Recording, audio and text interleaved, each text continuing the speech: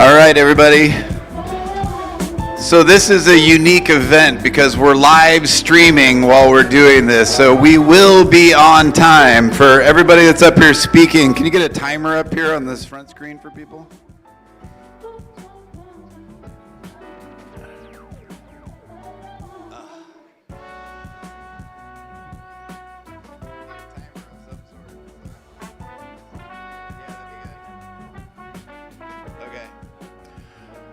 All right, so we're going to get started in about 4 minutes, and this is rapid fire. So this is going to be unlike any event you guys have ever been to. If you've been to our online pitch events, you guys are trained for this because it's back to back to back, very short presentations.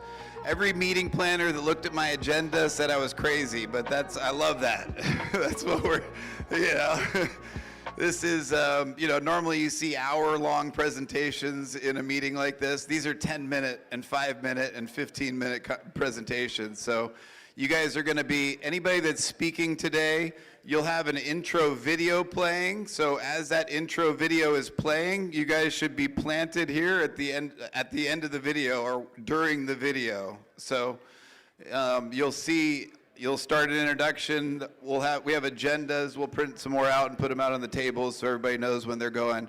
But we've got some opening remarks, a video of me opening, and then Martin Mendelsohn for 45 minutes. So if anybody has any questions, everybody can sit down now. But in a few minutes, I'll be back at that table back there with any questions that you have and printing out additional agendas. So we've got an amazing keynoter, Martin Mendelsohn.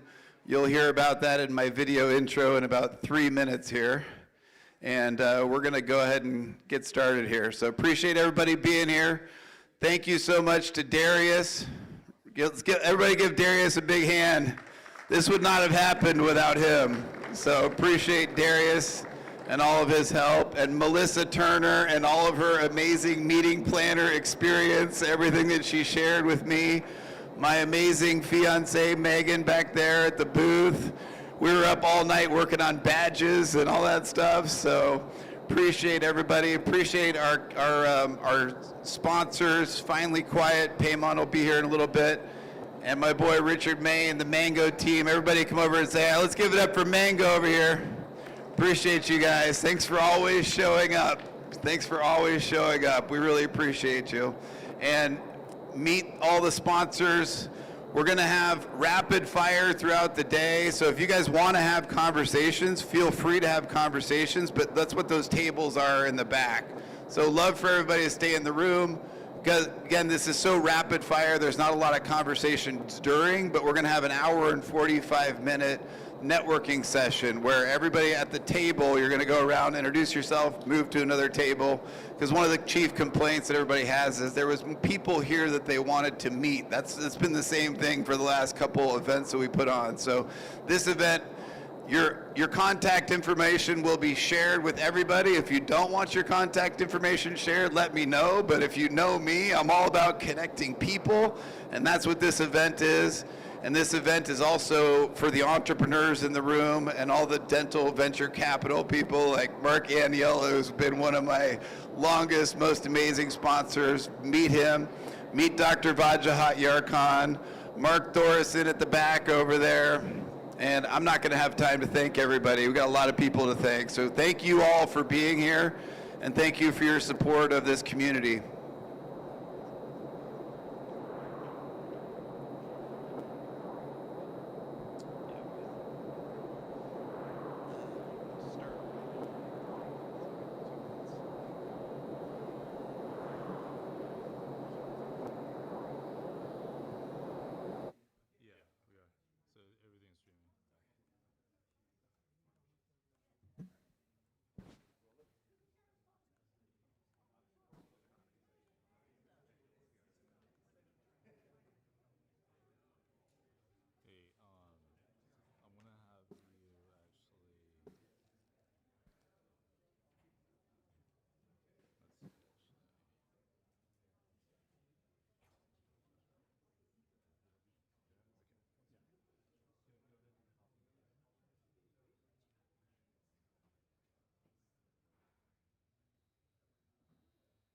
Welcome to the Dental Venture Summit. You all are in for a treat, whether you're watching the live stream or you're here in person.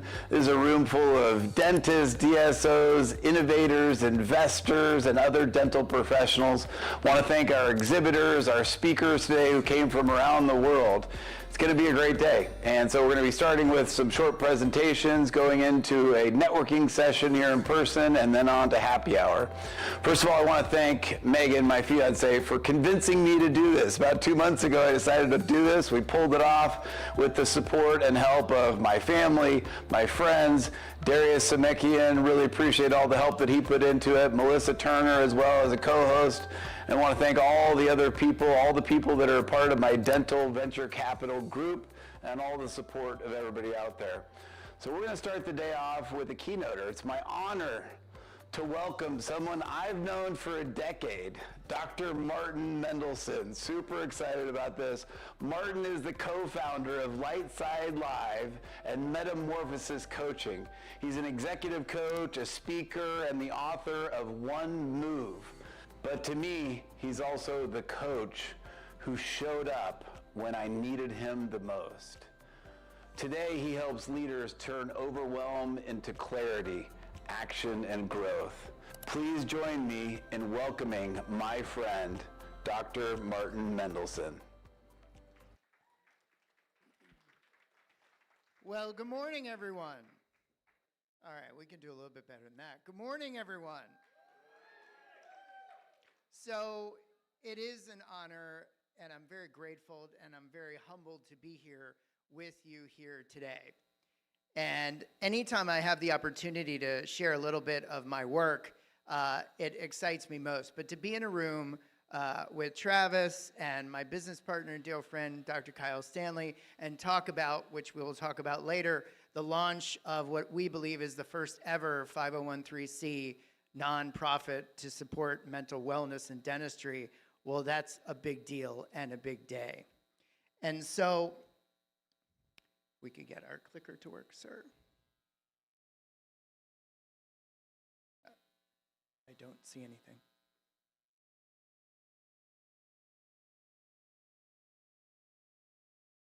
Well, I'm going to dance up here for you while we get our clicker to work.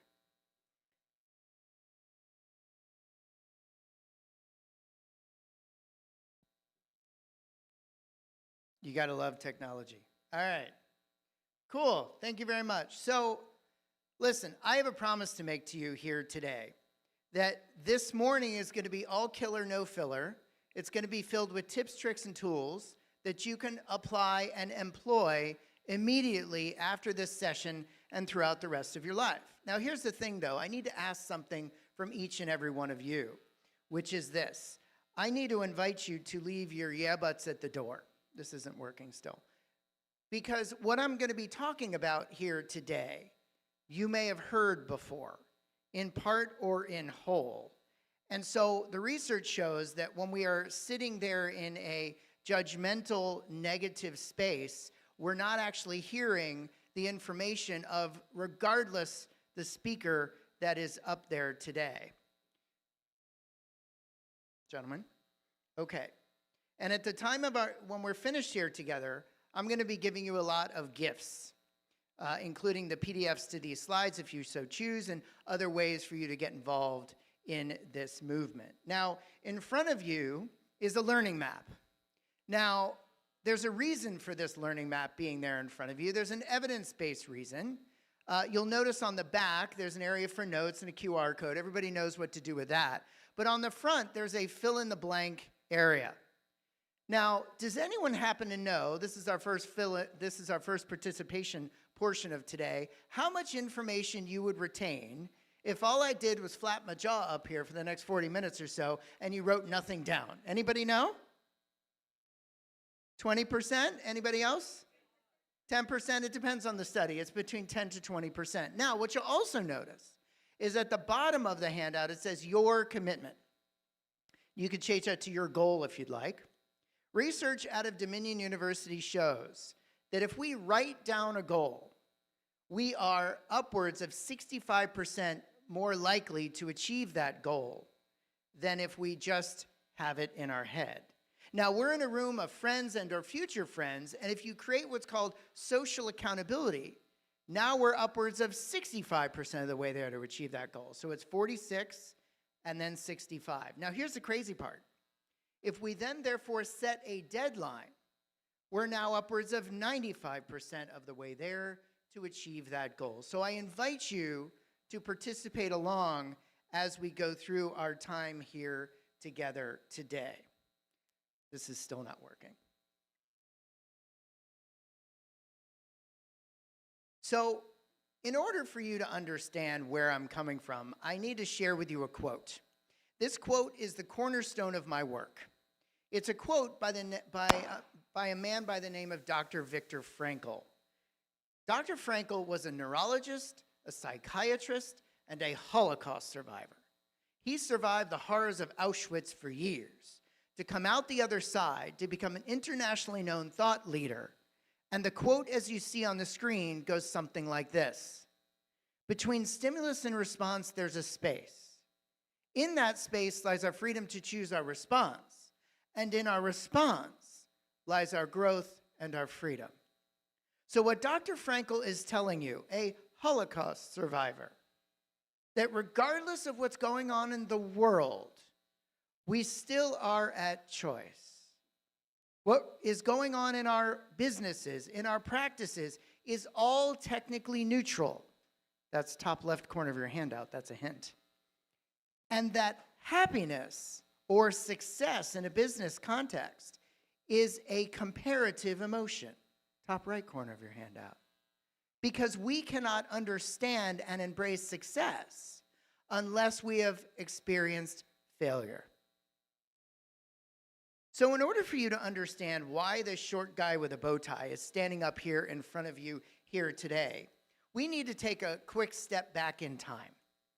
23 years ago, this next month, June of 2003, I experienced one of the worst weeks of my life. And at the end of that worst week, I got up in my townhome in Columbia, Maryland, and I put on my robe with a great deal of difficulty. And I started to come down the stairs. And I started to smell the aroma of breakfast. You know, toast, eggs, coffee. The universal scent of coffee that everyone seems to love, even if you don't drink it. And as I crossed the threshold of the kitchen, I looked down at my right hand, my dominant hand, and I thought, well, this is going to be interesting. Because you see, I was bandaged from fingertip to mid-bicep. I had just had the first 2 of what would be 5 rounds of surgical procedures on my right hand, my dominant hand. Now, that would be a big deal for anybody, but I was a dentist. And at that point, 23 years ago, I had already been in dentistry for 16 years. How is that possible? Plastic surgery. No. I had started at 16 years of age. In a dental office. They even made me wear white pants after Labor Day. It was a travesty. And so, as you might imagine, there was a lot of fear going through my head that morning. And as I sat down to eat said breakfast, I figured eating the breakfast with the utensils would be a challenge, but what I didn't count on was sweetening my coffee. Now, I happen to be a sweet and low guy. You know, the pink packets? And whether you like the pink packets, the blue packets, the green packets, the yellow packets, the white packets, you've all had the opportunity to open up one of these at one point in your life, correct? You might have even done so this morning if you got a hot beverage. Well, the act of opening up that sweet and low packet that morning changed the entire trajectory of my life. Because you see, I tried to open it up with my non-dominant hand coming in with my shaking dominant. And I tried once. I tried twice. I tried 3 times.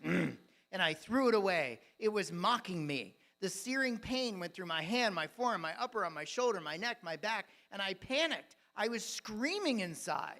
I'm a dentist. What am I going to do? And then it happened. Something I can't explain. That ended up happening again 17 years later. It was this little voice in my head. And it went something like this. Hey, Martin. Yeah? This really stinks, doesn't it? Yeah, Paging Captain Obvious, thank you very much. But this little voice said, and I quote, "You know what? You're going to be okay." I'm going to be okay. Yeah. I didn't know where, I didn't know how, I didn't know with whom. I never imagined this. And from that day forward, I was actually out of work for 17 months. Go try to find a job when you're in your mid-30s as a dentist. You're too young for this, too old for that, too inexperienced for this, too experienced for that. I had to call people. There was no Google in 2003. And to bring this story of my background to a close, what happened after that? I actually ended up working for a dental laboratory. I moved from Baltimore, Maryland to Clearwater, Florida on a wing and a prayer, and during my tenure as the liaison between the dentist and the laboratory, I made, you ready for this, 16,000 outbound phone calls on cases. It was the beginning of my understanding of communication. Then a couple years in, I ended up moving 10 minutes from here, and I worked for Vita in North America, in charge of education across North America. I don't know how many dentists you know, or for the dentists in the room, they don't teach you how to run a team of over 20 people and oversee a budget of $25 million. Yeah, there's no class for that. I had to figure that out real quick. And in 2011, I joined a little company called Spear Education. I was an executive vice president and a member of the resident faculty, and I'm very proud of my over a decade tenure leading the study clubs and the faculty clubs to what they are today. But about halfway through my tenure, they started to ask me to, quote, coach doctors. And I didn't actually know what that meant. So me being me, I started on a new quest. And I ended up garnering certifications in executive coaching, team facilitation, emotional intelligence, happiness studies, and because I have nothing better to do, I'm currently enrolled with Wharton, learning about the neuroscience of leadership. So I bring all of this together for you today to satisfy my role here, to help you understand that optimism is a strategy. Because here's the thing, folks. There's 3 elements to this. Number 1, you hold the key to your future. You always have and you always will. That one move of thought, one move of action can make all the difference. And this optimism stuff is not fluffy, it's real, and we'll prove it through science.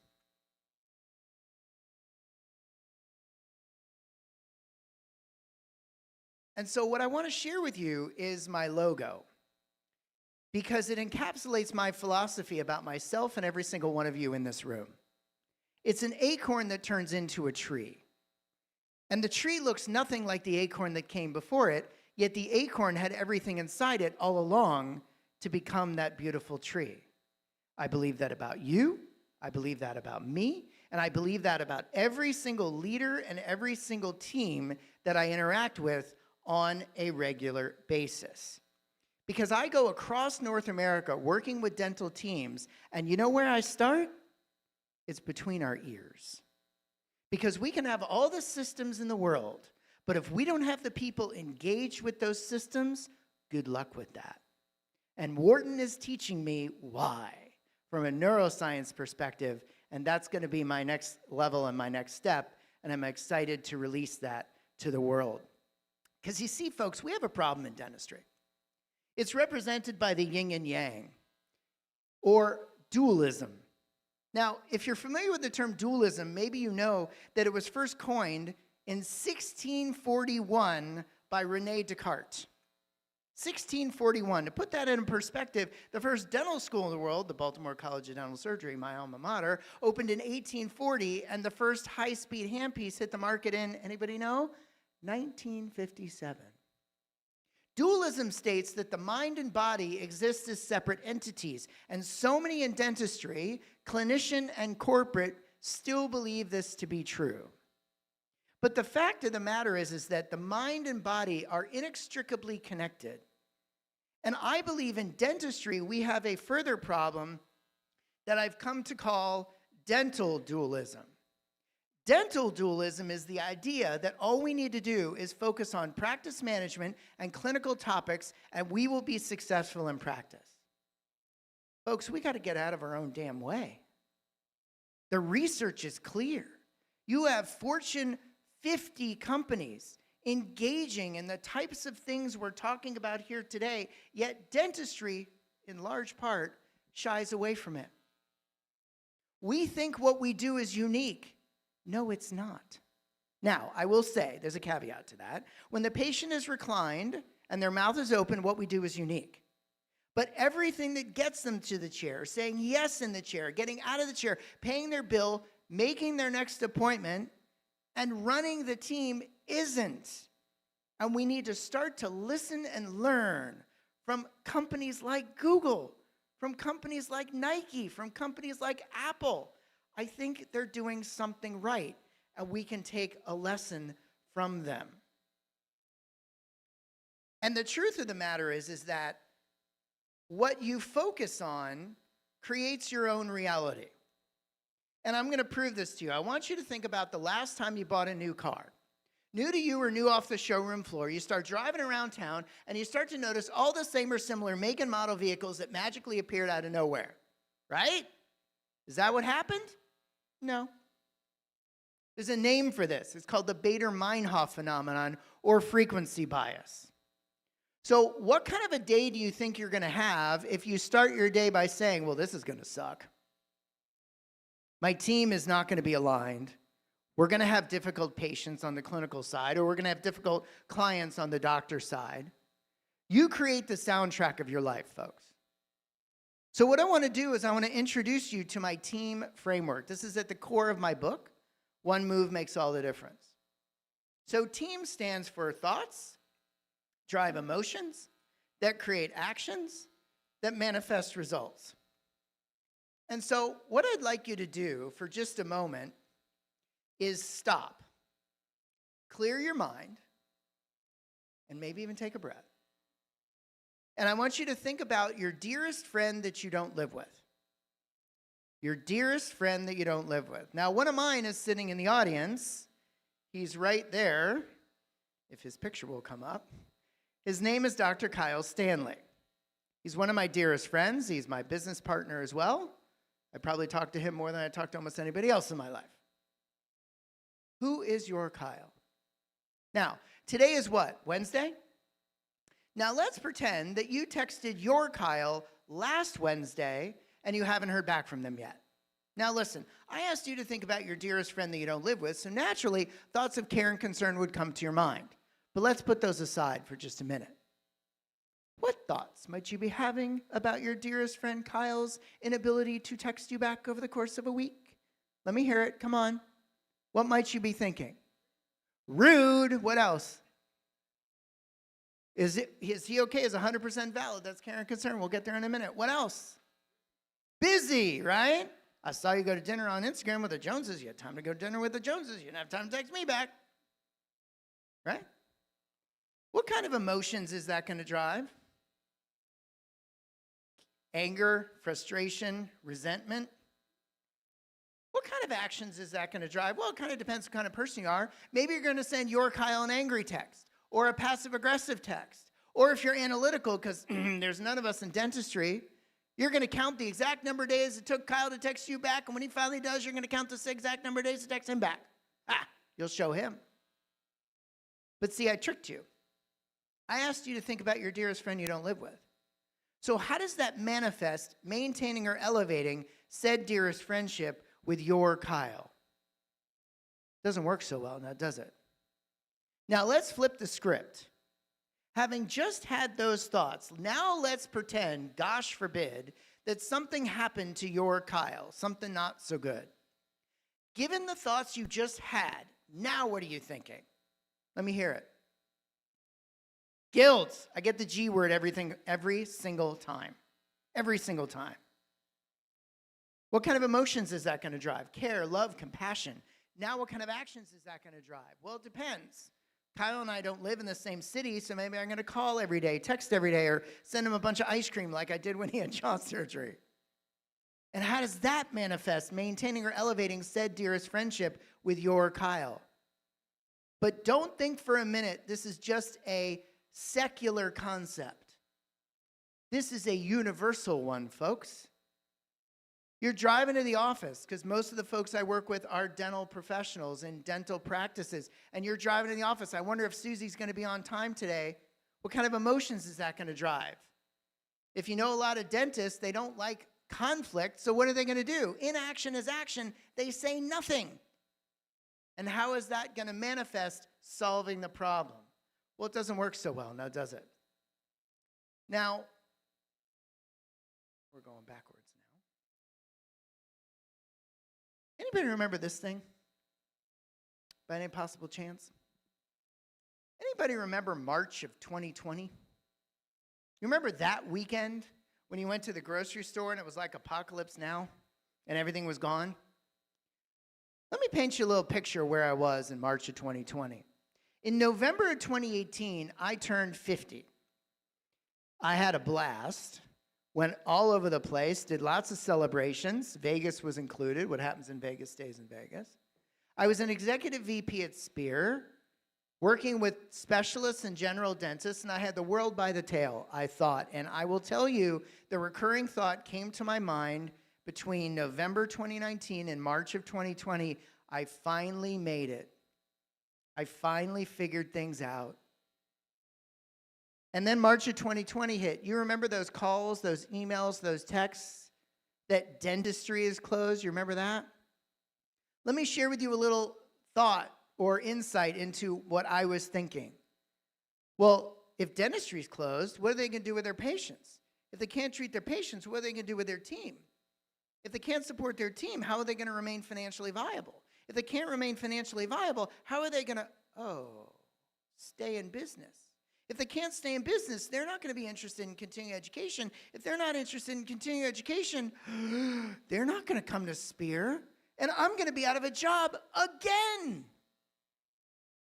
And I panicked for about 2 weeks. And then, absolute truth, watching Schitt's Creek, I'm not kidding, it came to me. It was that little voice back again 17 years later, and it went something like this. Hey, Martin. Yeah? Remember me? Yeah. You know what? Everything's different this time.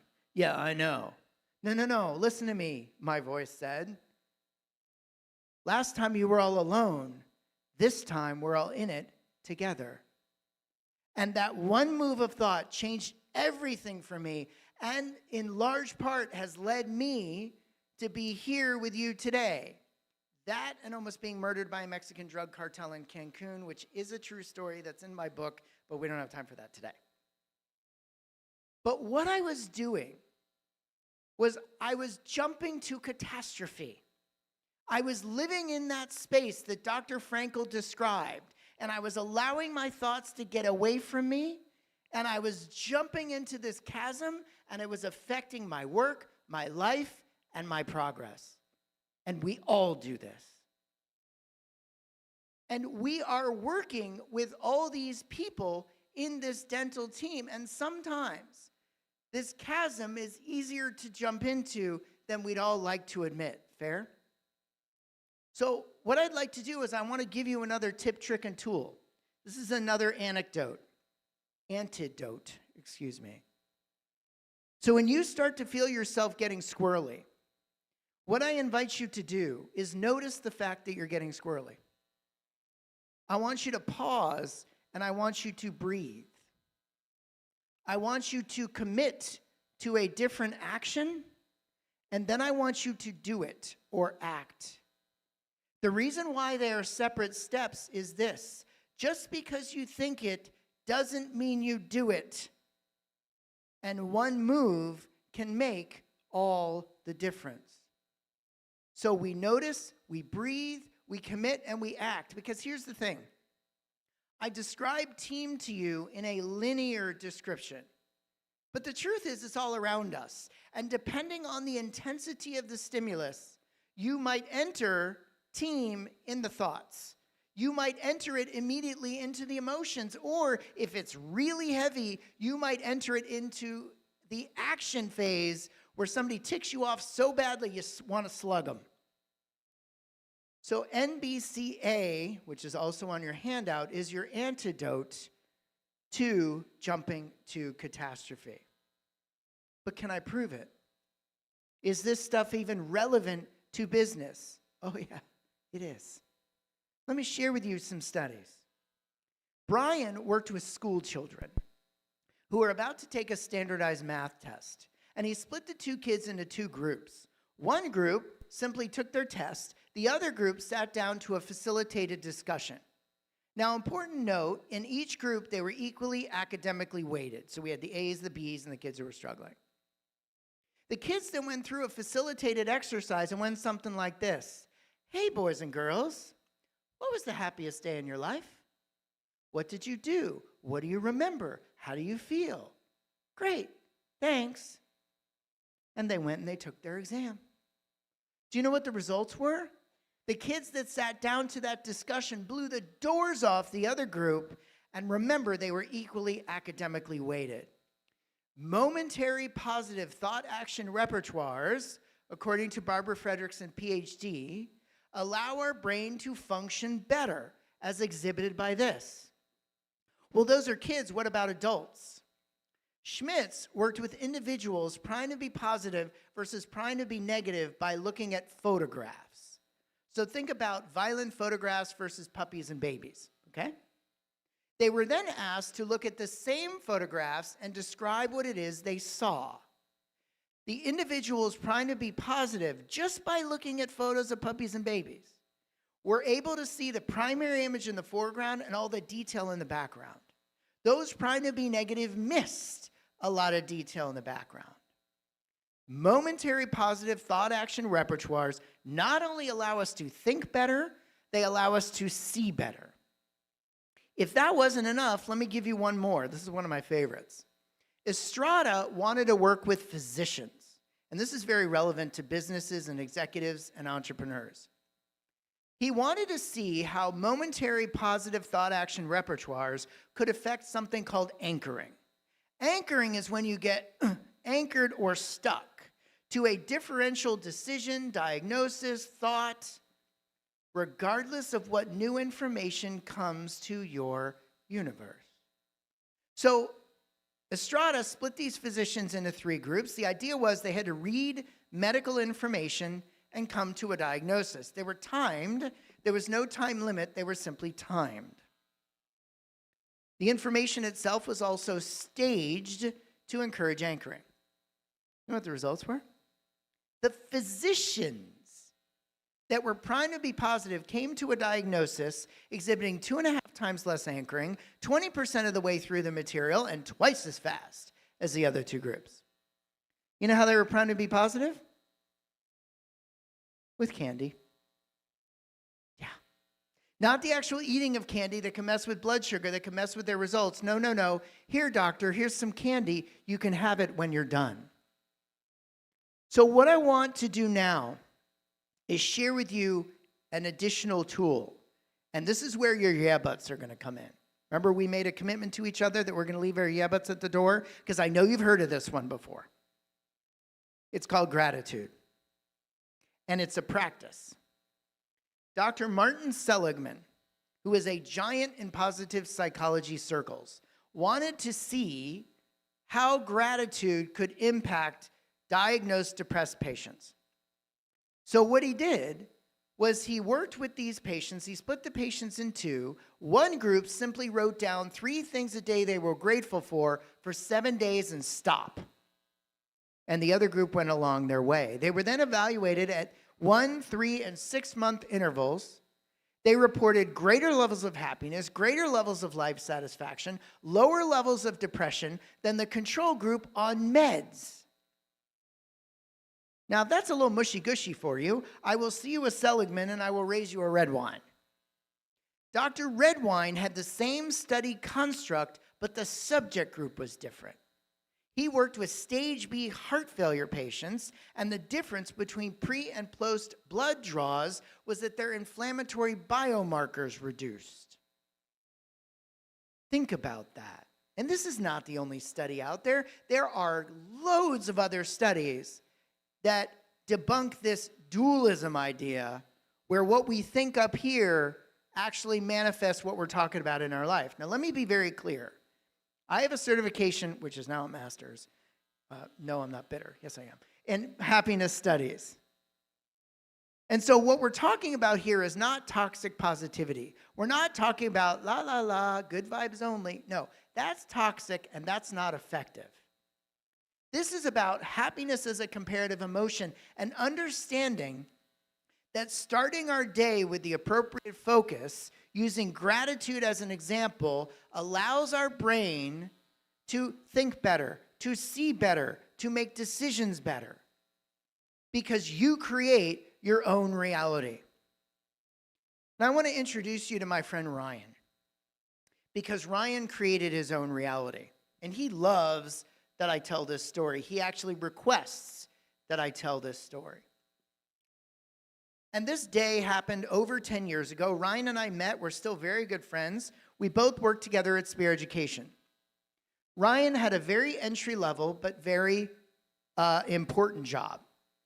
At that time, he was one of 3 individuals that would take the, quote, orders from the doctors who signed up for seminars and workshops and input them into the system, credit cards and all that kind of stuff. Really important if that's how your company makes the majority of your revenue, but very entry level, fair? So on the day of this story, I'm sitting at my desk. We had a very open air cubicle type office area. Everybody had a cubicle from the CEO at the time down to somebody in Ryan's position. And I finished a kind of a difficult project. And I looked up and I looked over. And there was Ryan standing across the aisle talking to our colleague Matt. And I noticed something I never noticed before, because then he was wearing a long sleeve dress shirt and long dress pants as per dress code. But what I noticed was his tattoos poking through his shirt collar and his left shirt sleeve. So looking for a brain break, I kind of looked up and I said, "Hey, Ryan." "Hey, Dr. Mendelson," he says. "How you doing, sir?" I said, "I'm pretty good. I'm looking for a little bit of a brain break." He goes, "Tell me about it. All I do is look at numbers all day." I said, "Well, if that's the case, I'm kind of curious there. I noticed you have a lot of tats." "Yeah," he says.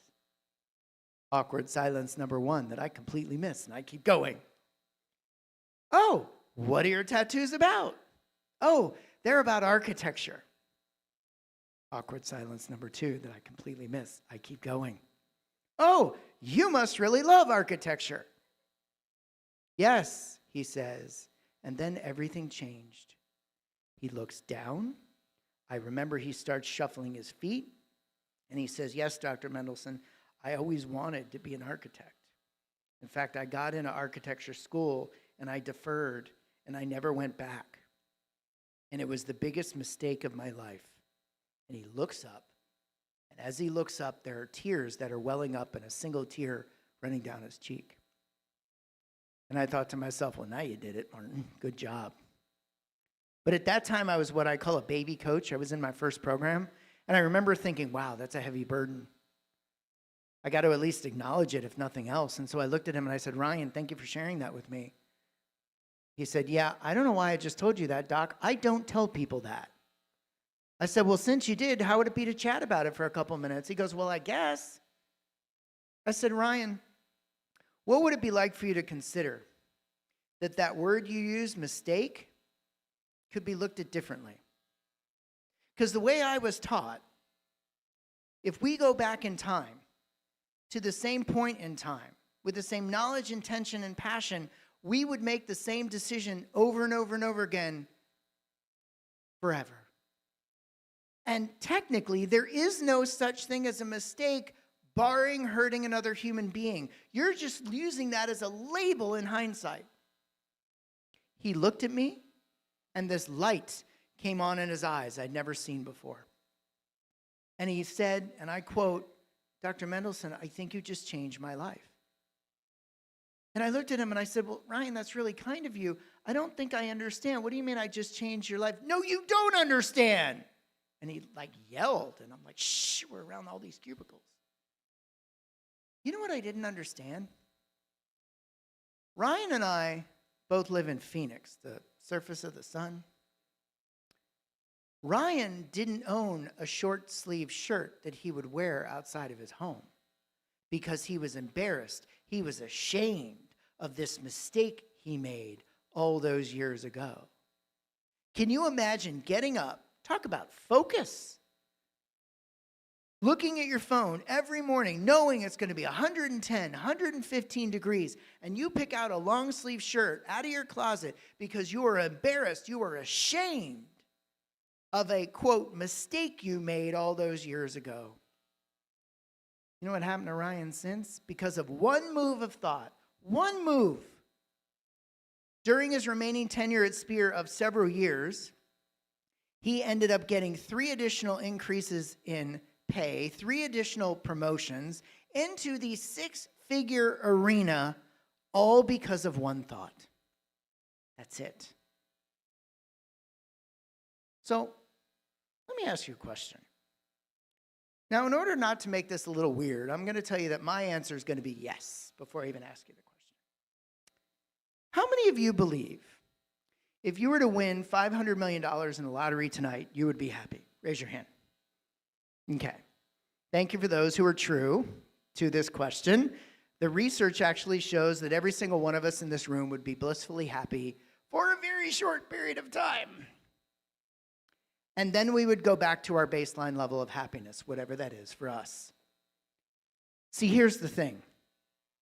In dentistry, and particularly with dentists, this problem is significant. It's one of the reasons why I'm so proud that we're launching the Dental Mental Coalition here today, because the numbers speak for themselves. I'm sure we'll talk about that later. Because as Sean Accor writes about in The Happiness Advantage, when we keep looking toward achievement, when we get there, the goalposts move. I got into dental school, I graduated, I got into practice, I got my first house, the car, the kids, the spouse. And then we say, now what? And so we have this massive problem in dentistry for mental health that's a human condition. As Kyle always says, dentistry is not who we are, it's what we do. But we get our identity confused constantly. So, related to that, if I were to ask you what you do for a living, what would you tell me? Now, if you met me, let's say, in an airport and asked me what I do for a living, actually, somebody asked me that here today, my answer is this: I help people get out of their way on stages, with their teams, and one-on-one. I've surveyed over 1,000 dental professionals. 94.7% of them use a title. Dentist, office manager, assistant, you get the idea. So Amy Wrzesniewski was kind of interested to see how people viewed what it is they did for a living. So what she did was she came up with a series of questions to bucket people's responses into 3 categories. Number 1, job. Hey man, I'm just here for the paycheck, TGIF, hand me a margarita. Number 2, career. I'm here for positional or financial advancement. Number 3, calling. I'm here for the betterment of humankind. So what she did was she went into a hospital and she asked neurosurgeons and janitors the same questions. Now, interesting note, the study has been validated with other groups and other researchers, and it's held true. The results are valid, statistically valid. And although there was a greater number of physicians that answered what they did for a living as a calling, there was a relatively even split, a third, between neurosurgeons and janitors about what it is they do for a living. So let's get real here, folks. What that means is you have janitors over here mopping up blood, bodily fluids, and vomit that view what they do as a calling. And over here, you have physicians, neurosurgeons, excising tumors, removing cancers that for some of whom are in it primarily for the financial compensation. How do you view what it is you do for a living? What do you focus on? How are you processing? Do you jump to catastrophe? How often do you jump to catastrophe? So I'd like to share with you one final story. In 2018, my spouse and I decided to go on an Alaskan cruise. Now, I told you I turned 2019 in November. Why did I go on an Alaskan cruise in 2018? I wanted to hit all 50 states before I was 50, and Alaska and Maine were the 2 last ones. So that's why we were there. Now, on this fateful day, we went through security and the embarkation process.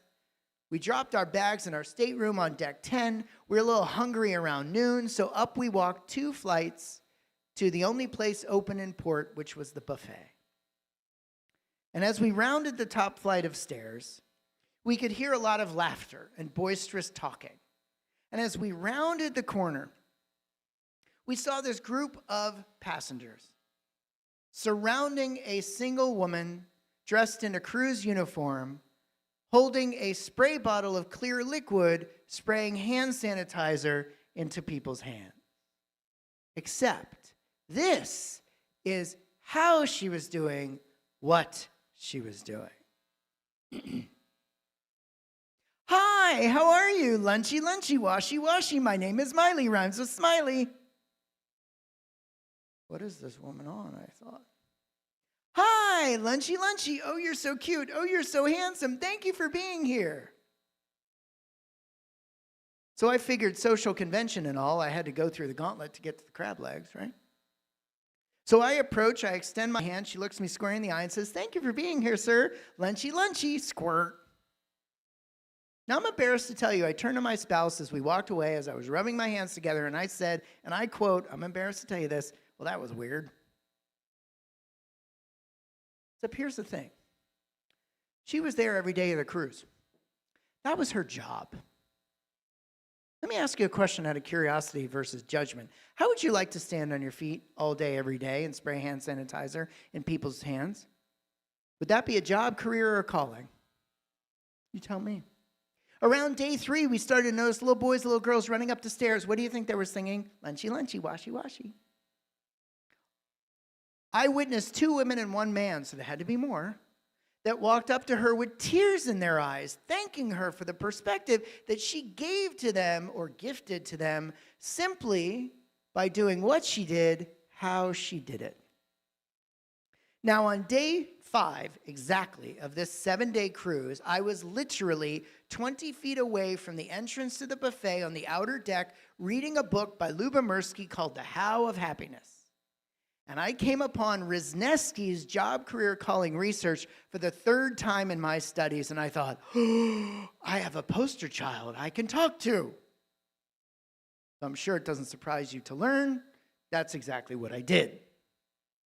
So I went up to this beautiful woman and I said, ma'am, may I speak to you for a minute? She says, yes, sweetie. I said, if I met you on land and I asked you what you did for a living, what would you tell me? She picks up the name tag that you see on the screen. She waves it at me and she says, I'm a waitress, but I make people happy. I make people smile. She wasn't done with me yet, though. She says, sir, my colleagues, my coworkers, they ask me, Elena, not Miley. What do you do? What do you take? How do you work out? Why are you so happy? She leans in, looks into my soul, and says the following words I will never forget. I don't do anything. It's all up here. Wow. It is all up here. Thoughts are thoughts, and thoughts will always precede our actions. One move makes all the difference, and skills of the mind are the same as skills of the hand. We forget that in dentistry sometimes. And so dental dualism is rife within our dental profession. And Travis and Kyle and I and others are on a mission to help people understand that what goes on up here will affect our ultimate success in practice. And what you focus on a daily basis will create the soundtrack of your life, and the science proves it. So between stimulus and response, there's a space. And in that space lies reinvention. And so I'm super excited to be here. I want to thank Travis once again for the invitation. I invite you to connect with me in whatever way makes you feel comfortable. I would love to be able to give you the PDFs of these slides and some other resources that I have for you. And I just have 2 final words for you, which are, thank you.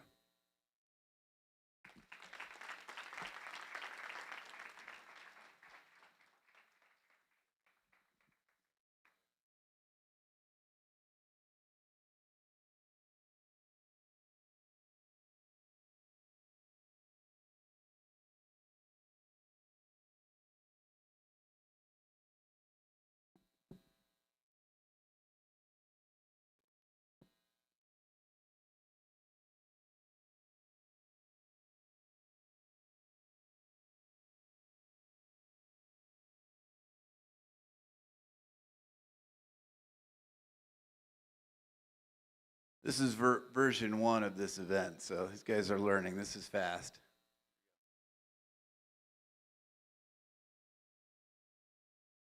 Our next innovator is someone I call the Thomas Edison of dentistry, Dr. Mark Thoresen, who's the founder and Our next innovator is someone I call the Thomas Edison of dentistry, Dr. Mark Thoresen, who's the founder and CEO of Inflatrix. After decades as a practicing dentist, Mark saw a problem hiding in plain sight.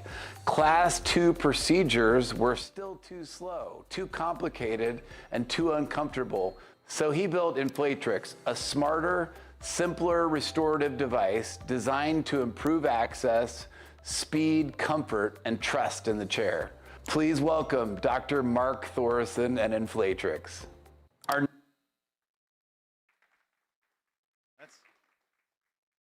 didn't tell us he was going to do that. Part of me just wants to say what he said.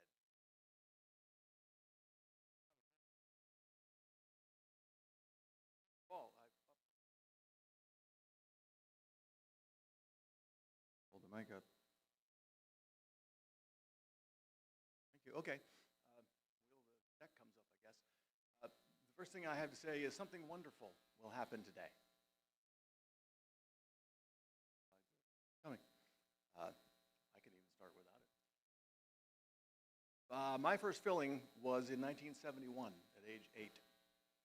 I finished dental school in 1991 from the University of Minnesota. I'm a Golden Gopher, you know.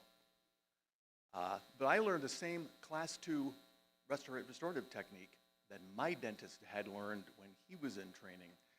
And it is still true that the graduates of 2026 coming up this month and next are still learning that. That's the status quo.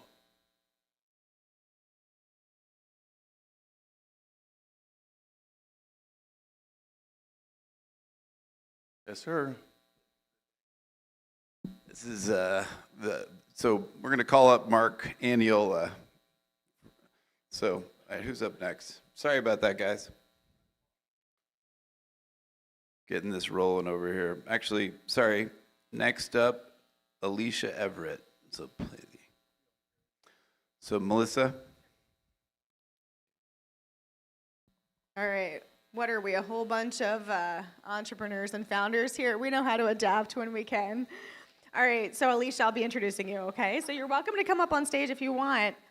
Please welcome Dr. Alicia Everett, CEO and co-founder of AssureTech Surgical. Alicia brings a strong background in biomedical engineering and medical device innovation to surgical dentistry, thank you very much, where her team is developing, let me see if I can get this right, Osteo Smart Sense. Okay, which is a real-time AI-powered guidance to help clinicians identify vital structures during implant procedures. Okay, you're gonna have to explain that one to us. We're excited to hear her vision for safer, smarter, more predictable care. Welcome to the stage. Thank you for having me. Happy to be here. Should I try? Clicker? No? Maybe. Okay, well, I feel like we don't really need slides. Raise of hands, who's been in a wood shop before? Okay, who has used a table saw? We at AssureTech asked the question, what if we could create smarter technologies that could prevent injury in real time before it happened? Think about SawStop.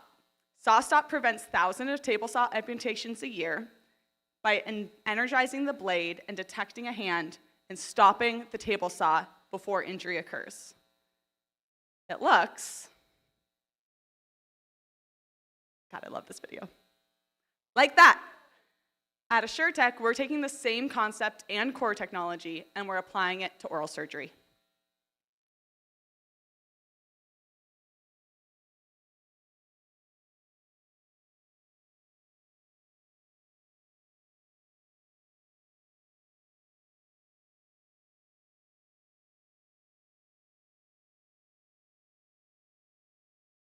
Okay. Great. Now, over 3 million implants are placed a year. I think everyone in this room is really familiar with the procedure, but something that we heard over and over, and my co-founder, who's actually an oral surgeon himself, saw was that complications shake confidence. And now when you place an implant, we have nerve canals in our lower jaw, sinus cavities in the maxilla, the upper jaw, and this can lead to lack of treatment acceptance, not just with patients, but also in general dentists electing to offer treatment. That's where we come in. Oh, I'm backwards, that's what's happening. That direction. So we transform existing dental drills into AI-enabled intelligent devices. Think about, just like SawStop, we're able to detect nearby anatomy at the tip of the drill bit in real time while you're drilling. Then we're able to give simple go, no-go feedback to the dentist, use your exact same workflow, use freehand, use guided. Now you have an intelligent safeguard to bring peace of mind and confidence for treatment. We've designed it to be drill agnostic, so we can make any drill smart. We have a proprietary algorithm that really, if you think about it, is just detecting tissue boundaries. We've trained it first to detect nerves and bone and sinus cavities. And then we're able to be seamless, less than 2 hours of training, and transform existing drills. I think I already said that. Now, we're going after what's a pretty sizable market opportunity. So the global dental devices market is $7.5 billion, and we do have granted IP already, so $3.2 billion opportunity in our IP granted countries. But our go-to-market strategy includes rollout in the US and EU, where we see a $2.1 billion opportunity. And while we started by a specialist for specialists, we've actually discovered that we have really diverse stakeholder value. Because while my co-founder was seeing the most complex cases and the revisions and the difficult anatomy, there's a big movement towards accessibility and keeping more referrals in-house for cases that can be done safely, and we want to empower general dentists to be able to do the same. This is a key part of our go-to-market strategy. We will partner with both young general dentists to help them grow their practice, as well as specialists that are wanting to be able to safely do the most complex procedures. After that, we would target DSOs to look at standardizing across both experience levels and outcomes for complications.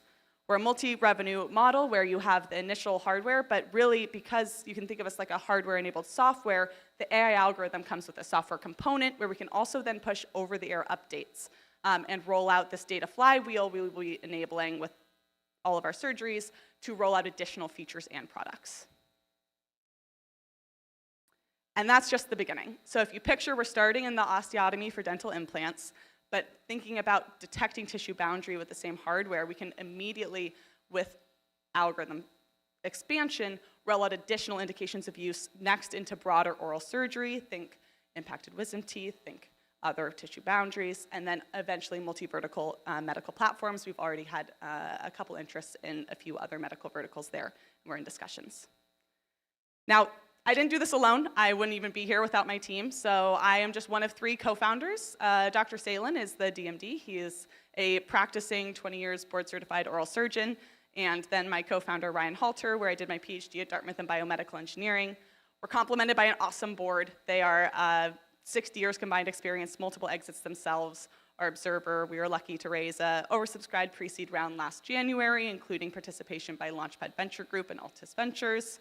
And with that, we've been able to generate some pretty good milestones and traction. So we founded in 2023, but we spun out of Dartmouth College, where the technology was already under development.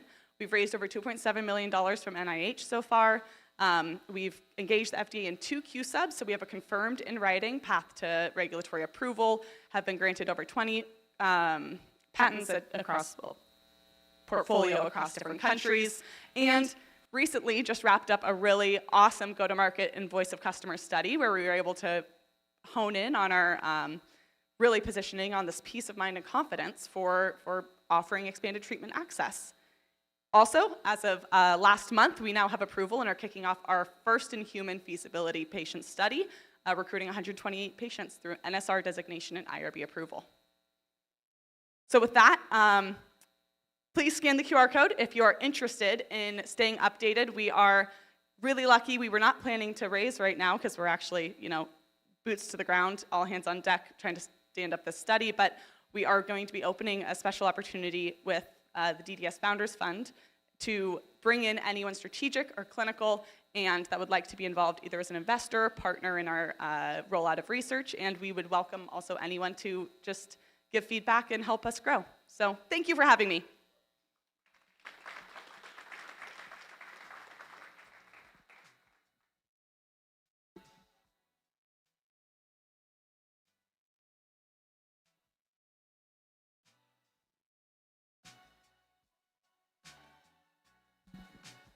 All right, next up, Mark Thorison. These AV guys are learning some things over here.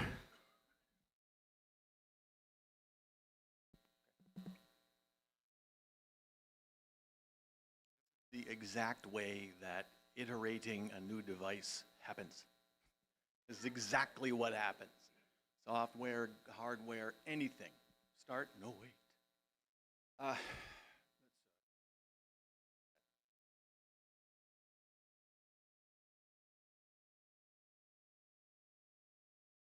right. Take 3. All right, up next, Baden. Oh, Baden. Is Baden here? There you are. Okay, come on up.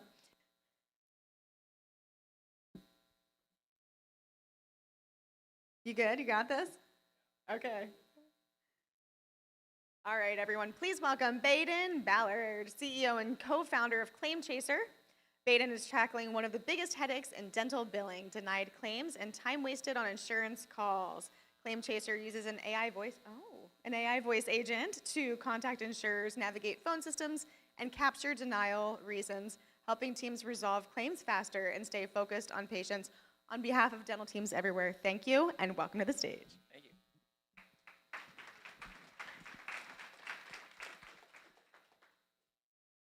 Do we have a clicker? When Travis said this was supposed to be 5 minutes, I looked at my 30-slide deck and got a little nervous.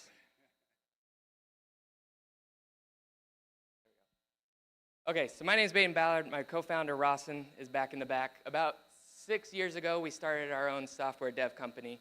And about a year and a half ago, we realized when AI was coming out and it was starting to get good that it was going to flip the entire software dev industry on its head. So we sat down and we realized in order to stay ahead of this, we need to make sure that we are not just creating agents, but we can create a agentic system, which pretty much just means we're training agents to be able to do what we as humans are doing. And so we started creating all of this tooling to where we can take those different agents and implement them in different verticals. And that's when we met Ryan. Ryan approached us and said, I have a compounding aging AR book that I need help bringing down, and it takes me an extremely long time to call all of these different payers to be able to extract all of the denial reasons. And so with Ryan, we created Claim Chaser, and pretty much how it works, we can integrate with your PMS or through an API integration or just upload a CSV. And our agentic system will go in and look at all the different claims, and it'll extract all of the different data that it needs to be able to call to the different payers. It'll navigate that phone system that says press 1 at this. It'll press all those buttons. It'll input the NPI. And then it talks to a live representative and says, hey, why is this claim not moving forward? What is it about it that's not being paid? It'll extract all those. It'll wrap it up nice and neat, and it'll send it back to you and say, hey, we need to know the length of service, or we need to know, you need to send in the x-rays. So it'll prepare all that, send it over, and so then your office staff is able to just resend and submit those claims. What separates us from the different competition out there is one, like I said, because of all the tools that we've found at our software dev company, we've created a truly agentic system that's able to learn and improve itself. And so other platforms require a 6 to 8 month integration period where they need to go in and they need to look at all the different payers that you're integrating with, and they create the scripts, or they ask you to create the scripts, and they tell you, I need you to tell me what words do I need to say, what do I need to do this, and so every time you start a new payer, it starts over this whole integration process as well, where ours, every time it calls, it looks at Blue Cross transcripts and it says, okay, this is how I need to talk to Blue Cross. This is the vocabulary. When it calls Delta Dental, it's going to use different vocabulary. It's going to learn, and it's going to improve, and it gets through that phone system better each time. And then this is also for all the devs in the room and other software companies. It comes complete with CLI tools and API integrations to where it's possible for white labeling and also just a full integration into your own software. The traction that we've already seen, 2 months ago we had 0 practices. We just started. AI voice got real good in the last 8 months, and we really just hit the ground running. and started building it. In the last 2 months, we've got 10 different practices on the platform, 2 different RCM and billing companies, a couple different PMS and other dental tech softwares that are white labeling and integrating with us. And we've done all of that on this $350 burn rate. And we're able to do that because of the dev company that we have on the side that's able to use all of those different toolings. And so we're extremely efficient with that. And with this, we've been able to do all this. Our conversion rate, anytime we've scheduled a demo with a practice and been able to show them what it does, we've landed it. And so far we have an extremely good conversion rate with that. Phase 2 for Claim Chaser is the end-to-end claim resolution, to where instead of just sending you an email saying this is what you need to do to resubmit, we want to create the next agent that's able to go and learn all of the different PMS systems and get all the information, talk to the right people, and be able to say, this is the information we need to, and then go resubmit the claim for you as well. This is not meant to replace any of your office staff. It's merely to be used as a tool so that you can focus and allocate that human capital to more important things inside the practice and focusing on patients. And as we grow, as I'm sure we all know, aging AR is bleeding the dental sphere. The average practice, according to studies, has about 116,000 stuck in aging AR. If we take that across all the oral health practices across the United States, about 178,000. That equates to about 20.6 billion that's stuck in aging AR that the payers aren't paying out. Here's our revenue model right now. It's, since we're AI, we do a lot just usage-based. If you use it, you pay. If you don't use it, you don't pay. And so at $7.50 an hour, you can add additional agents for $25, and we've done through market research, have seen that we can up that by about $3. And this is about zero, pretty much free for us on the back end. And so anything, if they want additional agents, that just adds a lot. And so at a full-time equivalent, we see that our TAM is about $1.9 billion. Obviously, we don't think we can capture that whole thing, but if we in 5 years we can capture 5% of the market, that puts it at about 40 million ARR. And so our ask today is we're trying to raise 500,000 in capital, and that's going to be used for our go-to-market strategy. That is a model based on leveraging extensive dental networks and bringing on the right people to help us get the job done. The product's already built, and the product is working, and we need to be able to just get in front of the right people. Like I said before, our conversion rate is really good, and if we can just get these meetings with these practices and bring on the right people to get us in the right rooms, we'll be able to convert. And so we've already been backed and pledged by the DDS Founders Fund for a $250 pledge if we can raise $250 here at this event. If you guys are interested, here's my email down here at the bottom. Like I said, we're all bootstrapped, and that makes it so our burn rate is extremely efficient. So any investment does go directly to the direct-to-market, our go-to-market strategy to be able to get in front of the right people and bring in the right people onto our team. Thank you very much.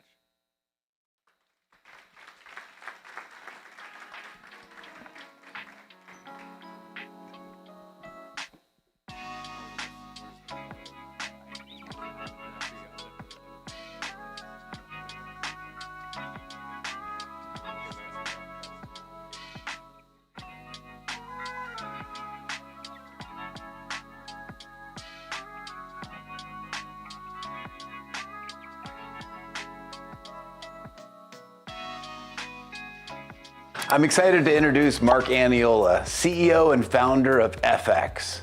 We talk a lot about AI, growth, and innovation, but behind every scalable dental organization is something absolutely essential: compliance. FX helps dental practices and DSOs manage HIPAA, OSHA, audit policies, safety, operational standards, all in one integrated platform. For growing groups, that means clarity, accountability, and a strong foundation to scale. Please welcome Mark Aniola of FX. I'm excited to introduce Mark. Well, hopefully we can get our pitch up here in a minute. This is not a pitch, this is going to be a talk. The topic today, mastering dental practice compliance with a focus on artificial intelligence. Both what we're seeing out there and what looks as future for this practice. One of the things, just to give you a little bit of my background, I spent the last 37 years as a risk consultant. And what does that entail? When I'm looking at an organization or a practice, I have to understand practices, workflows, policies, procedures. And what are we trying to accomplish? Well, number one, improve efficiency. Number two, we certainly want to improve the type of information we're collecting, right? The visibility and also the accuracy of that information. As a consultant that really focuses on safety, my concern is always about the ultimate goal is to reduce identifiable risk to both the patient and to the staff. That's the key. So when we start talking and looking at some of the problems, today's dental practices are operating in a very difficult environment. We're juggling licensing, credentials. We're looking at documentation, regulatory changes. All these things are happening on an ongoing basis. If we're using outdated management tools, it creates these inefficiencies and liabilities. I call that the cascading costs of fragmented compliance. So when we're going to start talking about these things, it's important to say, what can we do to improve this area of compliance? Not look at it as a separate entity, but part of us are our whole business operation.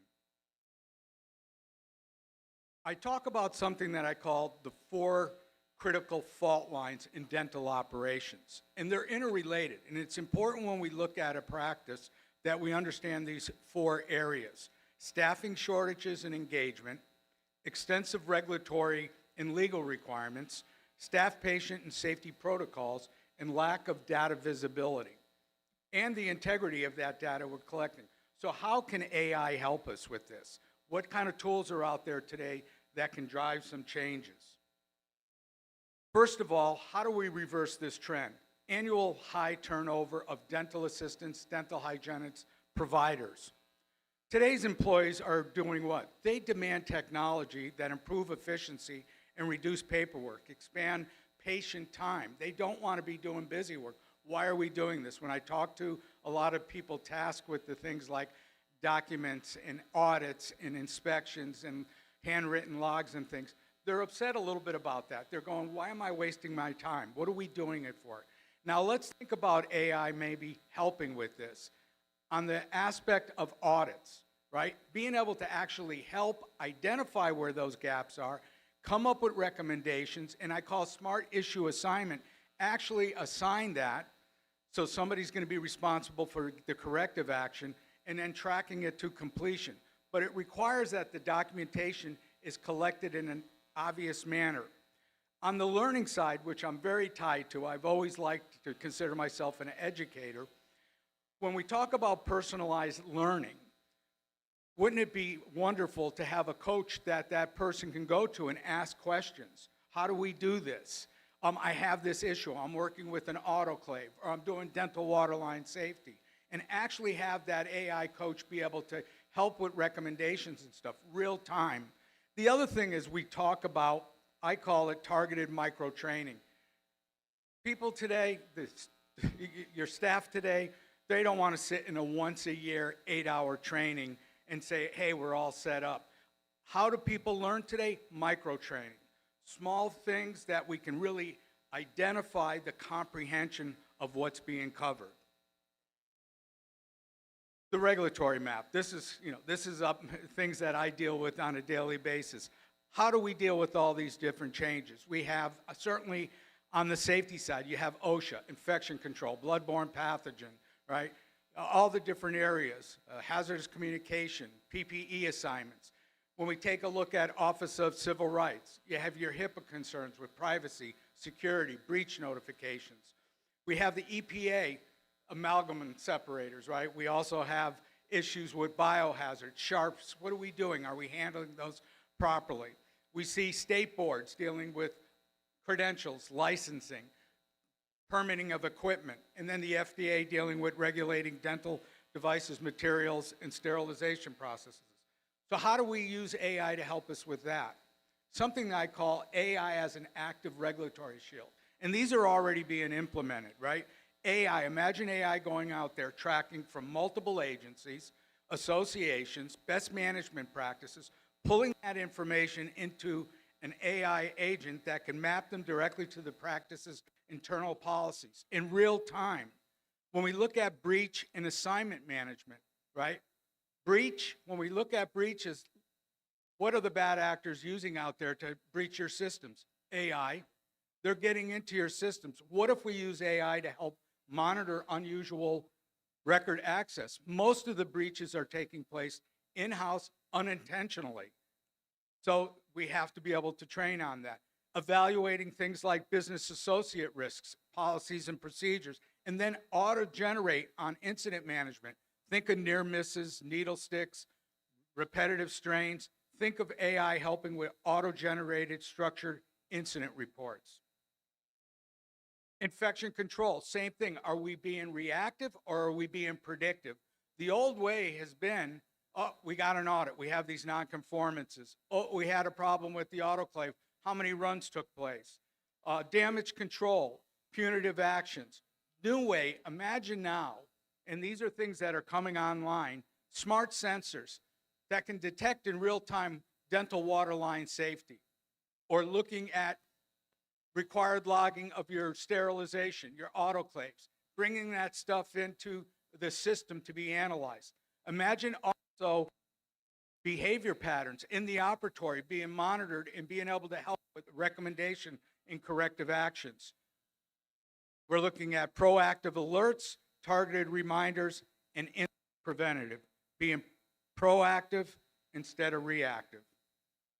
When I talk about eliminating data friction, one of the keys that we have to ask ourselves, how is data being collected, stored, and utilized to drive the decision-making of your practice? The bottleneck, if we're collecting things on handwritten logs or spreadsheets and nothing is communicating, what are we doing with that information? Lack of data integrity, poor accuracy, and misreporting deadlines. Now, 60% of surveyed practices are still using spreadsheets and handwritten logs. Is this the best way to go?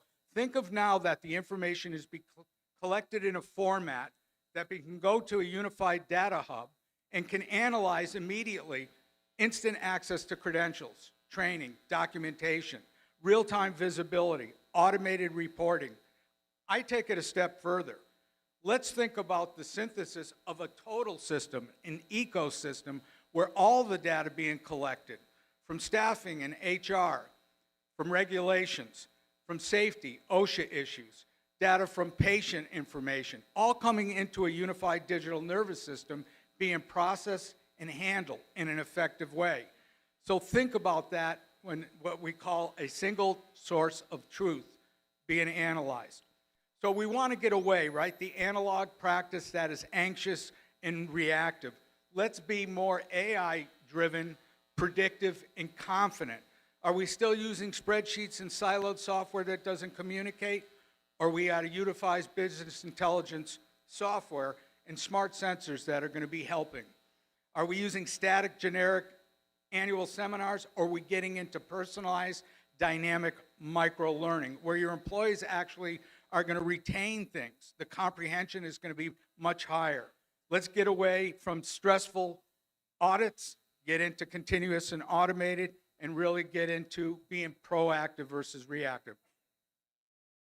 When I talk about what we should be looking for, it should be a cloud-based system, scalable, customizable, what we call business intelligence software. It should be integratable because you have to have these strategic partners. Engineered specifically also, the key is for the complexities of dental operations. I call them the key pillars. It should be identified to be able to manage and mitigate compliance risk, streamline workflow management, provide insightful reporting and analytics, and improve efficiency and increase productivity and reduce costs for the practice. When I look at the future architecture and what's actually happening today, think of first of all the data being organized with smart sensors, spreadsheets that are in a digital format that can be used, historical data, real-time regulatory information coming in on a daily basis, coming into a processor now that can do image analysis, smart incident mapping, predictive analytics, and policy and auto review. What's our output now? Automated incident reports, personalized training triggers and tracking, real-time risk alerts, and decision dashboards that can support your operation. I look at compliance, we should have this complete, what I call it a complete solution. So if you're looking at solutions, they should include what I call a business intelligence compliance management tools. And it should be able to handle things like training, licensing, continuing education, incident tracking, audits, compliance analytics that look at all these different things, document control area for SDS, IFU, policies, procedures, permits and equipment, HIPAA compliance tools, and smart auto flows. It also should be able to be integrated with those strategic partners that can enhance each of these different modules. Makes sense, right? So when I talk about empowering the practice of the future, there's a lot of concern about AI replacing people. Look, AI is not replacing compliance officers, consultants, dental staff. It's equipping them with smarter tools to both protect the patient and the staff. When you make a decision, invest in the right technology for your practice. Conduct regular compliance audits with understanding of what the corrective action should be and what the recommendation should be. It shouldn't be static. It shouldn't be generic. Prioritize your staff training. You want to retain staff? Give them that career pathway where they can improve in their actual job. Engage with dental consultants and association. There's an excellent group of people out there that can really assist your practice. And always maintain open communications with regulatory agencies. I call that empowering the practice of the future. Train your people also to know who's coming into your practice. So at that front, you don't let people walk through your practice into your operatories and just walk without somebody knowing why they're there, what their focus is, and how to protect your practice. Thank you. I appreciate your time today.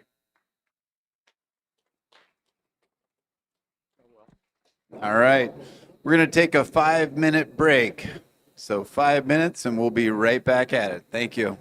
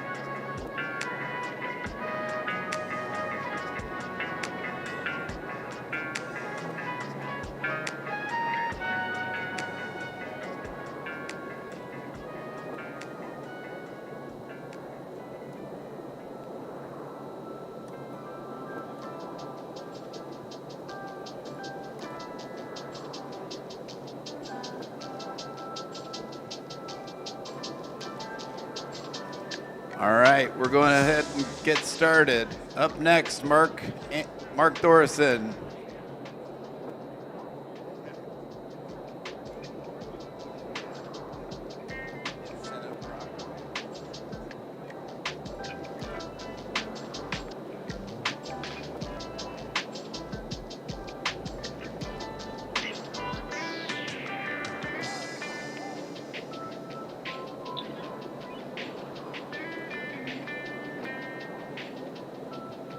All right, we're going to go ahead and get started. You guys heard about what I call Mark Thorson, the Thomas Edison of dentistry. So Mark has been working on this product. Very proud of Mark and his growth, and I'm going to hand it over to Mark Thorson. Wow.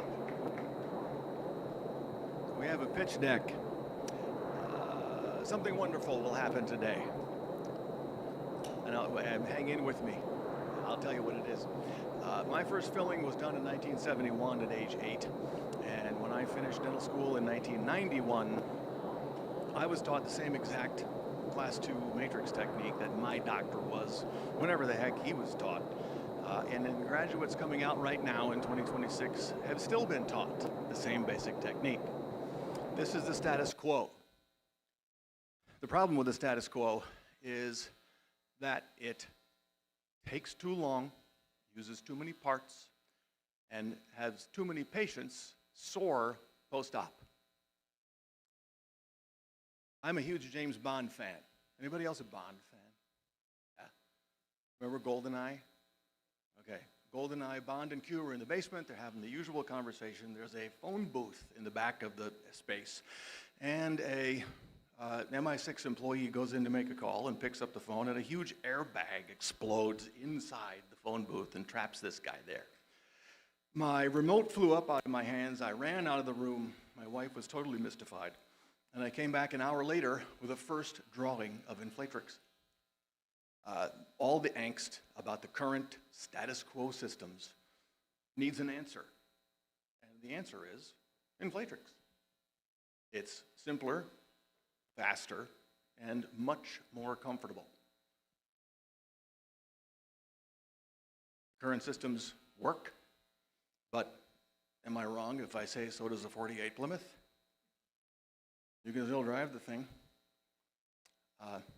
We need upgrades. Dentistry is ready for better. Current systems, I don't need to read all this to you. I've just explained it. Inflatrix takes less than 30 seconds to go into place. It is one piece. It is single use.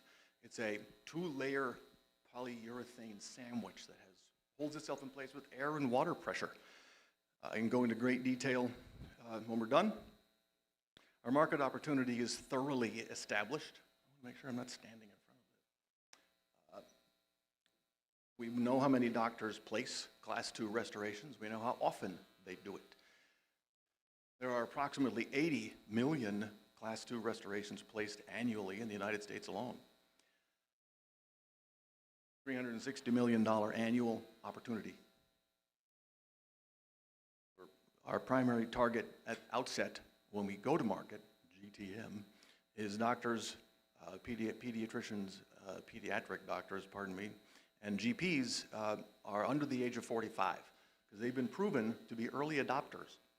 We need these guys. They are our gold standard market. We'll be using marketing techniques that are firmly established. We don't need to reinvent the wheel, part of which is coming to talk to you in places like this. The show circuit, fabulous stuff. That's my wheelhouse. We have a gross profit margin of 60% or more. Have it nailed down. You can see the cost of goods. Our price point is $3 a piece. It's extremely competitive with what's going in the current market status. Our projections for year 1, 2, and 3 are confident, and we will achieve these. This is capturing a very small percentage of the market. The next 2 slides are essentially validation of my claims.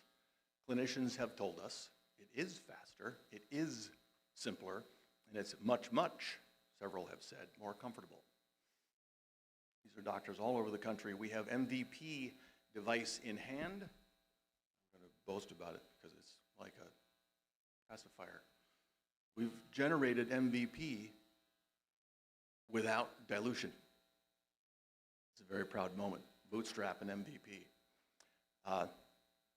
We have two patents, trademark. FDA says that we are 510K exempt, which is also a very big deal in the device business. We built an incredible team, several of whom are here in the room today. I'm grateful for that. And we have very hard quotes for expenses and see our clinical endorsements. We have raised a few little dollars in the past. Where's Laura? What's my time? 1? Okay. You can see we've done well with this. Here's our team. I'm going to go a little quicker here. You can see who we are. I just don't want to run long. The opportunity is here. The investor-minded and our ask for investment is $500,000. We have exactly locations where to put it. A goal, we'll go to market with that. Production, a lot of other topics I can give you. And let me finish with this. AI is everywhere. It's fabulous. You're learning about it. It's rising all boats. It'll change dentistry for the better. And patients still need us to use our hands, our tools, and our skills to fix their teeth. Inflatrix makes that process better. That's wonderful. Thank you very much. All right. Thank you, Mark.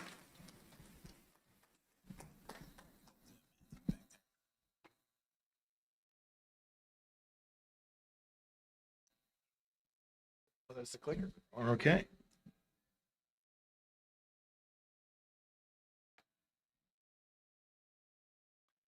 Am I next? Or am I next?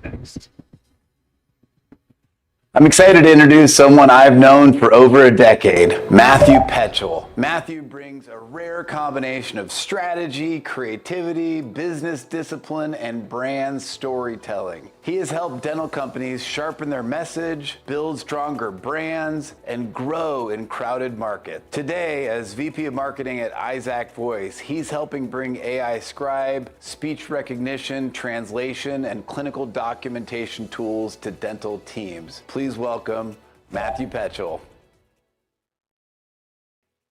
Give it up. Yeah, that was a terrible use of AI. That picture, my head is not that big. Oh, you look fantastic. No, I don't like it. I'm just telling you, I don't like it. I'm going to channel my inner Martin Mendelsohn right now. We're going to focus on positivity. Certainly the last 2 hours hasn't been perfect in some ways, but some things are great. Coffee was hot. Cookie was pretty good. There's air conditioning. It's not hot in here. And we're surrounded by people that are like-minded, smart, and fun to be around. So we're doing okay, right? This is a pretty good event. To put it in perspective, in a previous life, early 90s, I'm doing an event for AMD Microchip, launching a new product called the Hawk. Their new chip was called the Hawk. Somebody wanted, and I was a marketing team or the CEO, wanted to use a live Hawk in the launch. So imagine this room times 10. So there's 1,000 people in a room and launching the product. And at the very end, the lights were going to go off and the live Hawk was going to fly around the room and it was going to be this beautiful moment. The Hawk was trained to respond to a green laser. Event goes great, going along, ends, CEO does the pitch, the lights go, the Hawk goes out. I want you to look around above the doors right now. The Hawk loses it, has no idea where to go and what to do because of the green exit signs. Guys, clicking the button, laser's going, the Hawk is flying around, shitting on everyone. it could be worse here today. Okay? All right, so that was just, the segue to this, obviously. So what we're going to talk about here is in every industry, sometimes a product is the product and it's made 100% by a company and launched, and sometimes there's a partnership, there's a white label, there's a private label, there's a brand wrap, there's different words for these things. We're going to talk about that. I've been in the industry a long time. I'm a product launch guy. So you have a product, you want to launch it, that's what I do.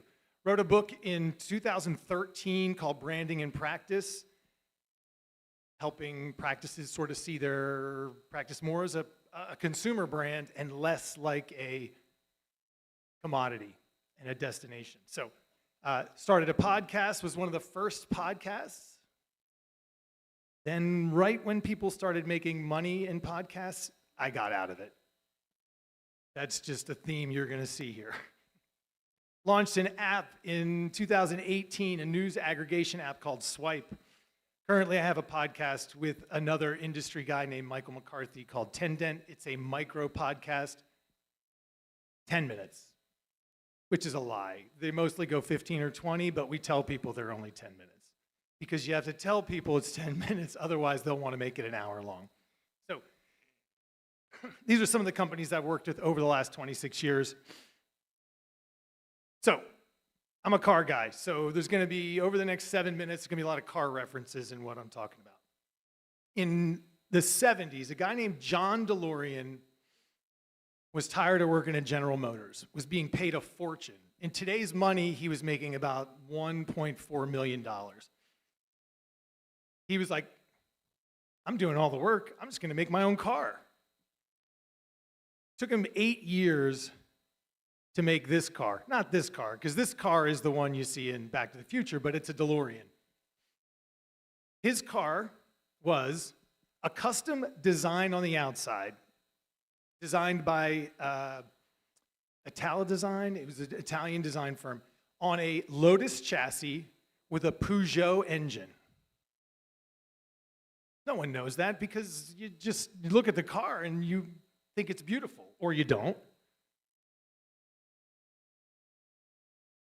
This is a Shelby Cobra. This right here, if you got in it and stepped on the gas, you'd be dead in 3 seconds. This car is a giant monster of a car. Carroll Shelby developed this car. He won Le Mans in '59 and then helped build the car that helped Ford win Le Mans 4 years in a row. He also decided, I can build a car, but he didn't want to build everything. He just was like, I like this body, and I know Ford makes a good engine. I'll just put the Ford engine in a cool body that nobody's seen. The body is it's a British company called, it was made by Bristol. It's called an AC Ace. You can't even find these cars anymore. But nobody in the US had seen this car, so he put a Ford engine in it and powered it. This one's for you, Kyle. Okay. Porsche had been making 911s forever. In 1987, they finally realized they grew the engine. They didn't grow the engine. You can't grow an engine. They made the engine so powerful that the transmission was no longer viable.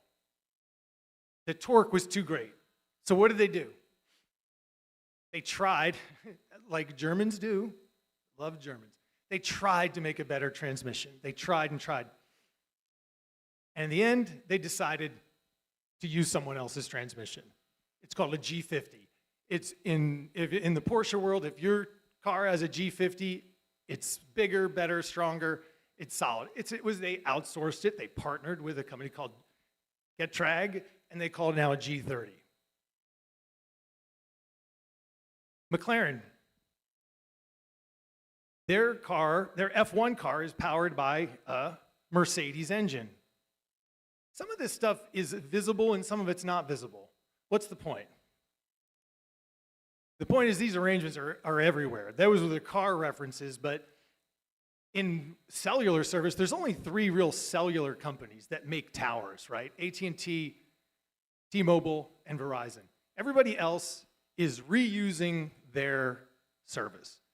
Cricket, Consumer, Mint, Visible. These are all white label, private label, depends what you want to call them. In the healthcare space, if this is specifically to GLP-1, the GLP-1, the drug is made by Novo Nordisk or Lilly, but other companies have put a wrapper around it and created more of an experience on someone else's product. In dentistry, all of these companies have partnerships, white label, private label. This is just a short list. If I put Bird Eye on here because I know Len Tao really well.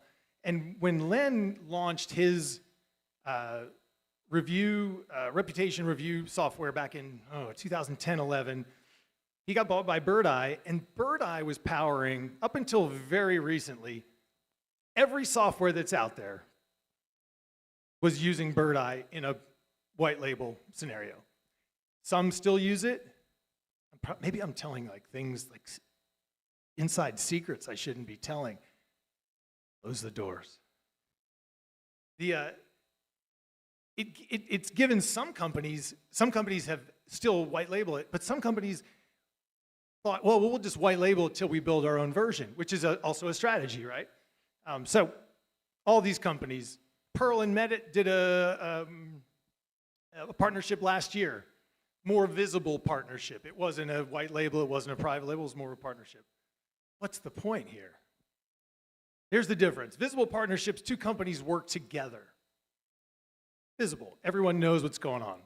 White label, usually software and service related, and company A and company B work together, and it's one company's hidden and one company's out front. Private label is the same thing, it's just usually used for a physical product. You see it a lot in like cosmetics and things like that. And then brand wrapping is kind of a new hip term, is where some of the things that we talked about, the GLP-1 is a good example of it, where you're creating more of the experience, but you're using other people's products and you're controlling it. The biggest difference is how visible the original provider is. That's really the only difference. And whether it's a straight ahead partnership or a white label or a private label or a brand wrap, it's all the same.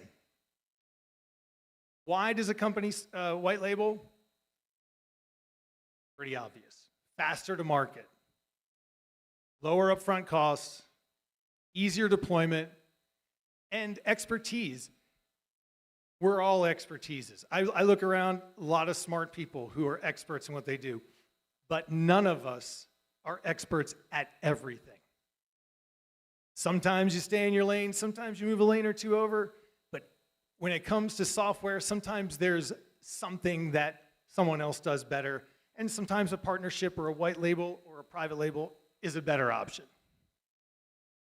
Have to remember this. This is really important, and this is important in any kind of consumer perspective.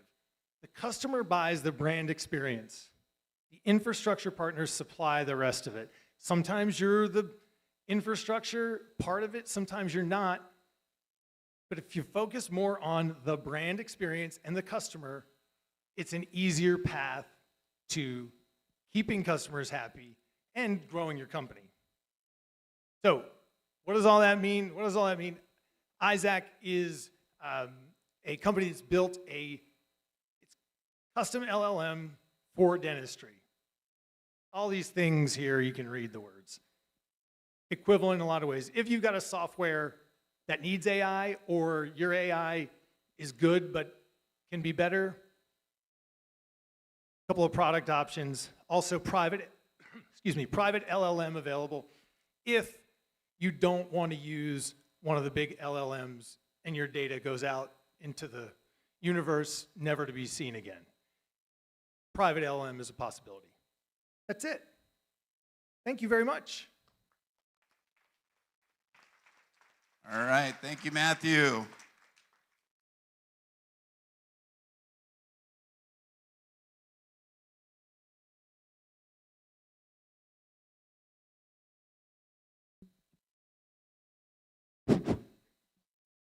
I first met Mark Goldstein 2 years ago, and what stood out immediately was his builder's mindset. From Apple to digital health, Mark has helped launch and advise, invest in, and scale companies across major industries. Now he's bringing that same energy to oral health with Great Gums, and a bioelectric toothbrush designed to support gum health while you brush. This is bold, innovative, with real purpose. Please welcome to the stage, Mark Goldstein. Little did everyone know you're going to change your toothbrush. Everyone is here is going to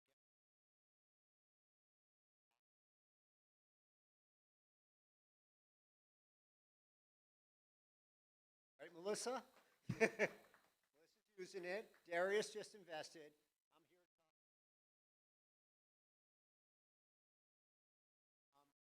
I'm here to talk.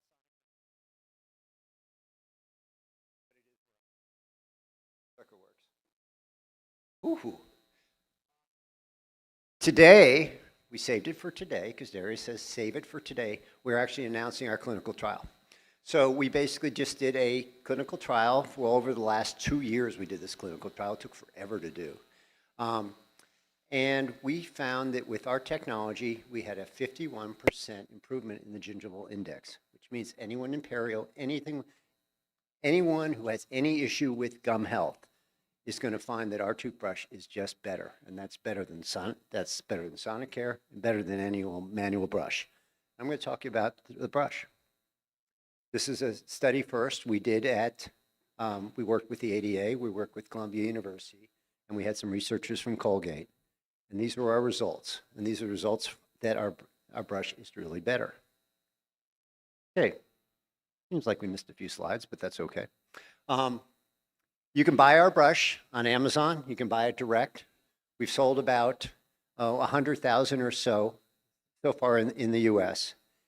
We have a technology, it's called bioelectricity. And people go, what the hell is bioelectricity? Well, bioelectricity, basically what we end up doing is we blast away bacteria below the gum line and in the teeth. So it's where bristles can't go. So if you like an electric brush or if you like a manual brush, your bristles can do certain work, but they can't go below. And this is new technology. And if you think of ultrasound for your knees, if you think of TENS technology and other technologies, electric technologies that are really making an impact in digital health and healthcare, this I think is something for dental. And this is a toothbrush that basically has these little electrical currents that melts plaque where your brushes can't go. That's what our technology does. And that's what our toothbrush is. And you're all going to get one. Because what I've also found is once you use this thing, you're hooked. I have to figure that out in marketing. Somehow it'd be nice if I didn't have to give everyone a brush to figure out that they had to buy the thing.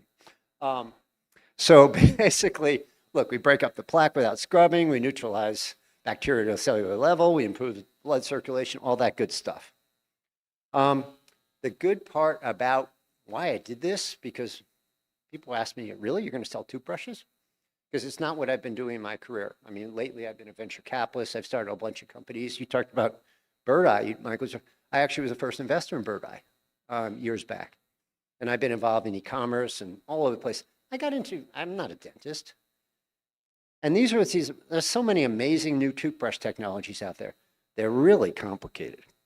They take longer to clean the device than to clean your teeth. I said, wouldn't it be great if we just had a toothbrush? People like toothbrushes, and just build the technology in toothbrushes so people don't have to change their behavior. And that's what you can do. Just brush like you always did, and you'll get our technology will just work. We have 3 products. We just introduced Sonic Gums. Sonic Gums is like the best of Sonicare. Can't say that, but I'm saying it to you because the Philips people already sent me a few notes. It's the best of Sonicare. Same factory that they all make. In this one huge factory in China, they make all the great Sonicare. It's our factory too. You have all Sonicare technology and our technology in one brush. And that brush is selling for $79 on Amazon. So we're not charging $200, $300, $400 for one of these new brushes. We also have a $29 brush. You want to start out, you can get a $29 brush. It's a travel brush. It's not electric, but it works great. and we have a clinical trial product, and we just introduced some toothpaste. We have toothpaste with specialized electrical ions in it that make our technology work better. So the combination of our brush and our paste, you can get a better solution. Okay, that's not a good slide. So here it is, and sometimes the animation works and sometimes it doesn't. But look at these good-looking people. And, there. And these are some of our users. These are our advisors, and basically we've been doing this now for a few months. These are people that are using our brush. They stopped using Sonicare. They stopped using their Oral-B. They stopped using whatever they were using. They love our brush. I use it, and that's the only reason I did this. My partner is a Korean, amazing co-founder. Chased me around CES 3 years ago. He said, try my brush, try my brush, try my brush. I tried his brush, and that's why I went into business with him. This technology really works. So our products, we disrupt plaque below the gum line, we dissolve it in and between the teeth, and we really are going beyond the bristles. That's what we're all about. That's who we're selling. Our number customer. We first thought our customer was basically we could sell on TikTok and sell all these great young girls that were focused on just whitening products. No, our products are for anyone that has had any issue associated with gum health. And that's basically, as you all know, anyone over 35. So we sell a slightly older audience than maybe a traditional brush. Here is basically a display we just recently did. So we're trying everything in marketing. Here we are in a department store. You can find us on Amazon. You can find us direct. And there's our newest Amazon ad. And the best part is you all are getting a brush. And just come back. Darius put together a quick little website that there's a URL. You just give us your email address. You can walk out with a brush. If we run out of brushes, we'll send you one. Thank you, and hopefully I'm going to change your life.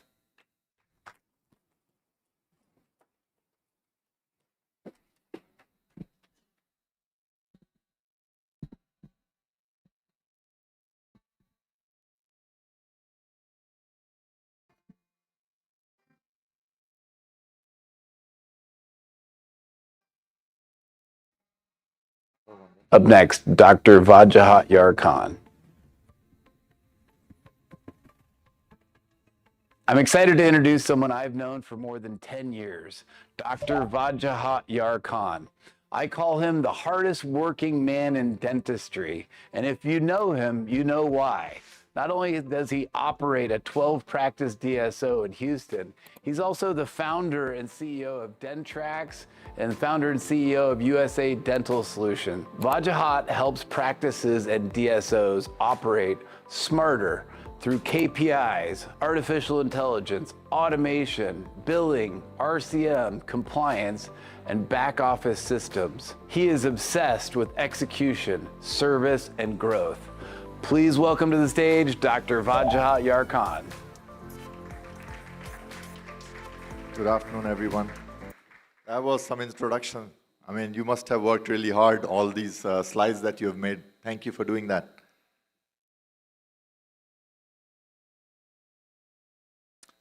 I'm a pediatric dentist by training. Got into the profession 30 years ago, been practicing for 30 years, and then last year got off the chair because Dentrax was picking up.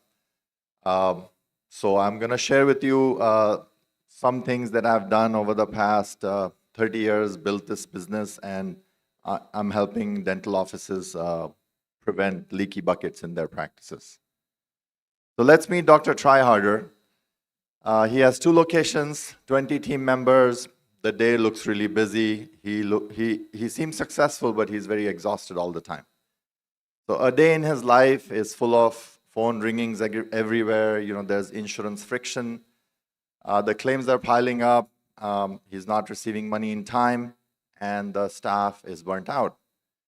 So essentially, busy doesn't mean efficient. It can cause a lot of stress in the practice and cash flow churn and burn.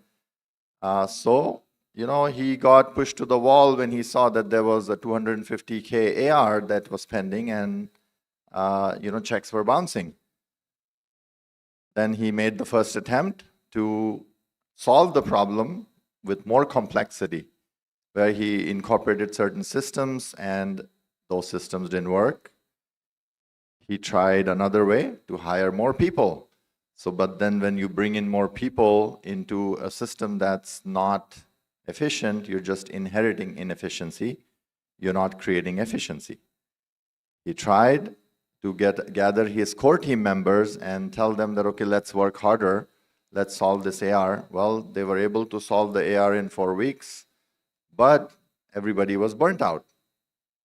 So what is this issue? It is the piecemeal trap that practices often observe over time, where they have disconnected systems and everything is hidden. The business owner doesn't get the visibility of what's going on in the practice, and the decision making gets impacted. What is the solution? The solution is really the efficiency that you can create in the office by having properly integrated systems. And that integration and adoption and the staff buy-in will create that efficiency, which will help the practice be healthy and everybody in the practice be healthy, right? And integration comes from the fact that, when you have a system, whether the data flows in it efficiently, whether you have to do manual entries or it automatically moves the data, whether the systems are connected through a common data lake and they're not fragmented.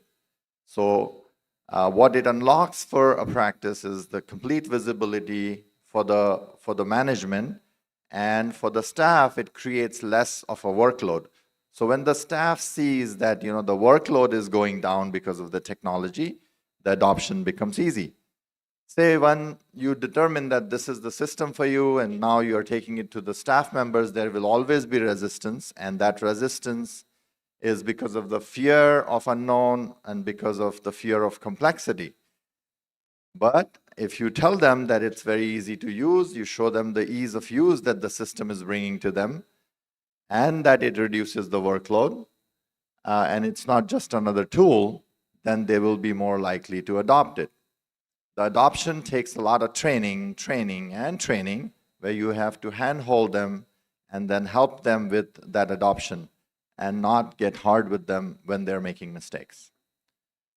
So what actually works in a system is when you create positive enforcement and then you try to gamify the whole plan, give them bonuses and incentives, and then you see with your leadership that you're bringing in, you're starting to see a culture change where the system is getting adopted, and then they're able to make best use of it.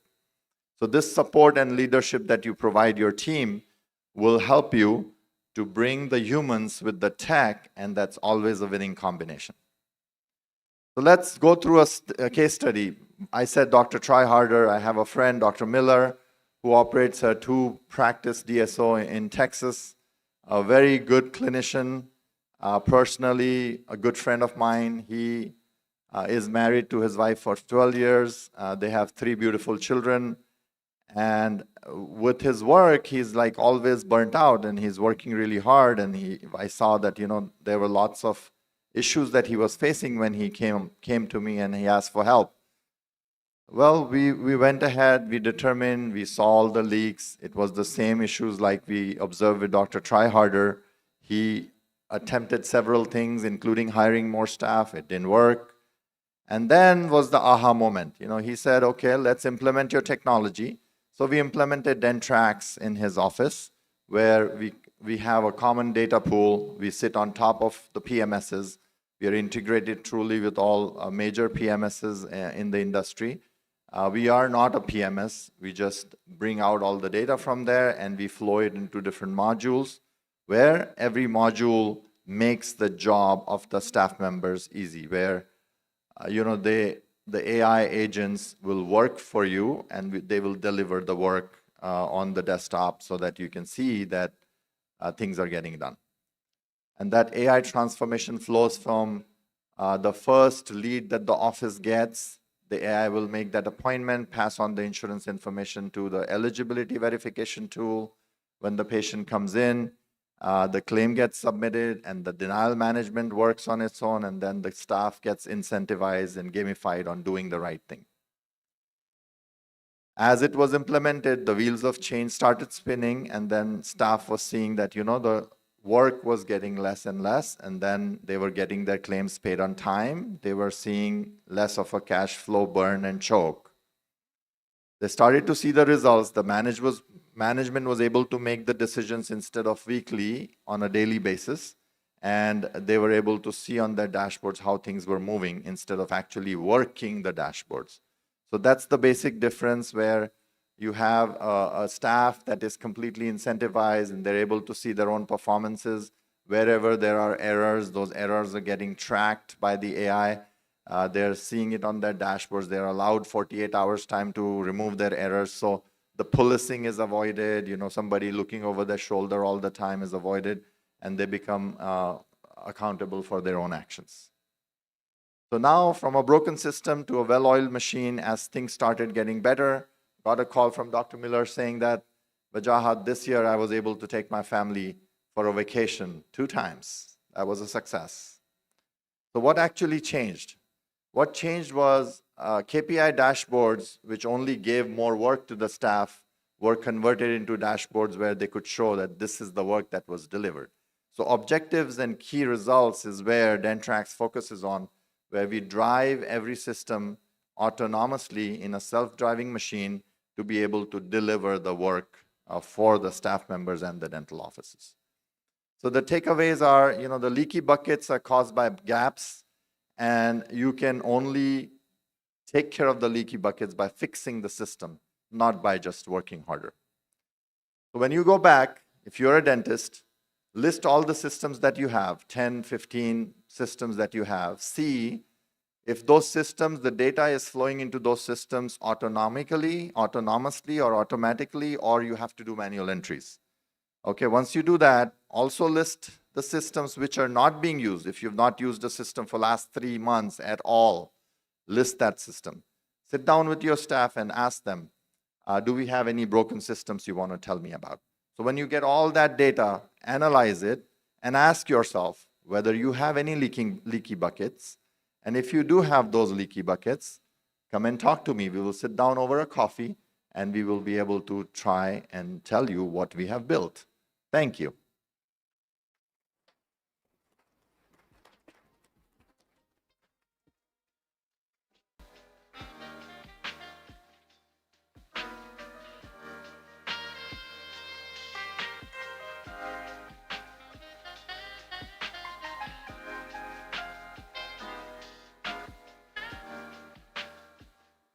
One of the best parts about this community is meeting founders solving real problems dentists, labs, and patients face every day. Over the past 6 months, I've had the privilege of working closely with Brock Predovich as he launches BiteZen. Brock is an inventor, engineer, founder, and CEO building small oral appliance technology that turns night guards into intelligent diagnostic tools. This is a practical, scalable innovation our industry needs. Please welcome to the stage, Brock Predovich.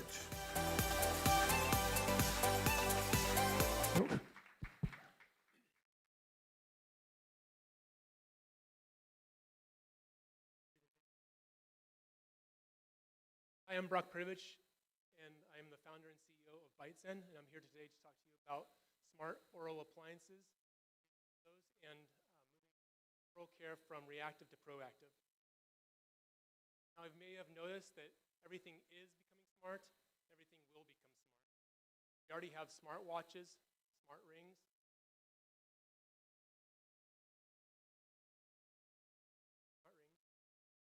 glasses. The fact is that everything that touches the body is going to become a data platform. Dentistry is next. Let's look at the platforms we have available in the dental industry for collecting data.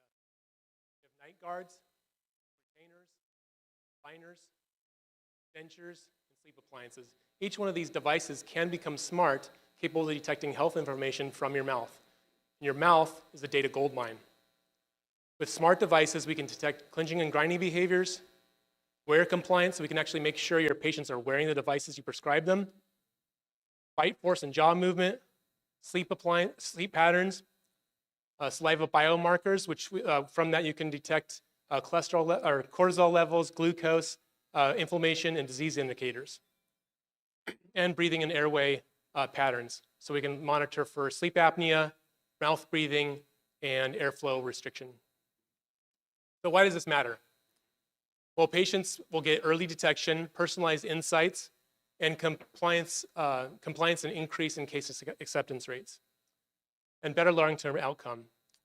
For dentists, this means remote patient monitoring, proactive data-driven treatment decisions, as well as early intervention of opportunities. For labs, this means differentiating their products inside a commoditized marketplace and higher value appliances. And for healthcare, this means, and I think this is the coolest, finding potential links between oral health and systematic health. And this will provide new opportunities for preventative care. So the future of oral appliances is smart. That future is starting now. At ByteZen, we believe the fastest way to this future is very simple. That's why we're starting by making every night guard smart and turning every dentist into a hero. Now, you may have asked yourself, who is this guy with a neck tattoo on stage? Well, to be honest, I'm just a normal guy, and I'm just a normal guy with an obsession. I was an Air Force Academy graduate and spent 10 years in the Air Force as a behavioral scientist. That's not where this chapter of my story starts. Back in 2016, I sold everything I owned. I moved to Bali, Indonesia. Within 6 months of moving there, I got into a serious motorcycle accident where I suffered some broken bones and a severe concussion. A month after that, I contracted dengue fever, which put me back in the hospital. And then a month after that, I ruptured 3 discs in my lower back and spent about 2 months in my bed on painkillers before finally dragging my leg through the airport, leaving for Bangkok, Thailand, and having back surgery there.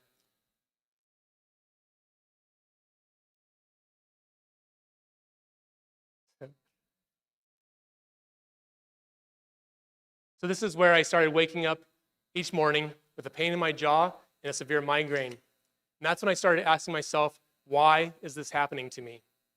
That's when my passion began, and that's why I'm here today. So I would like to ask you now, is have you suffered from any one of these symptoms? Frequent headaches, migraines, neck pain, jaw pain, ringing in your ears, and dizziness. Maybe you've cracked or broken a tooth along the way. Well, I myself have suffered from each one of these symptoms. That's why I spent the last 10 years of my life developing a solution that addresses the root cause of each one of these symptoms. What I found along the way is that each one of these symptoms is a multi-billion-dollar problem for insurance companies globally. And each one of these symptoms is a byproduct of bruxism, which is unconscious teeth grinding and clenching. When you show up to the dentist and half your smile is gone because you've ground away your teeth during the night. Now, bruxism affects 1 in 3 people, but sadly less than 10% of those who suffer are ever diagnosed or receive treatment. However, that less than 10% that is diagnosed accounts for a $7.2 billion global market. A current solution for bruxism is a dumb night guard. It's a simple piece of plastic that can protect your teeth, but does nothing to stop the unwanted behavior of bruxism. What we need is a smart guard. The problem with building a smart guard is the current force sensor technology that's on the market is expensive at scale, and it's fragile, so it breaks really easy inside the mouth with the forces of clenching and grinding. So we've developed a patent-pending force sensor material that's thin, flexible, and most importantly, durable. It's a fraction of the cost of the competitors. This allows us to make the Zen sensor, which makes any third-party mouth guard smart. With the Zen sensor, dental labs across the country can make their mouth guard smart, capable of detecting clenching and grinding behavior, as well as tracking for compliance. The Zen sensor sends this information to the app on a patient's smartphone, where they can track their behavior, but also upgrade to our premium features, which will give them relief from their symptoms with real-time vibratory feedback through their smartwatch and auditory feedback through their earbuds. And all along, their dentist is beginning to remotely monitor their patient's progress along the way and track for compliance. Our go-to-market strategy is we're partnering with dental labs because they already have the sales channels and technicians already in place. With them, we're arming patients and dentists with data by making every night guard smart. And with every patient with one of our devices, they're going to get free tracking through their smartphone, but also get to upgrade to our premium features, which will give them relief from their symptoms. So in this way, we're making revenue from our hardware sales directly to dental labs, but also software ongoing subscription sales directly to the patient. We already have 8 dental lab partnerships in place. If you take a look at our competition, all our competition is going direct to consumer, which means they're going to be competing over price in a race towards the bottom. And our competition is currently not FDA approved. So that's why at ByteZen we're working with regulatory bodies to get our device FDA approved, and we're democratizing our technology for dental labs so that we can use them as a force multiplier to reach millions and millions of patients, both uninsured and insured, directly through their dentists. This is a huge market. We're entering a $600 million opportunity with a $21 billion opportunity as we scale. My team is an award-winning team. We've been focused on bruxism assessment technology for the last 10 years, and our previous device won an award in the dental industry back in 2020, right before COVID hit. In the first 90 days of offering our pilot program, we garnered 8 dental lab partnerships, and there's more on the way. This partnership with Remy alone accounts for a $150,000 per month opportunity. And we've recently added Dentulu as a strategic partner, which is the largest teledentistry network in the US. Traction so far, we have a patent pending manufacturing process for this thin, flexible, and most importantly, durable force sensor that no one else in the market has.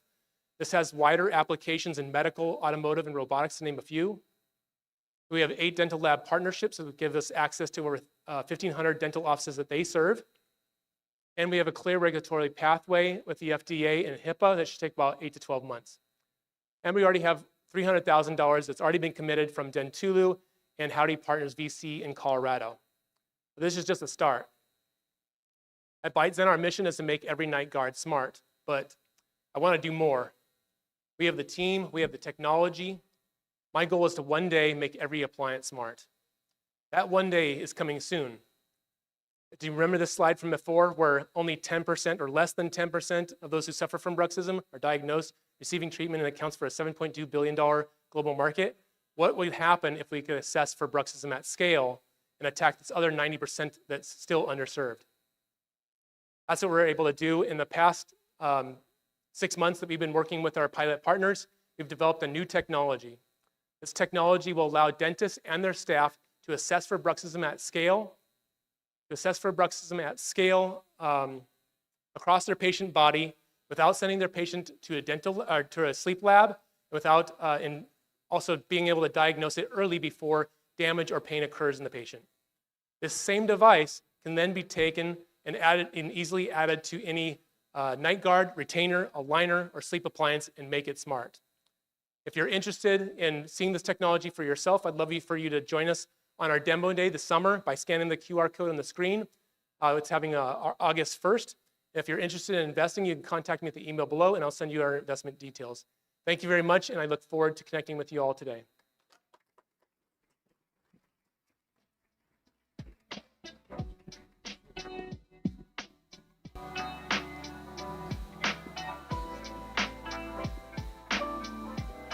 Up next, Richard May from Mango Voice.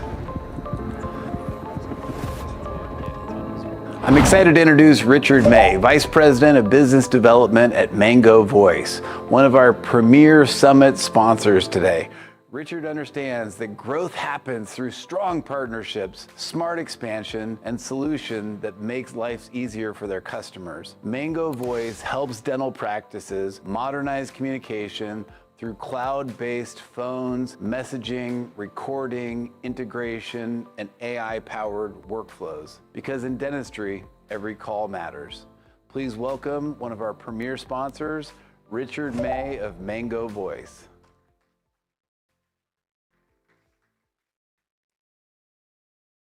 Okay, thank you all very much. Again, Travis, thank you for that nice introduction. It spoke very nicely and what we attempt to do in the dental market. Richard May, I'm from small town St. George, Utah. That's where Mango was started, and that's where we began our journey down providing phone service and AI now service to dental practices. And I think the really cool and unique thing about Mango Voice is that we really provide everything you need when the phone rings, whether it's the service, the actual equipment, the AI tools that are analyzing calls and giving you feedback, or just the AI receptionist, which is the coolest thing now, making sure you don't miss calls.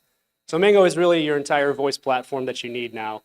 And we've come a long way. And I definitely feel like I don't belong on this stage compared to all the great speakers and innovators and founders that are here today. And I definitely want to partner with all of you, and our entire partnership team is here, so please make sure you come by our table and speak with us at some point, because we would love to learn more about what everyone is doing.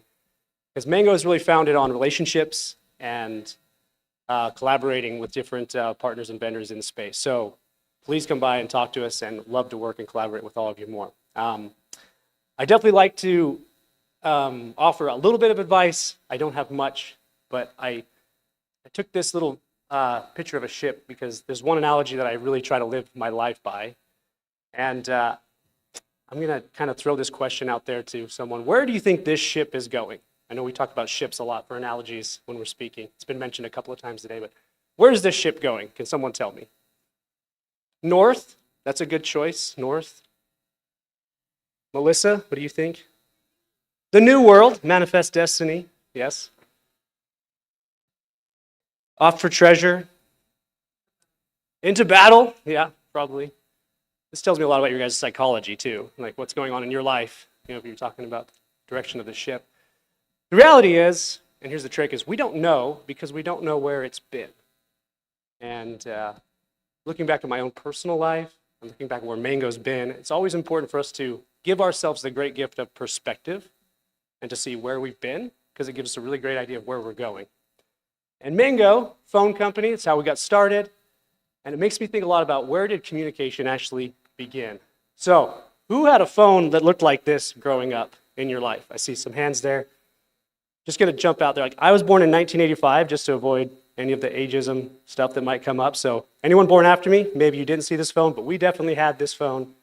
Maybe not with the rust and stuff on it. But I remember playing with this phone a lot, too. And remember what would happen if you picked up this phone and someone else was on the phone too? What would happen? Get off the phone, right? Yeah. I remember my brothers trying to talk to their girlfriends and listening to like what they were saying, right? So that was technology. This was phones, right? This is what we had. Now we have this phone, right? This was pretty cool. This one reminds me of my mom working in the kitchen. She was very like traditional mom. She's doing this, baking while she has one kid in her arm and working. Doing this, like walking around with a phone like that in the house.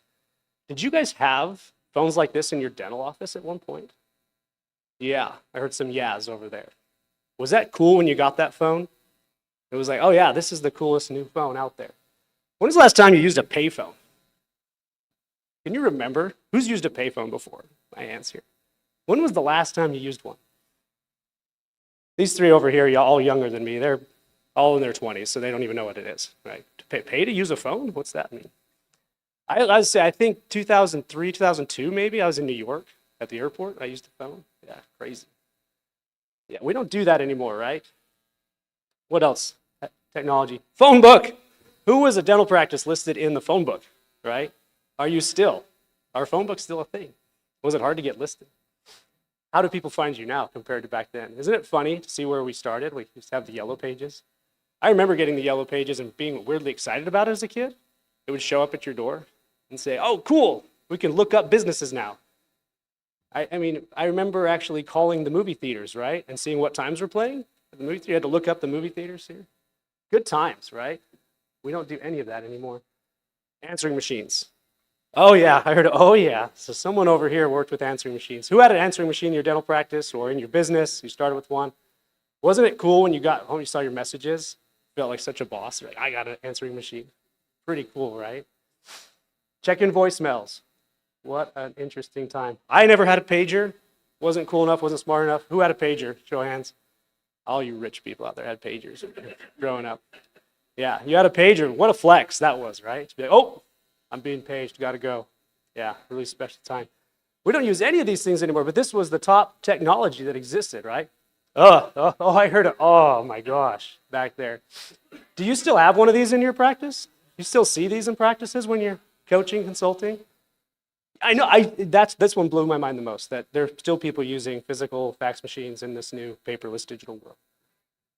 Taxes, yeah, it's a problem. Yeah, and I'm not that guy to solve that one, sorry. Yeah, not even close.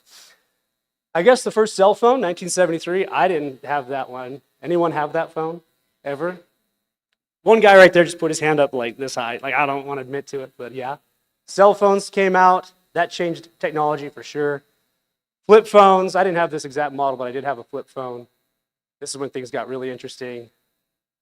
Smartphone. I've never seen this one personally, but smartphones, this was the first one ever invented. When we think of smartphones, we all think of our iPhones or Androids, things like that, right? And now we're in this AI, right? We've gone so far in the future, and I feel like things have just accelerated and accelerated and accelerated. And I mean, we're doing some cool stuff. I'm not a technical guy. I grew up, you know, like I said, small town Utah, spent time, was born in Idaho on a small farm. So the fact that I sell software doesn't actually add up. But now we have Claude. I use Claude all the time. I use Gemini all the time. And I can technically code now, even though it's not me, it's my coworker coding for me. So technology is definitely advancing. It's making everything faster. And this is where Mango Voice fits in here too. So we started as a phone company, you know, just providing internet phone service to small businesses. And then we started to integrate with the practice management softwares, integrating with third-party providers, creating tools that enhanced efficiency in the office. And that got Mango growing, getting some traction. And now we have our own AI tools. We save time, we improve the patient handoffs with Mango AI, and these summaries are changing the way that people do their intakes. So we can actually create a note on every single phone conversation, automatically log it, it's HIPAA compliant, standardizes notes, saves time. Offices absolutely love this, and we don't have to lean on archaic systems anymore. It's a great time to be alive. Mango's providing this, and it syncs all that data back up to the practice management software, which is the heartbeat of the practice.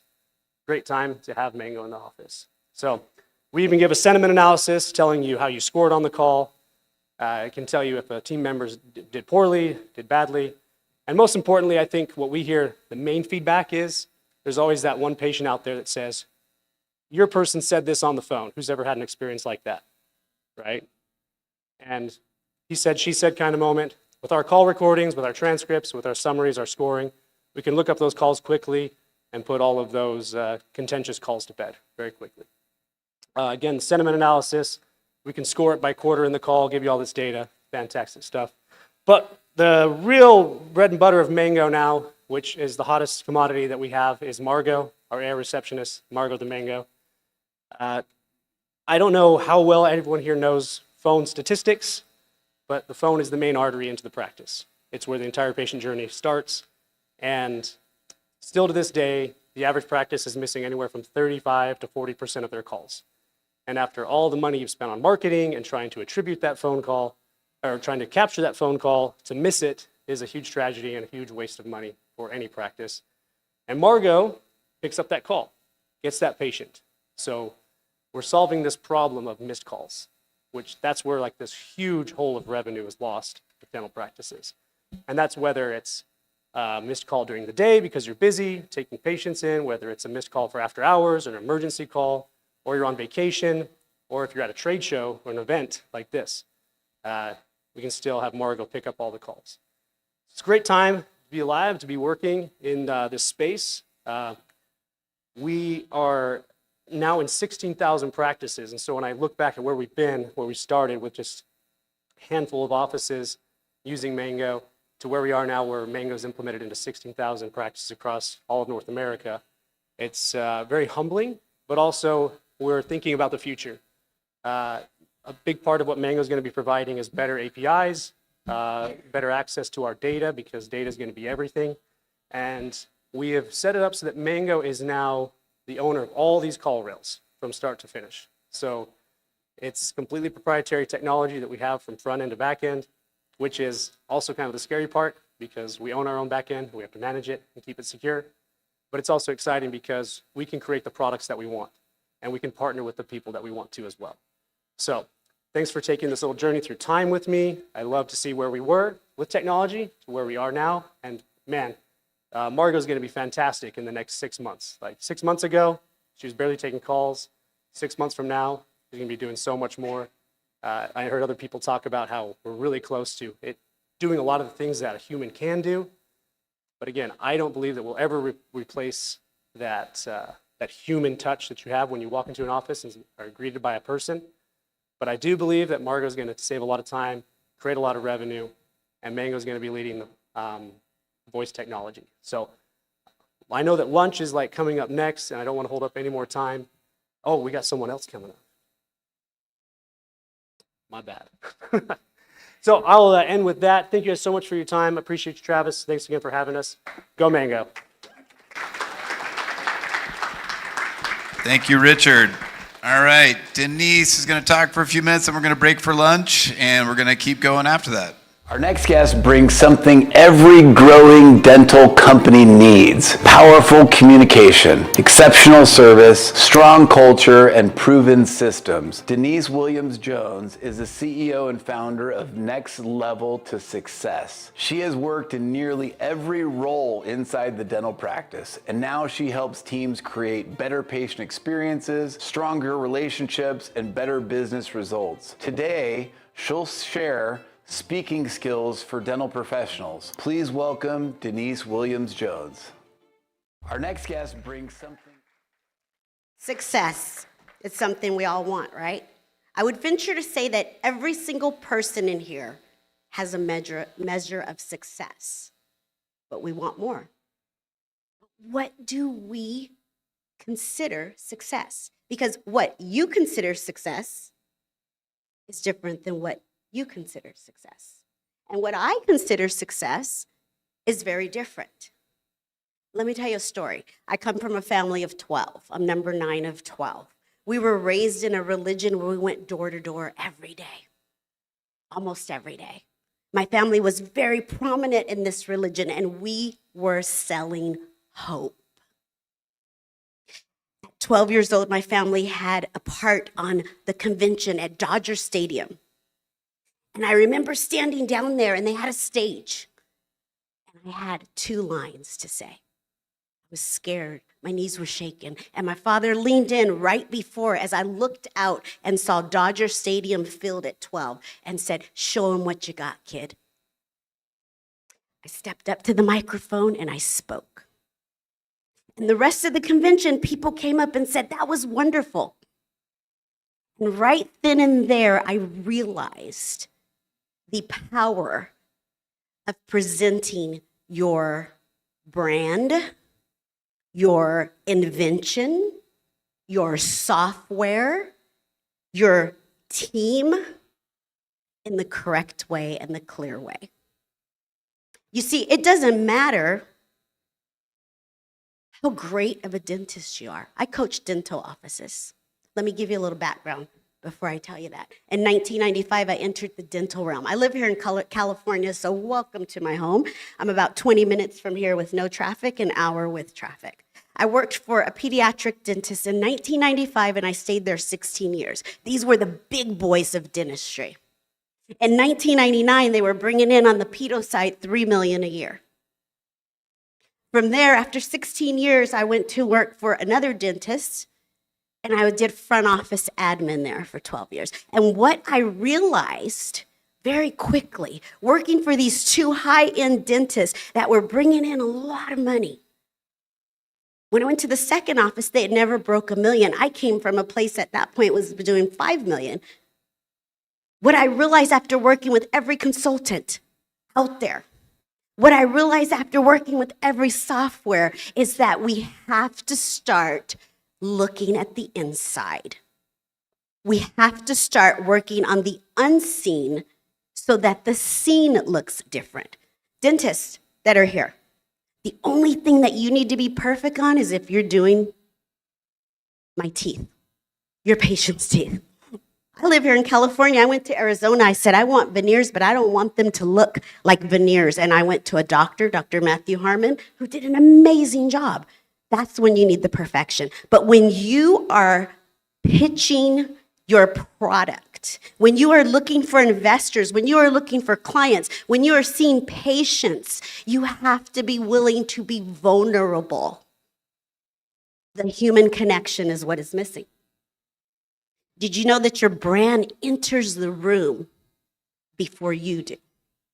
Did you know that it's in how you walk? It's in how you move. It's in how you talk to your clients. If I had something in my hand and you could see it, and I said, if you took this, you would be very successful in life, in business, with your clients, with your patients. And then I went over here and I said, I have something in my hand that you cannot see. And if you took that, you'd be very successful. What would we do? Our human nature tells us to take what we can see because it's tangible. But what if I told you that unseen thing is just as important, if not more? What am I talking about? What I'm talking about is we have the seen thing. We all understand that logic, sales process, business model, website, software. Very important. I would venture to say that you cannot run a successful business without it. However, we have the unseen, letting go of limiting beliefs, thinking outside the box, taking care of our mental health, understanding that when we take care of those things, guess what happens? The seen thing looks different. And the problem in our industry is we're so focused on the logical seen thing that we forget that people buy on emotion. One of my mentors that taught me, Steve Anderson, I was under his arm for 2 years and he mentored me in this space. And something that he said, which came from Walter Haley, people buy on emotion and justify it with logic. Boy, is that true. We do it every day. When I worked for Dr. Snare in 1995, my first weekend that I ended up staying 16 years, you know what doctor said? Dentistry is training for life. Boy, is that true. You see, if we buy on emotion and justify it with logic at the grocery store, with memberships to things, then why are we not using this in our own businesses, practices, and with our potential clients? I train offices, dental offices all over the country. I work one-on-one with coaching, and I work with leaders to help them figure out how to present their product to potential investors as well as providers in a very high impactful way. And the way to do that is to understand that we can't just throw it all out there. We have to open it up. We can't just be logical. We have to open it up and be vulnerable and let them know your passion. Every one of you here has a passion for what you do. I can see it, I can feel it. The trick, the joy, is to understand that feeling that I had when I stepped off that stage and people said, I heard you, is to be seen and to let your potential clients see that passion and want to work with you and invest with you. Because it doesn't matter how good you are, I tell my clients in dentistry, it doesn't matter how great you are at dentistry, if they don't get past your front office admin and the culture, they're never gonna get in your chair. Let's apply that to product. It doesn't matter how wonderful your invention or product or software is. If you're not presenting with connection, with clarity, with engagement, with showing that passion, no one's going to invest and use the product. So the people that are doing that are not lucky. Those people have it figured out that the amount that you invest in the actual product is just as important in investing in yourself to get there. Now, I would venture to say that everybody in here wants to be the GOAT, right? I want to be the GOAT in what I do. The greatest of all time. Let's talk about a local, because I'm a local girl. Dodgers, Ohtani. I would venture to say that he's the GOAT. But maybe not the GOAT for the reason we think. Yes, he has an amazing skill set. But guess what he does? He takes care of the vessel that delivers the skill set. So every single person in here has a skill. But are you taking care of the vessel to deliver that skill set? And that's gonna look different to you, as it's gonna look different to you or you. Now, in Ohtani's case, he sleeps like he needs to. He has the water and he drinks the water that he's supposed to. He exercises, has adjustments like he's supposed to. He takes care of his mental health like he's supposed to. He balances family and hobbies. All so that when he is called up to do the job that he's supposed to do, he can deliver. Coach even knows, put him in the game, and guess what's going to happen? We're probably going to win. So now I ask you a rhetorical question. Are you taking care of your vessel? Are you taking care of your vessel mentally? Are you taking care of your vessel spiritually? Are you taking care of your vessel so that when you get called up, you're ready? That's going to look different to each person. That's not just talking about physically drinking water. That's talking about understanding your why, understanding your product, understanding what your product does for the consumer. It's not about you. And being able to deliver that in the correct way. Put me in the team, put me in the game, coach. But I don't really understand what I'm selling. Put me in the game, coach. But I'm going to just stick with logic when I buy on emotion all the time and not invest in myself to present correctly. Put me in the game, coach. But I'm going to only give the part of it that really matters, about 5%. Put me in the game. What are you doing when you're called up to bat? See, the thing is that you're your brand. Your voice is your brand, and the world needs to hear it. And when we focus on the seen things and we forget to talk about those unseen things, walking your own path, just because someone does it this way doesn't mean that it has to be done. Then we get in that depression, then we get in that spiral, then we get into the mental health crisis. I'll tell you another story, the love of my life. We lived together, we were engaged, we had plans for the life. Brilliant. He spoke 5 languages. He could read and write 5 languages. He would tell me he was depressed. I just thought it was depressed like me, until one day he took his own life.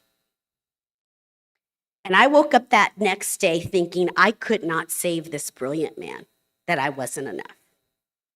And I realized on that day that this person from the outside looked like they had it all together.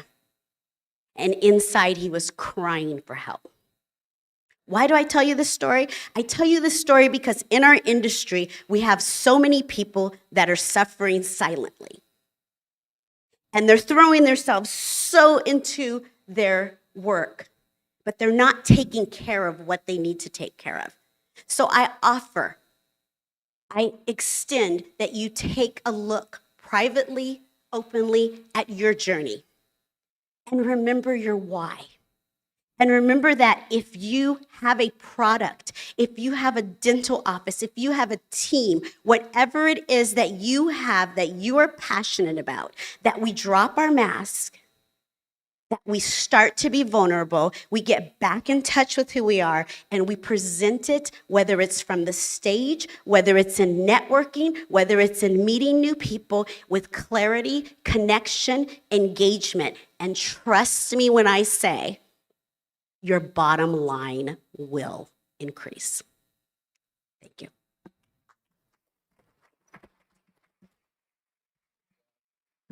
All right. Thank you, Denise. So my mentors, and I've talked about them quite a bit, Jim and Naomi Rohde, they grew their company, Smart Practice, to over $200 million in annual revenue, and they eventually sold it. And they say their number one tactic for where they got to in their business was speaking. Encourage you to hire Denise. I love her energy. Thanks for that. Let's give it her up for one more time for Denise. Thank you. We needed that. It's been a great morning. A lot of great content. We're going to break for lunch for a few minutes. All the plates are out there. Everybody can, it's in the back. If you want to grab lunch, we have some room up at the tables up here. Then we're going to get into some panels and a few more pitches. we'll wrap it up with some networking time, and I know everybody's excited about a happy hour, so thank you all. We have a big audience on my Facebook, my LinkedIn, and the YouTube channel that have stayed with us the whole day. So appreciate all of you online staying with us. I see you. Thank you. We appreciate you. We're going to take a couple minute break here. Yeah, go ahead. Let's hear it. Yeah, thank you. Let's one more time. Come on.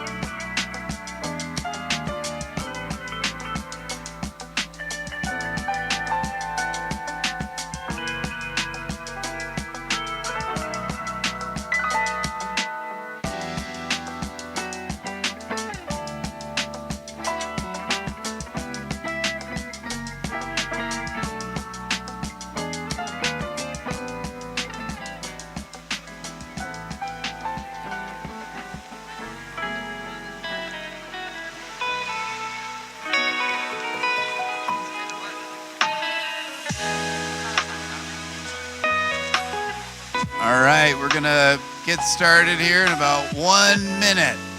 1 minute. Hopefully you guys are enjoying that lunch.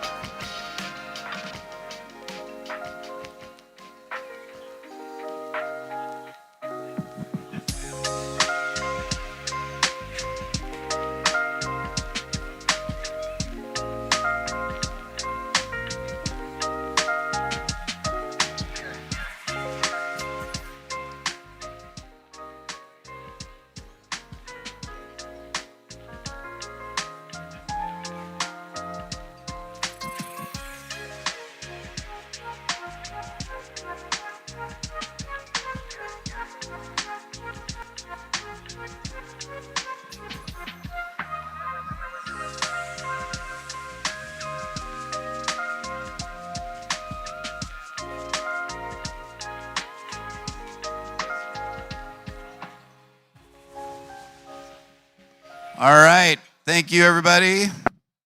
Hope you enjoyed the lunch. We are going to get started.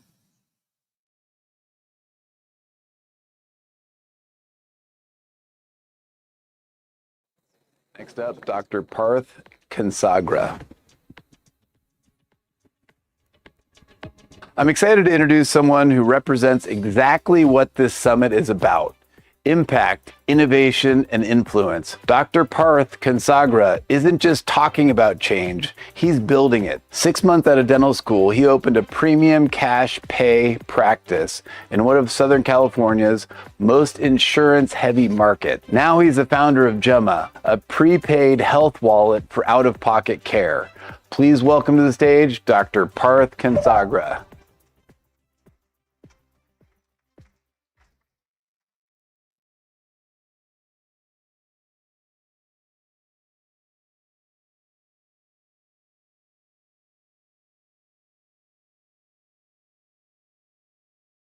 Last year, I had a patient sit in my chair and say something I just couldn't forget.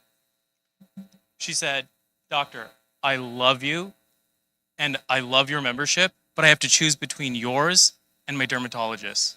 I love you both, but I can't afford you both." Well, I'm a practicing cash paying dentist here in Orange County, and I watched my retention bleed with every membership renewal. And what I realized was my patients weren't leaving healthcare, they were just being forced to choose their providers. Here's what's happening across American healthcare. Insurance is collapsing, okay? Out-of-pocket spending is up to $556 billion a year all across healthcare. And every cash pay provider, a dentist, dermatologist, chiropractors, GLP clinics, you name them, they all have membership systems. And you know what? That's great for these providers. They're getting recurring revenue. But you know what sucks? Providers have more than 5 memberships at a time. They start to get membership fatigue. And when things start to get tough for these patients, what they do is they start to cut these memberships. And to be honest, they probably cut the dentist membership first because it's not so sexy. This isn't a patient problem. This is an infrastructure problem. And that's what I realized. And that's when I built Gemma. Gemma is the consolidated prepaid wallet and membership platform for cash pay healthcare. How does it work? Patients load anywhere from $99 to $299, maybe even more, dollars per month into a closed loop wallet.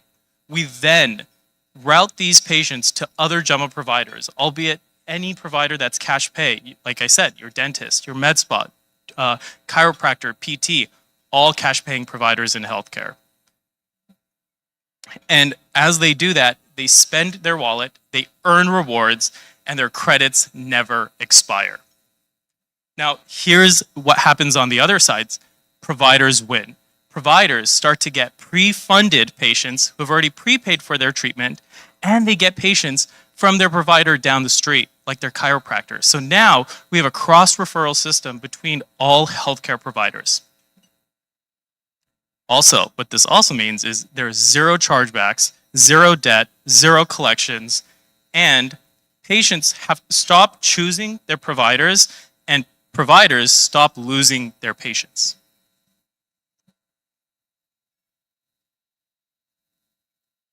Here's what I want you guys to remember. We've already built this. We've already launched our MVP. We have over 250 wallets already funded, which is already over $350K in funding, with 78% retention rate on our monthly subscriptions. That's close to fintech level retention rates. We did all of this with $0. $0 of funding, $0 of capital. We put $0 into this whole MVP, and we launched it. Most companies at this point who are pitching are probably spending close to $1 million to get to this point, and we got here with nothing.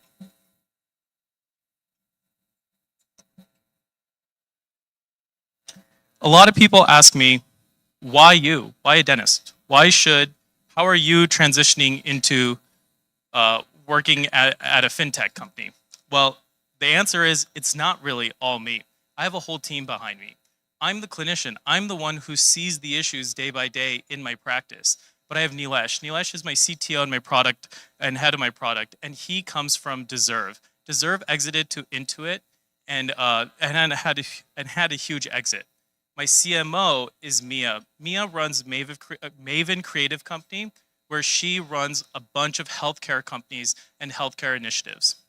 And lastly, we have our UI designer, Michelle. And us together as a team is a team that usually most pre-seed companies will not put together. And here's what we're doing. We are asking, sorry, the slides got a little out of order, but that's okay. We're asking for $1.2 million in seed money. And what that's going to do is get us a year's worth of runway. What we want is we want to be able to go from 250 paying members to 2,500 members. And we want to go from about 2 providers to over 40 to even close to 100 providers within that year. The wallet is the wedge, the network is the moat, but something I haven't even mentioned is what we're building is actually the data set that comes underneath these patients spending across all the wallets. Now, if you want to learn a little bit more, scan this QR code, get my pitch deck, and come talk to me. I'd be more than excited to talk to you about how you can get involved with Jumma.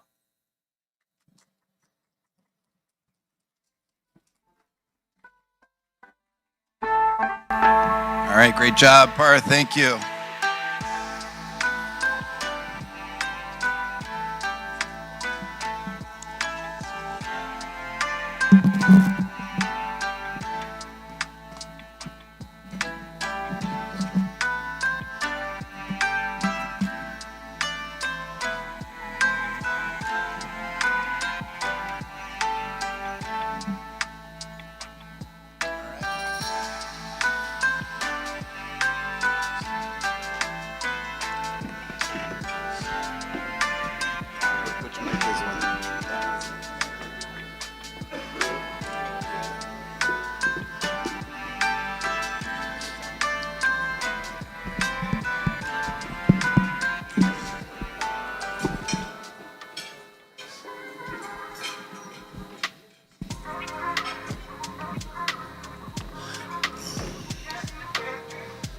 So as many of you know, behind this event is also a cause. The Dental Mental Health Coalition, and each of these guys is going to talk about that a little bit, is really the beneficiary of this event. It will continue to be year over year.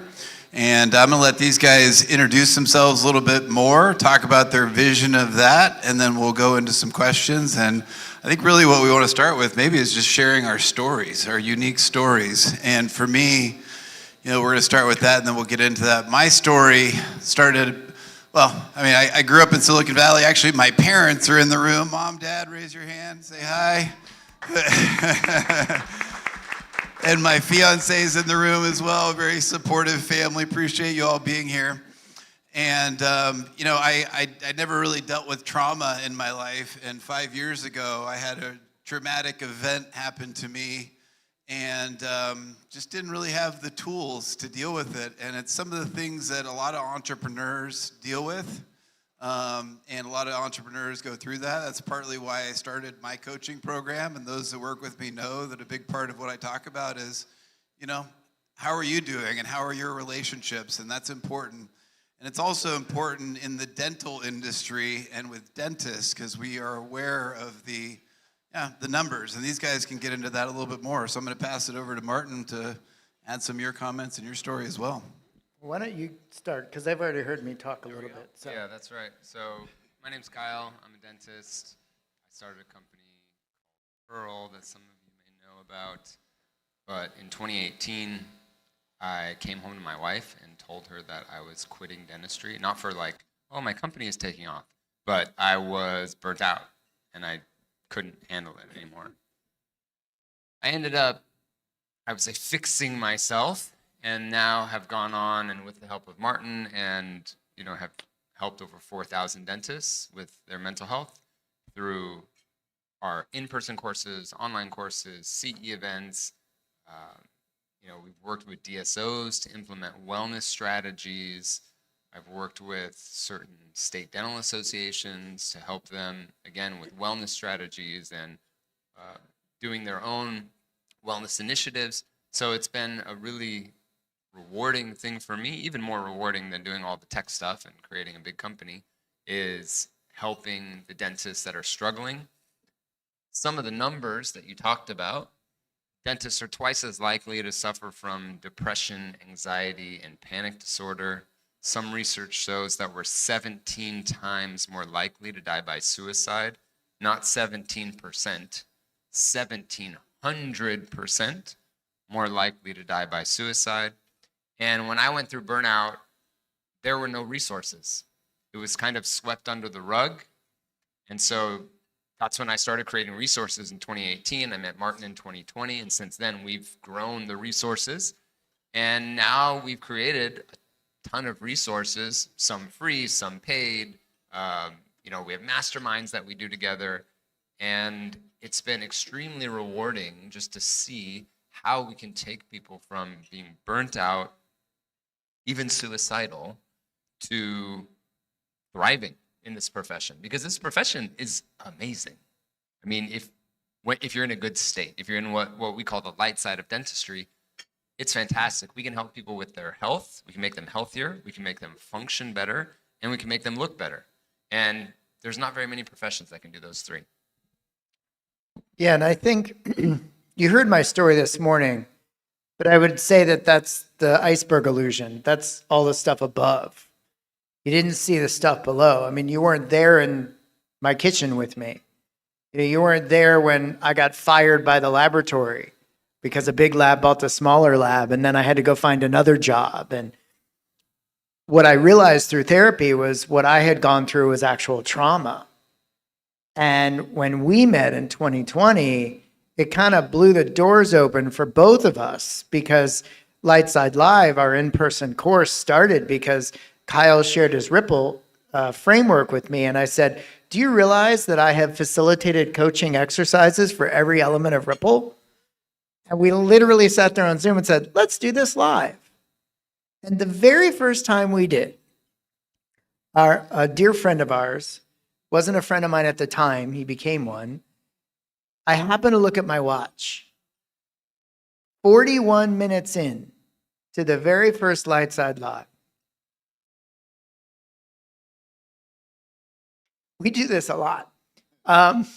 Crying. Yeah, we cry a lot. Yeah, on stages. On stage, it's ridiculous.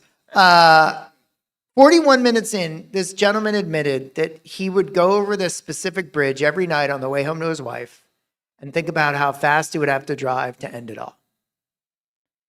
And we looked at each other later and said, we may be ahead of our time, but we need to keep going. And if it wasn't for Travis and a man by the name of Jesse Robinson, we wouldn't be here today talking about the launch of what I believe is the very first 501(c) in dentistry to support all of dental professionals, not just the dentists. This is to be an inclusive table. Our hygienists, our lab technicians, our assistants, our front office team, everyone, very, very important to all of us to be inclusive in this table.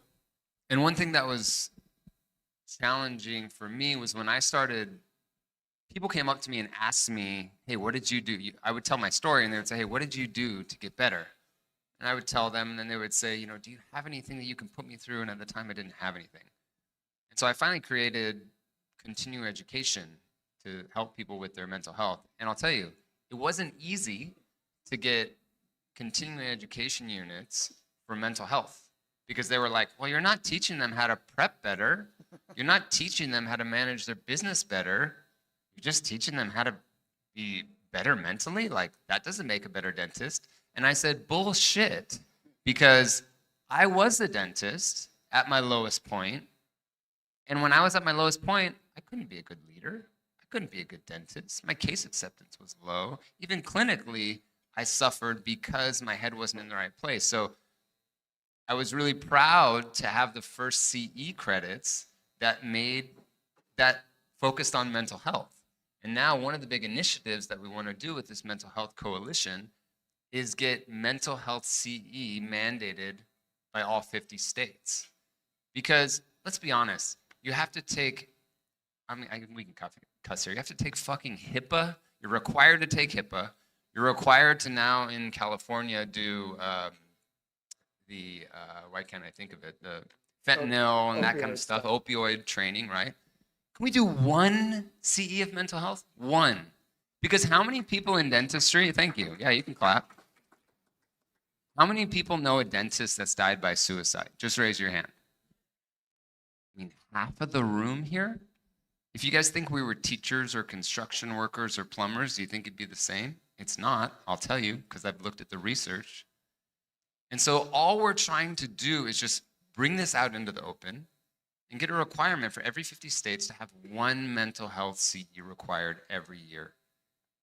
And if we can save one life, then I think that's really powerful, because I've had the unfortunate, unfortunate, I've kind of become like the suicide guy in dentistry because no one else is talking about it. So I hear about all the suicides that never get into the papers, never go on Instagram. And so I've now started working with the widows and widowers of, the families. And there's no resources for them. They have to send letters to their patients. They have to sell the practice many times. They don't know what to do. Sometimes the spouse doesn't know anything about the practice. And if we can create resources like that to help the people in our community, then I think that that's something really powerful that we can do. And along with the longer term goal of the CE, one of our shorter term goals, we have access to a medically approved assessment for loneliness and depression. This is in use, it is deployed, it's accessible for insurance reimbursement. And one of the things we'd like to do in the beginning, once all the paperwork is filed for the 501(c), is to make sure that this assessment is available to all dental professionals 24/7, that would then clue them into where they are in terms of depression and loneliness and connect them to online therapeutic treatments and modalities through a third party, so that we can reduce the barrier, because we all know what stigma is around relative to this subject. It's such a big deal to talk about this stuff. And I'm not saying the next statement to remind you that I wrote a book. But when I was writing my book, I made a conscious decision to talk about this stuff. Because if we don't talk about it, then there you go again. We trade off, You're two by the way. for my one. Usually I know. I cry after you It's true. cry, but you're two and It's I true. got one, so It's true. I'm not hitting my quota. I mean, and this, and I'll wrap it up with, because I know we need to move on to some more presentations, but this serves as an introduction to the Dental Mental Health Coalition, and I appreciate all of you being here, all of our sponsors. Let's give our sponsors one more round of applause, as this benefits the Dental Mental Health Coalition. And it really sparks a conversation, not just with dentists, but also in the dental industry as a whole, because it also affects dental entrepreneurs, the startup companies, and they'll be a component of the coalition. And one of the things that I work a lot with dentists that they're launching products as well. It's sort of a subset of the category that I work with. And one of the things that I find is having a product and launching something in dentistry, you sort of see a different side of the dental industry as a whole and what you do. And it really renews your enthusiasm and love. I mean, just like you did with Pearl, right? It's also advisors that are a part of the coalition that want to advise startup companies and really just be a part of something. And that's what today was all about. That's what the Dental Venture Capital Group, and that's what the Dental Venture Summit is all about. You all have stayed in the room, which is amazing, especially with all this is a lot of presentations, and I appreciate that. You're all here supporting this community, and we're all here to elevate and help the industry move forward. Moving forward sometimes includes money, but also just being involved as an advisor. So all the startup companies, you guys all have a list, a full contact list of everybody that spoke today. Please reach out to them. You may not be interested in investing. Maybe you are. I hope you are, because that's a big part of it and certainly helps with mental health. And that'll be a component of the Mental Health Coalition.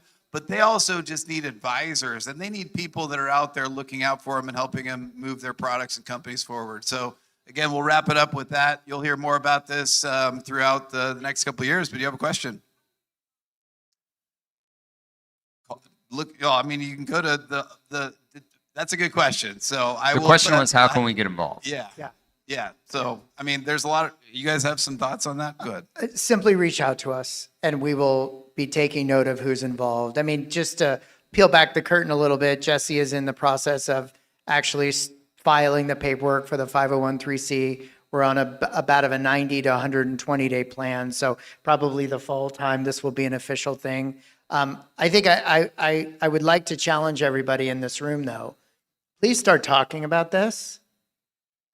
Because dentistry, like I talked about with dental dualism, they just don't want to do it. And I want to shout out to a DPO right now, which is MB2. MB2 invited Kyle and I into their home to do a Lightside Live in their headquarters, and it was the biggest class we had yet, and we've already scheduled our next one for next year. And so we need to start to get the word out that mental health drives KPIs, not the other way around. And so I just personally very much appreciate your interest. And you can also go to dentalmentalhealth.org directly. That would have been the fast question. But yeah, just reach out to, everybody in here knows how to find me. So I want everybody involved, and you will be. So appreciate it. Thank you all very much. Thank you. Thank you.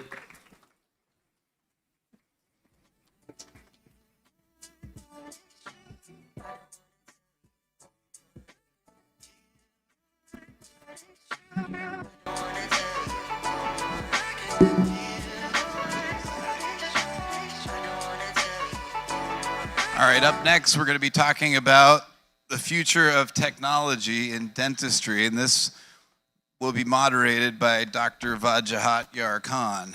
Next up, we're moving into one of the most important conversations in dentistry, the future of technology in dentistry. AI, robotics, data, and automation. This panel brings together clinicians, builders, founders, and innovators who are not just talking about the future, they're creating it. Please welcome Dr. Vajahat Yar Khan, Payman Montazemi, Akash Pai, and Dr. Stanley as they help us separate the hype from the real opportunities shaping the next era of dental care.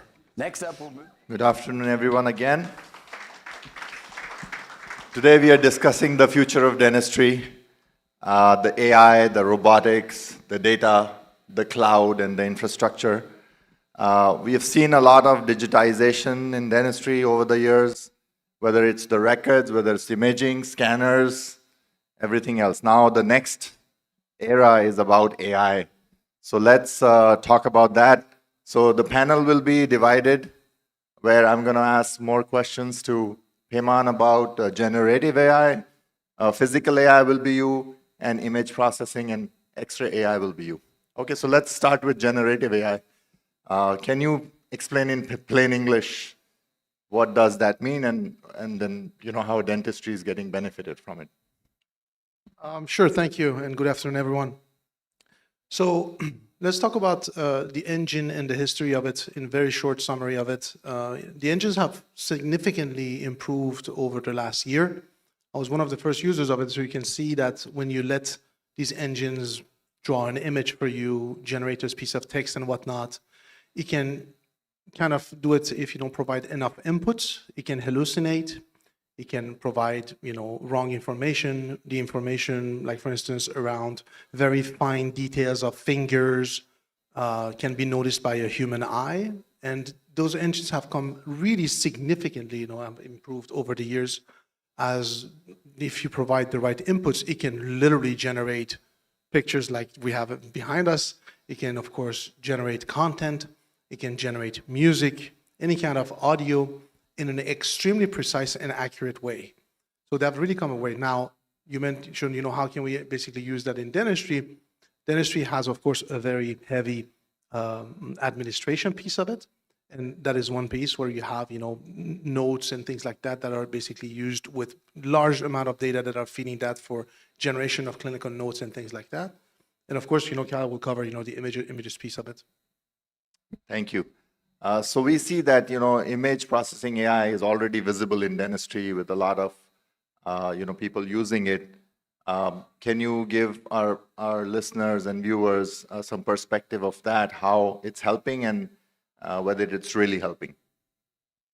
Yeah, so the first thing that we did was analyze radiographs, and this was just something that wasn't indexed. We had all of our practice management system indexed where you could search for patients and search for treatment plans and search for payments, but we had all the imagery that just wasn't queryable.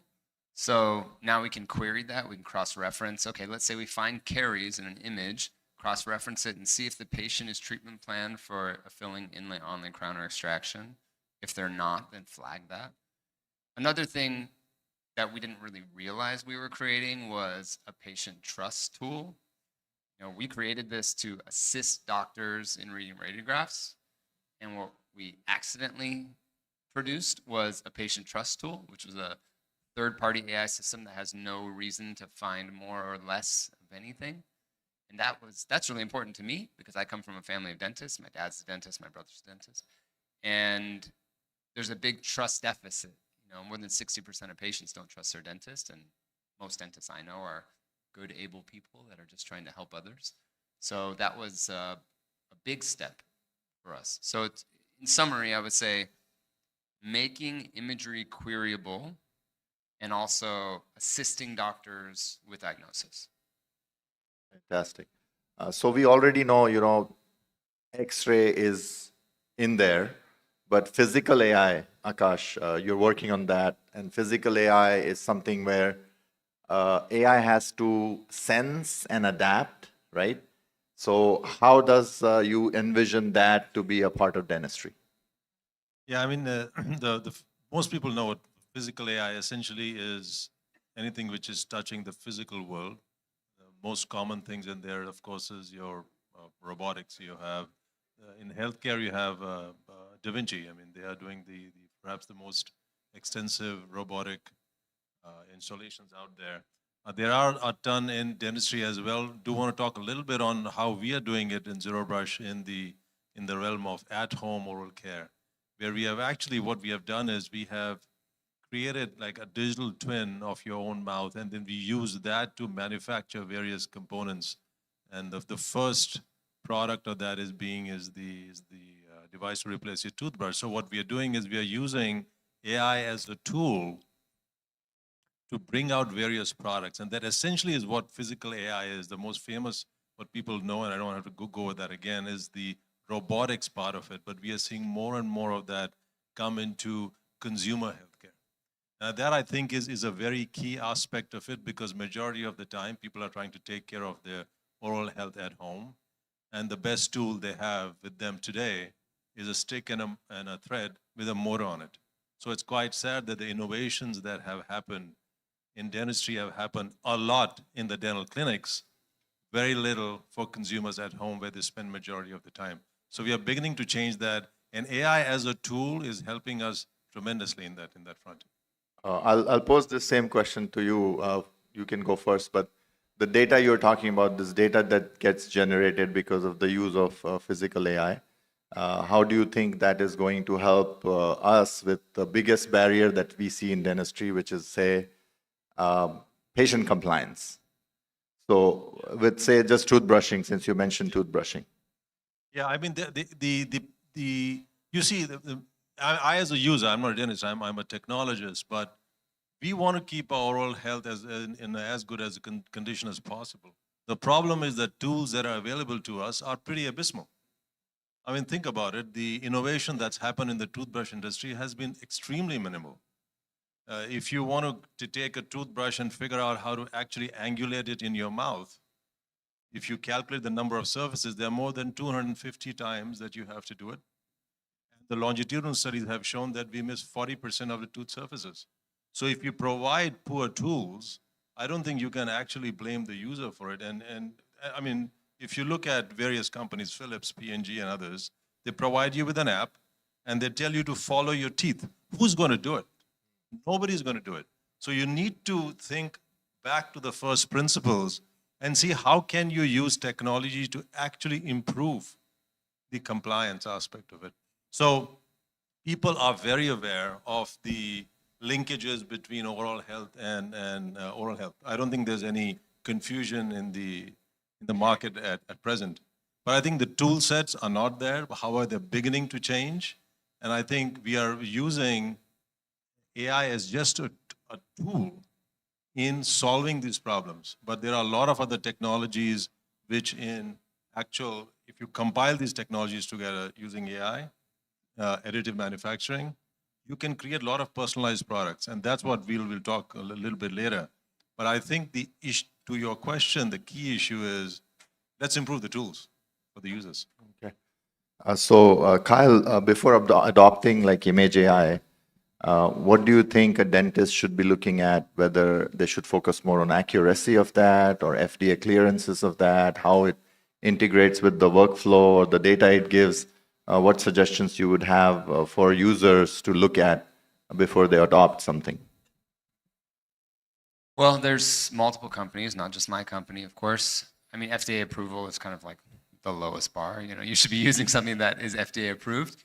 I think the biggest thing is probably workflow and integrations, especially native integrations, because anybody that works in a dental office knows everyone wants to just work in their practice management system. They don't want to have their practice management system, a separate imaging system, also have a separate window open. Their financing thing is on a separate window. It's just harder for the staff. And so the easier we can make it for our team members, the better. So I think the product has to work, right? But most do. And it has to be seamless. That's really what makes AI so nice, is that it's software. You don't have to buy a new scanner or buy a new CBCT scan, that it just integrates to where you're already working and it adds a layer of intelligence. So Payman, for you, where do you see these generative AI tools that are available in the market are bringing the biggest ROI to the dental offices, and what is it that they should be focused on in terms of getting these type of AIs implemented in their workflows? So we discussed, of course, from pre-treatment to treatment to post-treatment. The biggest thing right now is, of course, the node generation. And we'll talk about the limitations of such systems right now, but they're improving by the day, at least on the AI side. There's also better interfaces for humans to interact with AI that are on their way. And so those are kind of came after the fact. People are using kind of consumer electronics, for those interfaces like off-the-shelf microphones, etc. And those are not necessarily the best tools to be able to support such systems to get the return on investment. There are multiple studies that we're actually doing right now with 2 of the largest DSOs in the nation to understand that, yes, we want to improve, and on one end, the return on investment of tools for note-taking and whatnot, and SOAP note generations. But at the same time, there's still some human work that is to be done on that aspect of things. So that's one piece. And then the second piece is communications. Right now, the wireless radios still have a very low adoption rate, and everybody speaks on the same channel. So we look forward to seeing AI integrated with radios so that radios can really connect us to who we want to talk to. So I think those are the 2 biggest ones. Let's do a cross-panel synthesis now. This question is for all 3 of you. Imagine a future where a smart home care device can track the data and the behavior and everything personal to a patient. Then the diagnostic AI identifies the risks and the generative AI explains the next steps to the patient and to the offices to be able to take those steps and achieve an objective. Is this realistic, and how far away we are from this in future? You can go first. So I am very excited for something like this. I think the biggest reason why I'm excited for something like this, because we need to incentivize people to be healthier, and then we need to change how dentists are getting paid. Right now we're paid to fix problems that could be prevented. I think we need to be incentivized to be paid more. Like, I should get paid more if I keep more patients healthier. Another thing is, I'm fairly healthy. I don't drink, I don't smoke, I eat right, I exercise 5 times a week when I'm not traveling. I sleep 8 hours a week. But do you think that my medical premiums are lower because of that? No. Do you think they should be? Yeah, I think they should be. I should be incentivized to be healthier because I'm less likely to need something based on diabetes or heart disease. Now, I can get hit by a bus when I walk outside, but more than likely, I'm going to live longer. I'm going to have less insurance claims over my life than someone who's overweight, smokes and drinks, and sleeps 4 hours a night.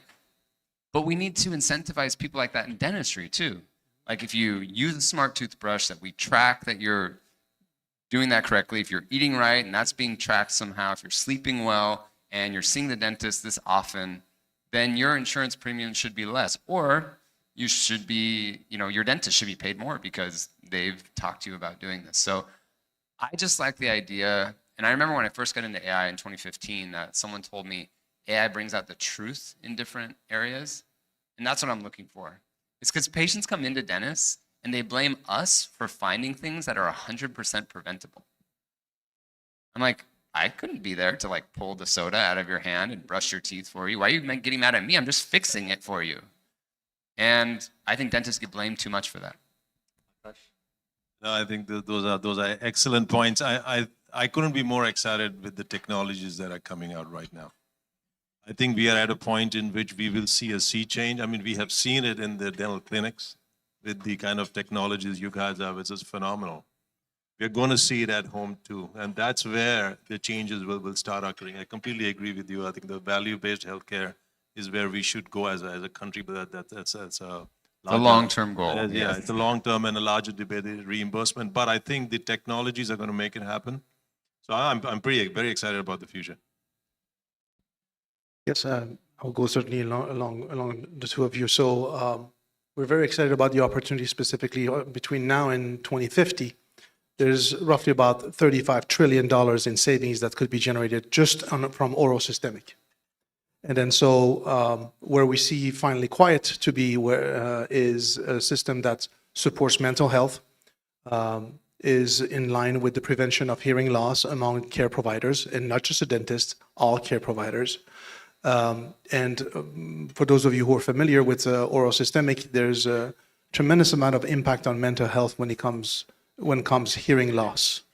My wife is a dentist, and you may have heard the story from the beginning of tinnitus and a little bit of hearing loss. It can lead to depression. It can lead to being cornered. It can be not showing up at social events. It can be later on down the road wearing hearing aids and unfortunately cochlear implants even. And then so it's a very tough life when you look at it like that. So prevention is one thing. And then of course, on the patient side, the biggest input to the body remains the mouth. So it kind of baffles me that we haven't, thought, and dentists knew that all the time. It's just that perhaps we were not empowered to be able to. So I'm extremely excited. In my opinion, as a biomedical engineer, I think dentists truly rocks. Dental hygienists, they rock. Assistant, the entire staff rocks, and there's so much potential that dentistry overall could do more, so that the other disciplines, part of the sub-verticals of healthcare, don't have to basically fix things down the road and hearts and artery bypasses and stuff like that. So the takeaway from this session is that AI is there to stay. AI is just not one thing. AI is not just a chatbot, or it is not an X-ray device or a tool. It is not just a workflow management tool. It is there to stay, where it will allow for the dentist and the patients and the office staff to work in an integrated way, where we can get the best results for our patients, get the best life for our employees and our dentists, and technology that work in an integrated way where it makes it easier for everybody. Thank you to all the people who participated. Thank you, Kyle. Thank you, Akash. Thank you, Payman. And thank you, Travis. I hope you guys enjoyed it.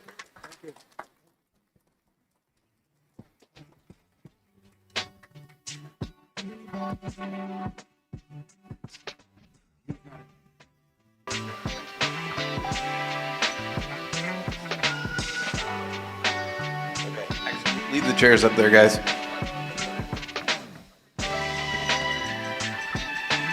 All right, I'm going to call up to the stage my panel.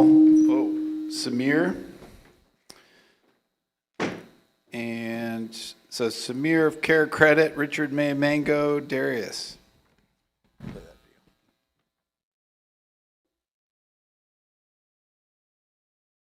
The Dental Venture Summit is that innovation does not scale by itself. It scales through relationships, trust, distribution, strategic partnerships, and leaders who know how to connect the right companies with the right opportunities. We're fortunate to have an incredible panel representing patient finance, AI, communication, and workforce innovation in dentistry. Samir from Care Credit, Mike Buckner from Pearl, Richard May from Mango Voice, and Darius from Cloud Dentistry. Please welcome our panel.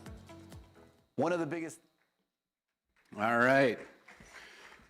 That's what happens when you pre-record videos, because Mike Buckner's sick at home.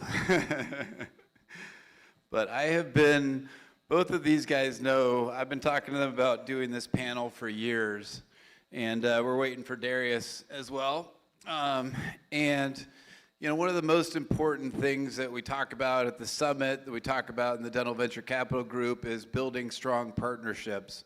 You know, partnerships help with the mental health stuff that we talked about earlier. Partnerships help with furthering each other's technology. We heard about white labeling earlier today, like Isaac Voice is doing. Great form of partnerships. This is a very abundant industry. You'll hear that word used a lot in dental events. And these three guys right here have been partners of mine for a very long time. I mean, we have so many great stories of trade shows, and Samir and his costumes, if you know him. That's what I'm like, what costume are you wearing today, buddy, every time I call him. But he brings an entertainment factor. But Care Credit is really legendary in the partner space. So I'm going to ask Samir to talk just a little bit about, you know, Care Credit's partnership strategy and why it has been so successful. So I'm giving away secrets? No, it's interesting. So of course, for my world, years and years and years ago, I think our leaders recognized that Care Credit's problem is not going to be brand recognition or the operations of it, like how to do an application or a transaction.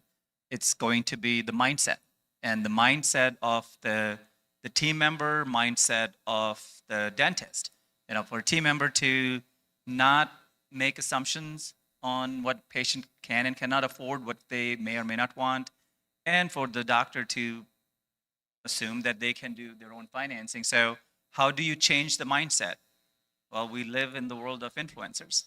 And there are experts who have done it and done it really, really well over the years.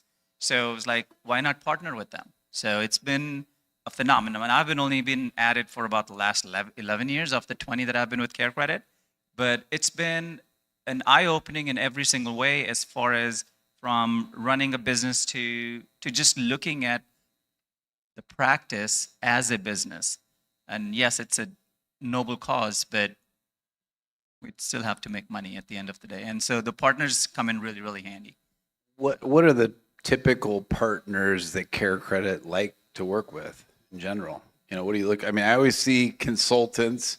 You know, you're all the consulting groups, all the speakers. I know you can share your secrets. This is nobody's watching. Only a couple thousand people online right now. It's actually not even a secret as far as like, I mean, so it's all about, patient financing is a very small portion of what we do. At the end of the day, we want to make sure that what can we do for that practice, whether it's technology, to take some of the work off of that and make it easier for them. So our partners have been like the software integrations.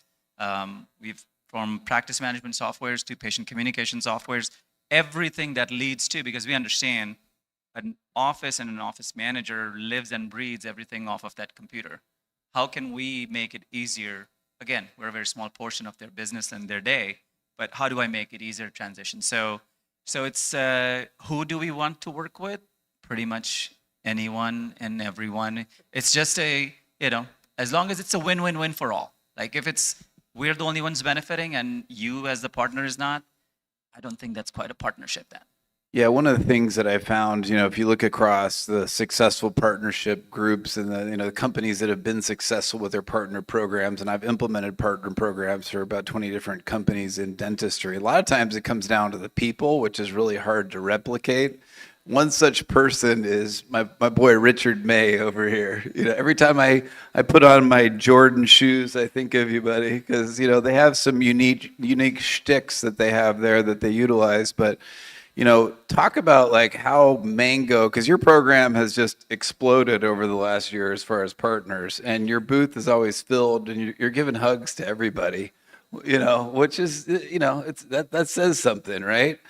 And so what is it that is so unique, and whether it's, you and I can brag about you, or what attracts people to Mango as a partner, and why has Mango's partner program been so successful? Well, I think that we have created a pretty exciting and fun brand. With a name like Mango, you can't take yourself too seriously. We're not trying to sound overly technical with what we do. But with a name like Mango Voice, we said, okay, how do we have as much fun with this and attract people to our brand originally? But to Samir's point, you want to work with everyone. So you want to have as many hand raisers and champions out there as possible saying, hey, Mango's a great voice solution. And I think where it gets challenging is there's a difference between an integration partner and an influencer, and trying to understand the nuances there. And Mango originally did really well with integration partners, taking our tech and tying it to other tech. That was really nice. And that helped drive a lot of business for Mango. And then we started realizing there's all these great people, as Samir was touching on, that can speak to your product and reach an audience that you can't reach yourself. And one of the things that we spend a lot of time doing, and that Mango has spent a lot of time doing, is that when we go, we scour the Facebook land of dentistry, and we know there's a lot of Facebook groups out there. And as soon as I see someone say, I'm a consultant, I reach out to them. And I've got my team that does the same thing. And we say, we want to work with you. We don't know how big your book of business is. And honestly, we don't care, because we want as many champions and hand raisers as possible. But I think the thing that we have started to look for the most is it's really easy to find a partner that wants to work with you when things are good.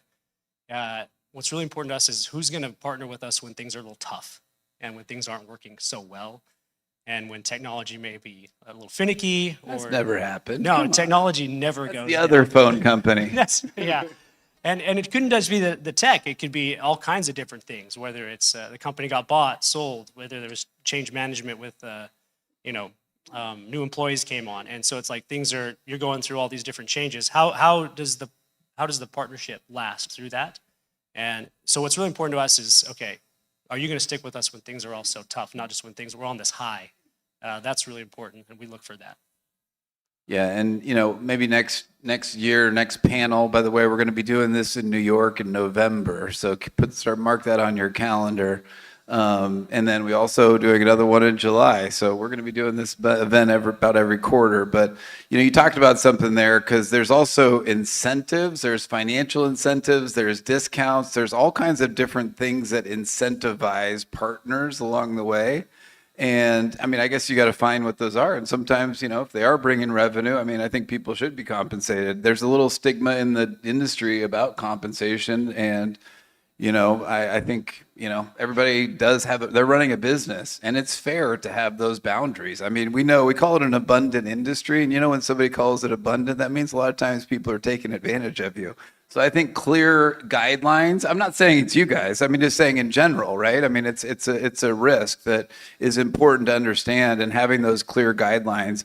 And, I want to bring it over to Darius here for a minute, because Darius has implemented partner programs for several different companies. He's been CEO and founder of Pear Dental, VP of Business Development for Cloud Dentistry, and now runs a fund where he's known as one of the partner guys in the industry. And it's what has made it successful for you? You can brag about yourself. I'm asking for it. I'm one of your biggest fans, have been for 20 years.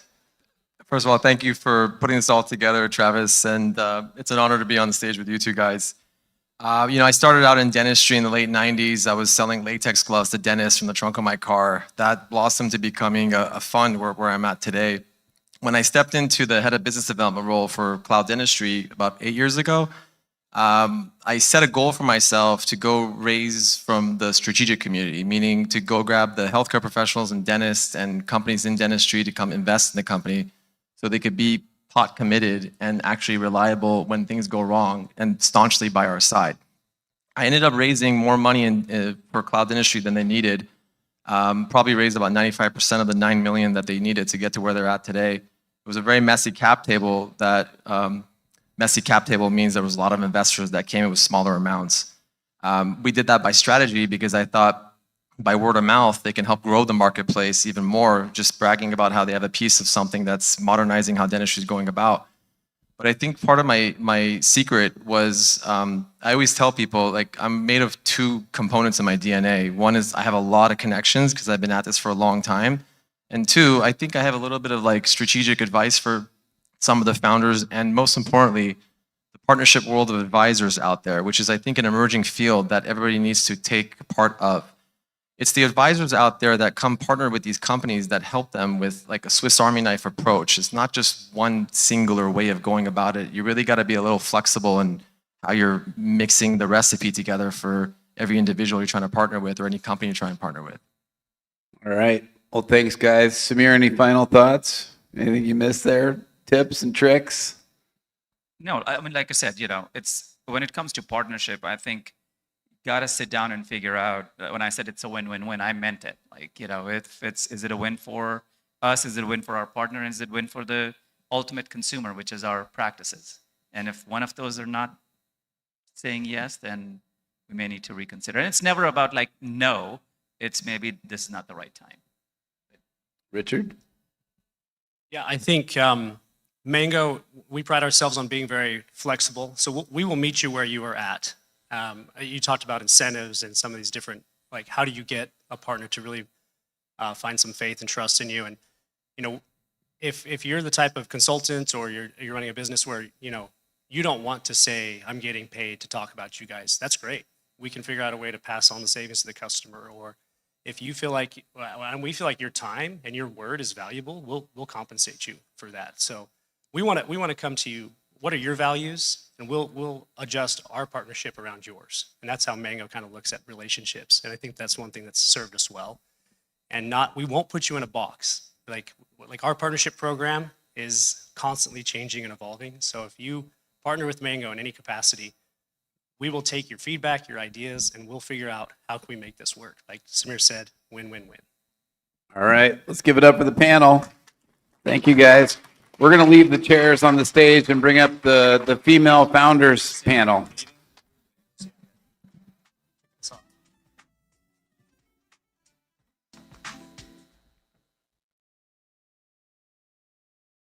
Next up, Melissa Turner. I'm thrilled to introduce one of our co-hosts and someone I've known for many years, Melissa Turner. Melissa's message could not be more relevant. More marketing isn't always the answer. Credibility is, influence is, trust is. As founder of the Halo system, Human AI Leadership and Optimization, Melissa helps healthcare leaders build presence, authority, movement that moves ideas from attention to adoption. Please welcome Melissa Turner. Thank you. Oh, look at that AI picture. That's a good one. I like that. Okay, female founder panel, come on up. We've got Catherine, we've got Linda, and Alicia. Is she still here? Yeah, there she comes. Very good, very good. Come on up. Okay, so I have a question for those of us in this room. Raise your hand, loud and proud, if you are a female founder. All right, we've got a few. We've got a few, all right? You have my word that by this time next year, more and more hands will go up. By this time the year after that, more and more hands will go up. We know we're living through a time of technological change. We also know that we're living through a time of change where more women are graduating dental school, more women are taking executive positions, more women are being founders. And it still shocks me to this day when I walk in a boardroom and I am the only woman. It's still this shocking feeling. So thank you to Travis and for the leadership team for allowing this to happen today as we talk about what it's like to be female, but we're also mostly going to talk about what it's like to be an entrepreneur. So what I'd like to do with the three of us up here, with the four of us, is we're going to start with introductions, so maybe a 60-second introduction, and then we'll have one question and just kind of go down the line, and we can banter, we can joke, we can have some fun, we can dance if we want, right? We can do whatever we want up here. All right, so first question, Catherine, do you want to start? Maybe some introductions, and what mostly from the introduction I would like you to focus on is what pain point are you solving in our industry?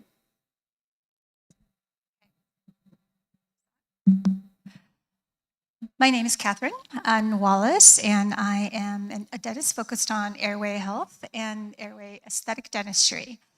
For pain point, are you talking about for female dentists or me personally? How about with the companies and products that you've created? Okay. I think the pain point is probably similar to most of us. When we start a company, we wish we had unlimited amount of funds, but we don't. So I think we sometimes forget how much things are really going to cost. So I, been developing this concept in this business, Aviara, for probably the past 6 years. And I thought starting out that, I probably, I talked to a consultant, I would need about maybe $1 million to get this off the ground. And I realized it took a lot more time and a lot more money. So I think that, if we can just all remember that whatever business we are attempting to launch, that we can never be overfunded. So that's my pitch. Alicia? Alicia Everett, CEO and co-founder of AssureTech Surgical. A little about me, I can not claim a clinical background. I'm an engineer by training, and I just am so happy to be in the space working at the intersection of healthcare and technology with patient impact through innovation is really where I went back to grad school for that exact thing, and I'm happy to be here working in it today. The pain point we're trying to solve is really this accessibility component for being a force multiplier with access to quality oral surgical treatments, and wanting to do that safely and protect both patients and practices while we expand and grow the industry as a whole. Linda? Hi, I'm Linda Miller, CEO and founder of Paradise Dental Technologies. My pain point was I saw so many dentists and hygienists in pain because dentistry is very physical. So I developed hand instruments that were more adaptable to the patient's mouth, as well as more ergonomic for the clinicians. So it's more comfortable for both the clinicians and the patients. Well, so one thing I want you to note too is that these three founders are in completely different stages of business development and growth as well. And so Linda and I were talking earlier. You launched what, 2000? Yeah, and I was reading on your LinkedIn, she has this great founder story where she started out of her garage, right? So can you tell us a little bit about that, how you started the company? Yes, I was a founder of another company where I had several business partners. I realized that we could do things much better after observing and watching clinicians, and just said, I've got to do the best that I can. So I sold my share of that company. I bought an old mill and punch press and started building the equipment to build the instruments. And now we're number 2 in North America, in several other countries around the world. We sell into 60 countries. We've been very, very blessed. And PDT is one of the strongest supporters of clinicians and hygienists ever since I've been around. So thank you for that as well. Alicia, what about you? How did you start? How did you see this gap? How did you start this? What's the why behind it? Yeah, so we're much earlier. We founded in 2023. And I don't get to take the credit alone. I was actually a need identified by my co-founder, who's an oral surgeon. And actually, the idea came to him because his wife's an endodontist, and she had the apex locator. And he was like, I operate pretty close to things. Why don't I have one of those? And then he found my lab up at Dartmouth, where I was doing my PhD in biomedical engineering. And then the rest is kind of history. So that's a little bit of our how we found each other. I feel like that's kind of how many of us startups and founders came into dentistry. If we weren't clinicians to start with, it was we knew somebody who was, or it was a family member who was, and that's always helpful when creating products and growing. Okay, Catherine. So how and why did you start all of this? And also, I think you've done this while working clinically, correct? Yes. I'm not one of those founders that just one day decided I want to start a new business. This is something that I share with my patients and people that I know, that it started as, I think, as a child. You know, just this, everything that I experienced growing up with health and dysfunction and disease around me and how we overcame them. And all of my experiences actually led to, I think, me even becoming a dentist and becoming a pediatric dentist and then cosmetic dentist, and just keep searching for answers. And eventually all of those, the path that I took and all of the opportunities that I had to learn helped me actually, this vision just kind of was created on its own. And one day, about 10 years ago, I thought, wow, this airway is so important. And dentists, we actually hold the key to the whole body health. And a lot of airway dentists say, well, I can't unsee what I've seen. And that's how I think incredibly important airway and oxygen is. So once I discovered that, I just knew I wanted to create a center for sleep and wellness, something that where dentistry and medicine can come together and we bridge the gap and actually provide what healthcare really needs. They need us, dentists, who is knowledgeable in that area, for the patients to actually get better, because we're actually looking at the root causes, not just continue to manage the disease and symptoms. I love that. And I think airway is one of these things we're going to see grow even more. We're going to see it spike probably in the next 12, 24 months, just like we've seen salivary insights, salivary diagnostics spike in the last 12, 24 months. So excited to see where that goes. We'll stick with you. What's the one thing, if there is one thing, or maybe there's multiple things, that's surprised you with being an entrepreneur, with being a founder, and starting something that isn't a dental practice, right? Like, what is something that surprised you with that? I think what surprised me was the fact that dentistry was such an integral part of healthcare. It was so separate and siloed, yet it is central to healthcare. And I think once I realized that, I knew that there was no going back. This is what I had to pursue to make sure that we can bring this to the world. Alicia, what's been something that surprised you on this journey? Yeah, I just agree completely. It's so integrated, and it's really great to see people recognizing that more and more.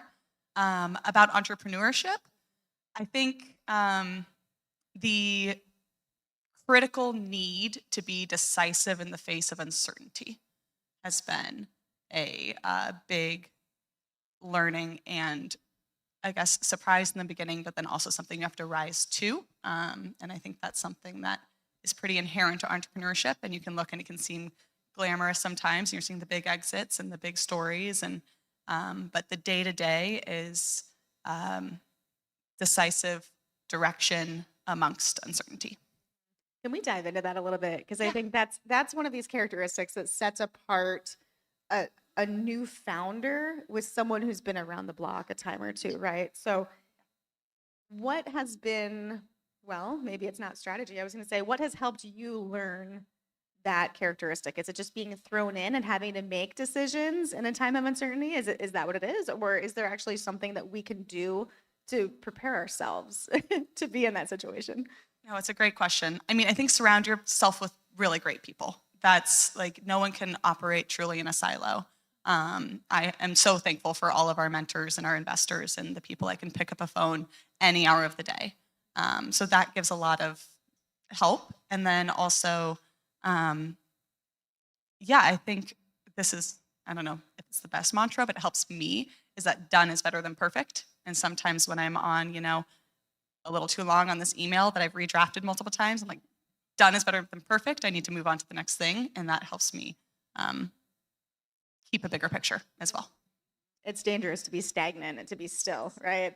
That's what it is. Yeah, very good. Okay, so Linda, what's been something that's challenged you with being a founder, entrepreneur, and growing your magnificent business? I think Boy, knowing when to let go of certain things and give it to my team. And as we've built a very strong team, that is what has allowed us to continue to grow and blossom. Always being in front of the clinician and being connected to the clinician too. I still go to as many shows as I can. I still go into clinics and watch, listen, learn, go to schools, dental schools and hygiene schools, and try to connect. We have brand ambassadors that we're always relying on and specialists that we're always relying on. And that's one of these things too. Linda and I were talking earlier about how, since COVID, but even prior to that, when startups or even mature companies have a new product or a new product line in dentistry to launch, they tend to, how do I say this? They tend to only put efforts into their digital marketing, into the digital presence. And I feel like, especially since COVID, the pendulum has swung and we've almost forgot about the value of in-person networking, of in-person communication, face-to-face, of building up that network of advisors, of KOLs, of influencers, like the last panel was talking about. And so that's part of what I'm doing with my Halo system that I launched last year, is we're bringing that pendulum back and saying, how do we balance that in-person connection with maximizing what we can do on digital, on social, with AI, and pulling it all together into an ecosystem. And I want to tell you that PDT and Linda and her team have been one of, I think, at the forefront of really keeping and maintaining, even through COVID, in-person relationships with clinicians. So I want to thank you for that. And I'm talking you up a lot because I've been a big fan and because they're a shining example of the success and the support that companies like you guys can bring to clinicians, those of us on the front lines. Wet-fingered is what we call them. What has been the key and the focus? When you're thinking about your marketing, Linda, is it we're going to throw 100% into partnerships and KOL, or we're going to have a kick-ass social team? What's that balance? Has it ebbed and flowed, or how has that rolled for you? We have divided it. We have a lot of clinicians that go out and speak for us. And boy, we notice immediate results. We do watch those results very closely. We have a lot of social media right now with the brand ambassadors and them reaching out to all of their colleagues and all of their followers has really made a difference and expanded our markets. We also have amazing clinicians on staff that are always teaching CE and always creating programs with our business partners. Okay, we'll have one final round of questions. This one's going to be pretty fast here. And this was a fun one. So I don't care who starts. You guys get to pick. You get to fight over that. My question for you is this. In 50 years, fast forward 50 years, where do you think dentistry will be? Who wants to go first? There's no right or wrong answer. I would love the world to really understand the oral systemic connection and be so intertwined with medical that we look at it all as one. It just has to happen. And we're really focused on that as a company. Well, I'll go next. I agree with you. I mean, as oral health is like a really important part of our Aviara concept, since it's a very dentist-driven, integrative wellness concept that I have, because dentists play such an important role as we control the gateway to health. And so I think oral health, airway health, all of these things are going to become integrated into medicine, I believe, in 50 years. We will not be a separate, we drill on teeth. It'll be where dentists will actually be healers, and we will be a very important part of the healthcare system. Alicia? Yeah, I mean, I just echo the panelists here. I think it's going to be integrated. I think it's going to be accessible, and I think it's going to be personalized. And the cool thing about oral health is it relates to every single person in the country. That's a really unique thing in medicine. And so I think in 50 years, we're going to have integrated, accessible, and personalized oral care. Love it. Love ending on a future note. Well, thank you to the female founders. Thank you to all the founders in the room. And thank you for supporting women in dentistry as well.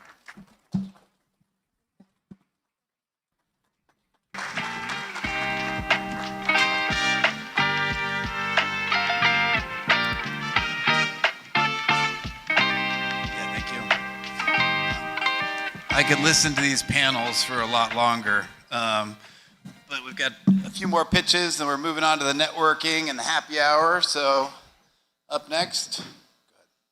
I'm excited to introduce Dr. Mohammed Quadri of Growth Q360. Mohammed brings 20 years inside health systems, and he understands something every innovator needs to hear. The best technology doesn't always win because it works. It wins when it gets adopted.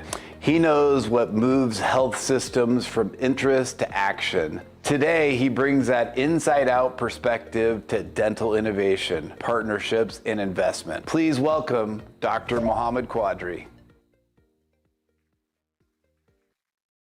Thanks, Travis. That was a very interesting question before the panel discussion. 50 years from now, where do you see dentistry? I heard a couple of different comments in various different panel discussions. One of the key things I will mention to you is to not collaborate to compete, compete to collaborate. That's where you can actually leverage the power of collective intelligence.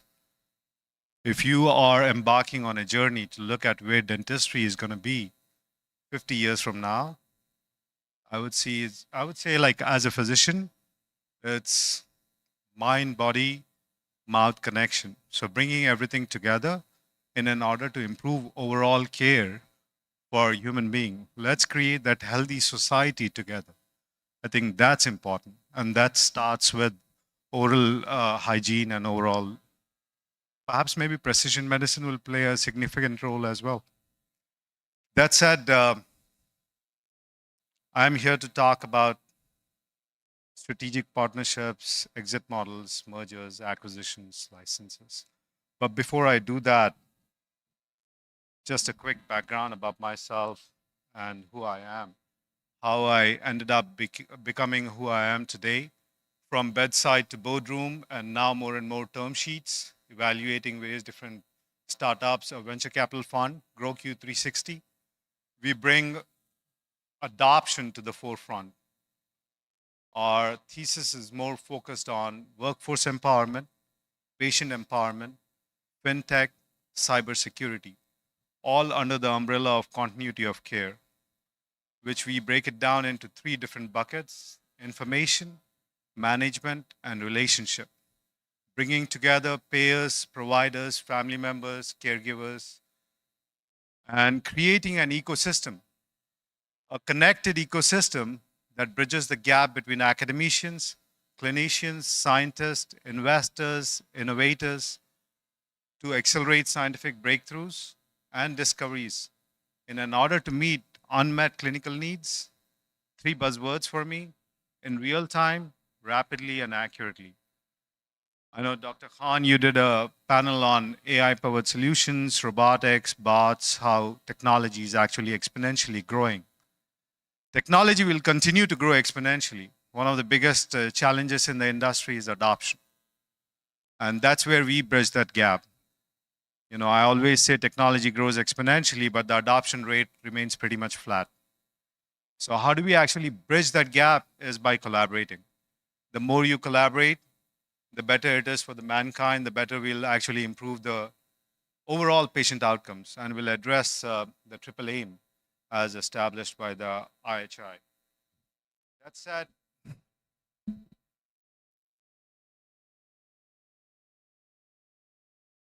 Darius or someone? Okay, here you go. The first question for you guys: if your business is worth $30 million, are you actually better off selling it once or licensing it? What makes it valuable and also 1,000 times better for you to either license it or sell it? keep that question in mind. I'll actually walk you through this presentation all around that question today. And I'll be as quick and short as possible as well. Now that I figured out how this clicker works.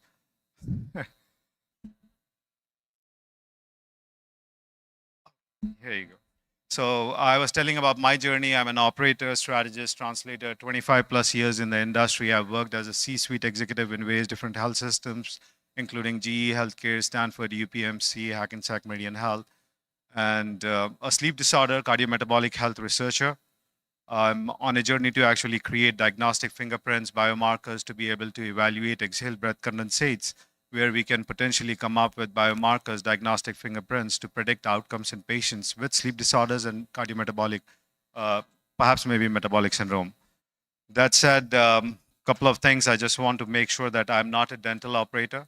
So I'm not going to mostly talk about the dental mergers, acquisitions, or licensing opportunities that are happening in the industry. What I'm going to talk to you about is how we can actually leverage overall licensing opportunities that exist in healthcare. And can we actually establish a clear guideline in terms of mergers, acquisitions, and licensing? Founders default to selling when they should be enabling adoption.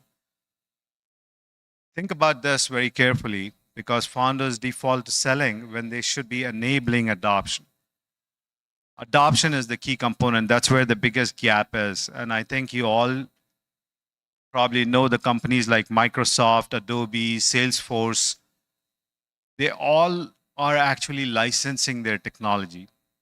Professor Clements, long time back at MIT, he described innovations in 3 different buckets: sustainable innovations, disruptive innovations, and process-oriented innovations. Sustainable innovations are those such as iPhones, as you can see over here, Microsoft, or companies like Google, Apple. They all came up with multiple different devices. Most of them, they carry the original prototypes, but they only enhance the existing solutions on top of it. And that's where the licensing opportunities exist. And what I wanted to actually showcase is, can we actually start thinking about licensing more than selling or being acquired by other companies? 3 doors, 3 different bets, right? Mergers, acquisitions, licensing. Cost of mergers, governance complexity, cultural fit, which becomes a deal in half. Then cost of acquisitions, what you build belongs to someone else. Earnouts depend on the buyers. Depends on strategic fit, to be honest. If you are strategically aligned with the organization with whom you want to either partner, collaborate, be acquired, or perhaps maybe merge with someone, that's an essential component. It's like a marriage. But one thing is important for you all to understand is in any marriage, it takes almost 7 years to get adopted to each other. And that's scientifically proven, by the way. Licensing opportunities, they are slower. Reduced productized IP, brand, or system. The most underused and often the most valuable. This is where the opportunity exists, guys. You guys are founders, funders, high net worth individuals, dentists, from medical community, healthcare professionals. But I think this is an important framework for you all to understand. I have done mergers of $1 billion, $2 billion, bringing health systems together. I have expanded ambulatory footprints of almost like 41 new locations across the United States. I have opened up new surgery centers. So I think the biggest opportunity for you all to collaborate is through licensing. That's my personal opinion. That doesn't mean that's the framework you have to follow. You have to follow the framework that is best for you, what is most strategically aligned for your organization. So just a scenario, $30 million acquisition, year 1, $18 million cash at close. Year 2, rollover equity, approximately $7 million paper value. Year 5, that's the exit. Year 10, $30 to $40 million in total. Assets sold, story ended. You don't have nothing to do with your company. The sweat equity that you have put in the company is far more bigger than the amount of cash you may have burnt. That's an important consideration you need to actually all think about. Scenario B, $30 million asset, licensed.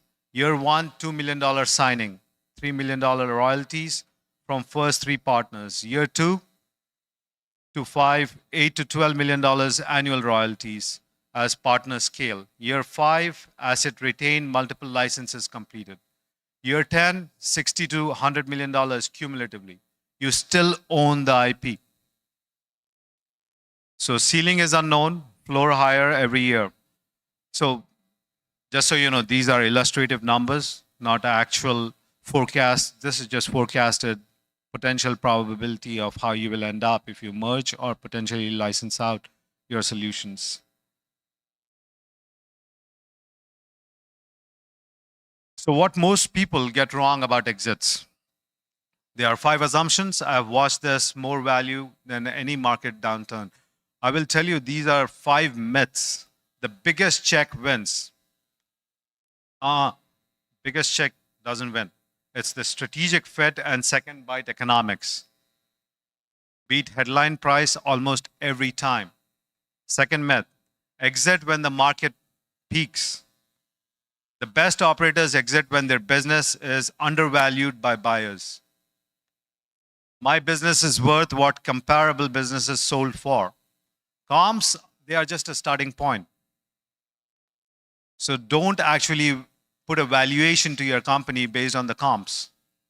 It's just some directional tool for you.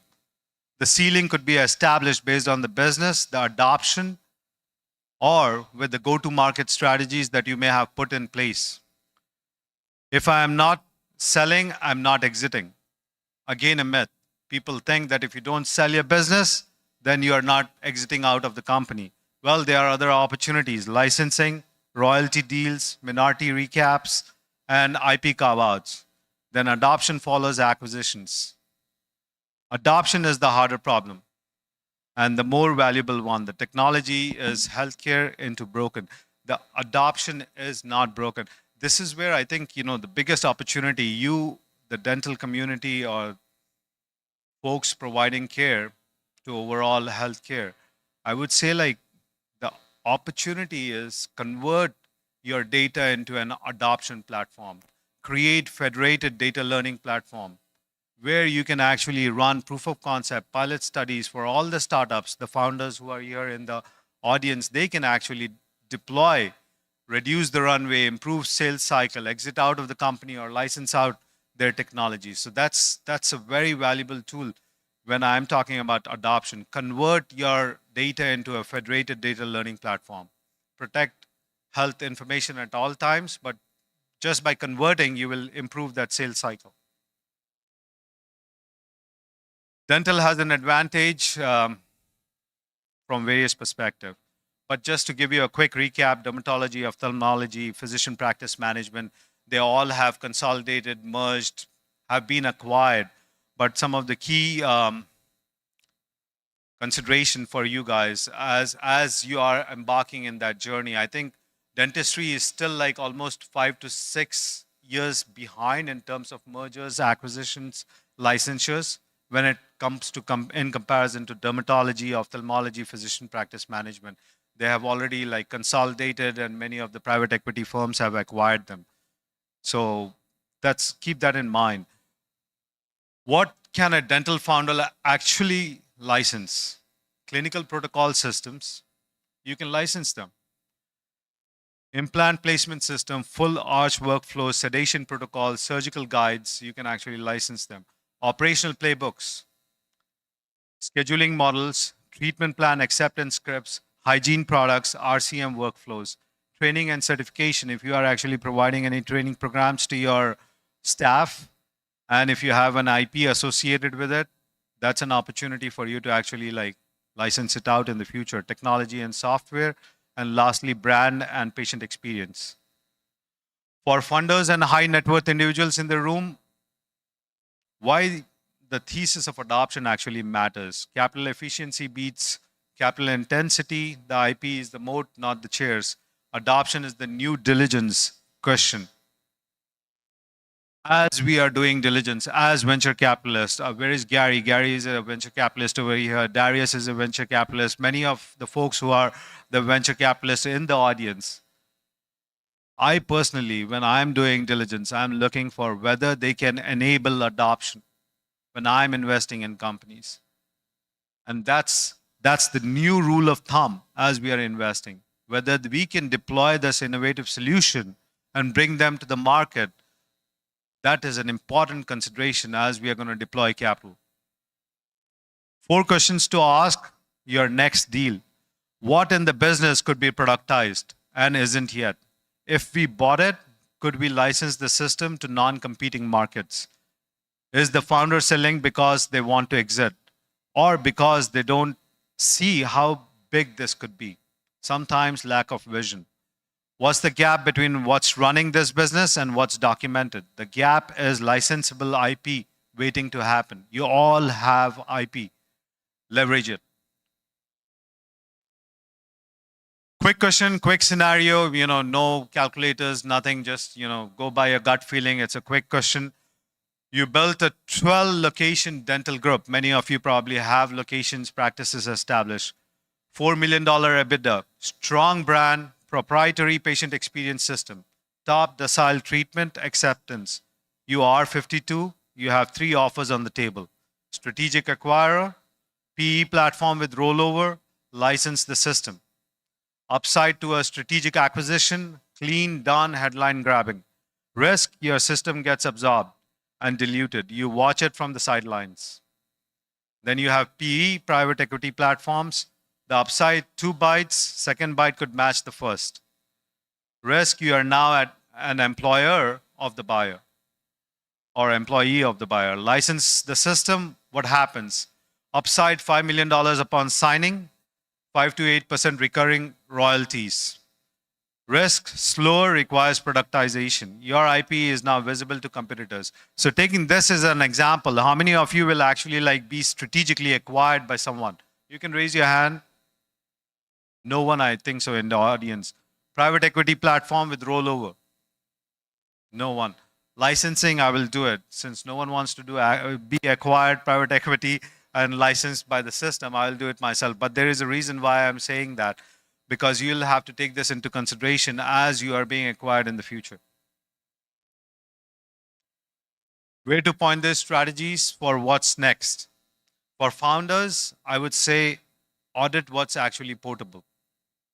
Document before you sell. Pilot one license deal. Negotiate carve-outs in any acquisitions. Build a moat that travels. For funders and high net worth individuals, underwriting is an important component as you are actually licensing your deals. Structure deals with retained IP. Fund adoption, not just acquisition. Look for tech-enabled founders. Build a licensing thesis fund. I'm sure Travis will pass on this deck, so you don't have to worry about taking pictures.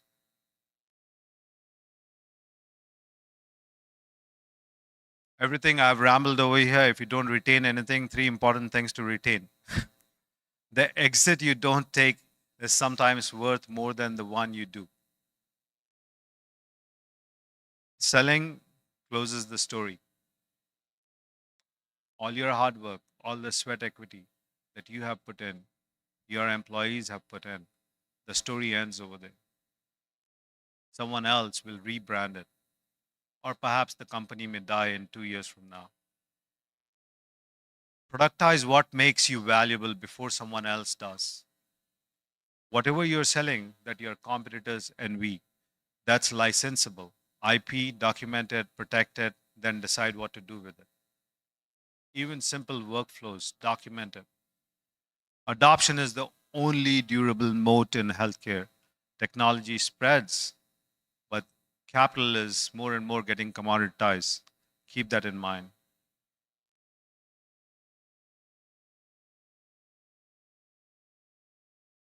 Lastly, I'm going to leave you with this. What part of your business could be running somewhere else tomorrow morning? Paying you while you're sleeping. Someone told me if you are not going to make money while sleeping, then you will work until you go to bed. Well, what I mean by that, you guys probably understand. So understand that it's important for you guys to remember this. Lastly, I will tell you I'm a Sufi at heart. Want to leave you at this quote: give to the world the best you have, and the best will come back to you. Thank you.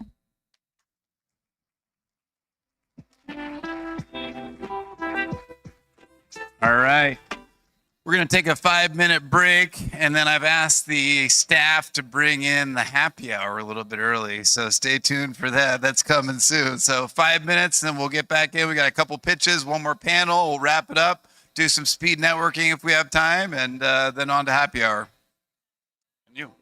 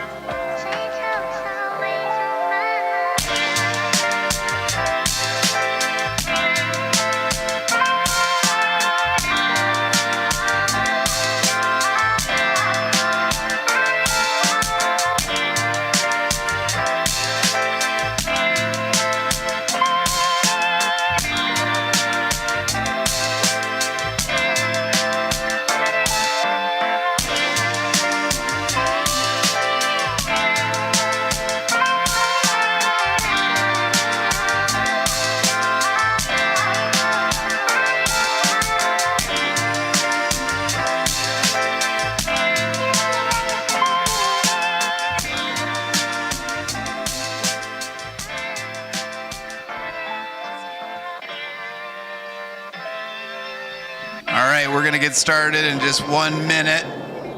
Love all the networking. We're going to be doing more of that at the end, and we're going to turn happy hour on a little sooner.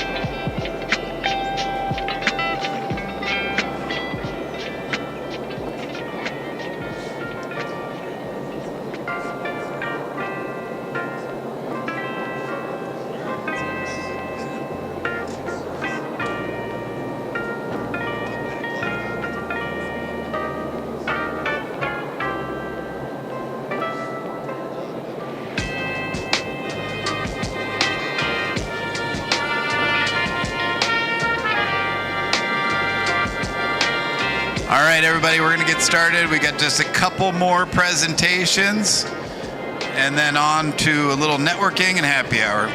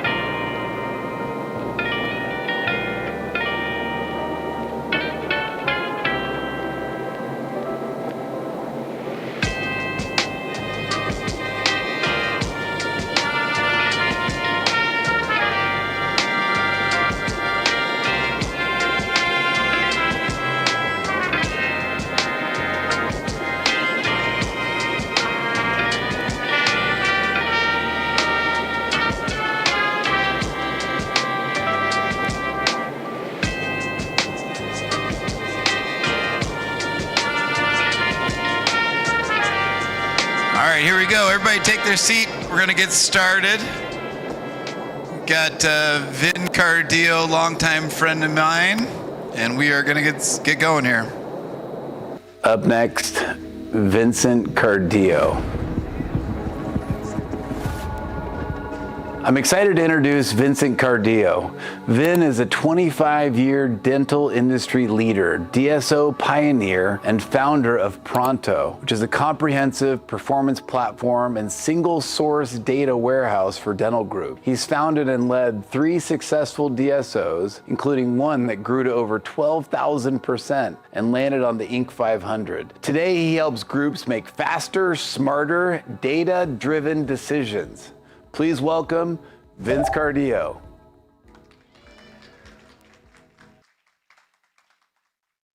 Good afternoon, everyone. Thank you, Travis and Darius and Mango and all the other sponsors. This is great to be here. Vin Cardillo with Pronto, and we are a practice performance platform, and I'm going to get into that and explain exactly what that is.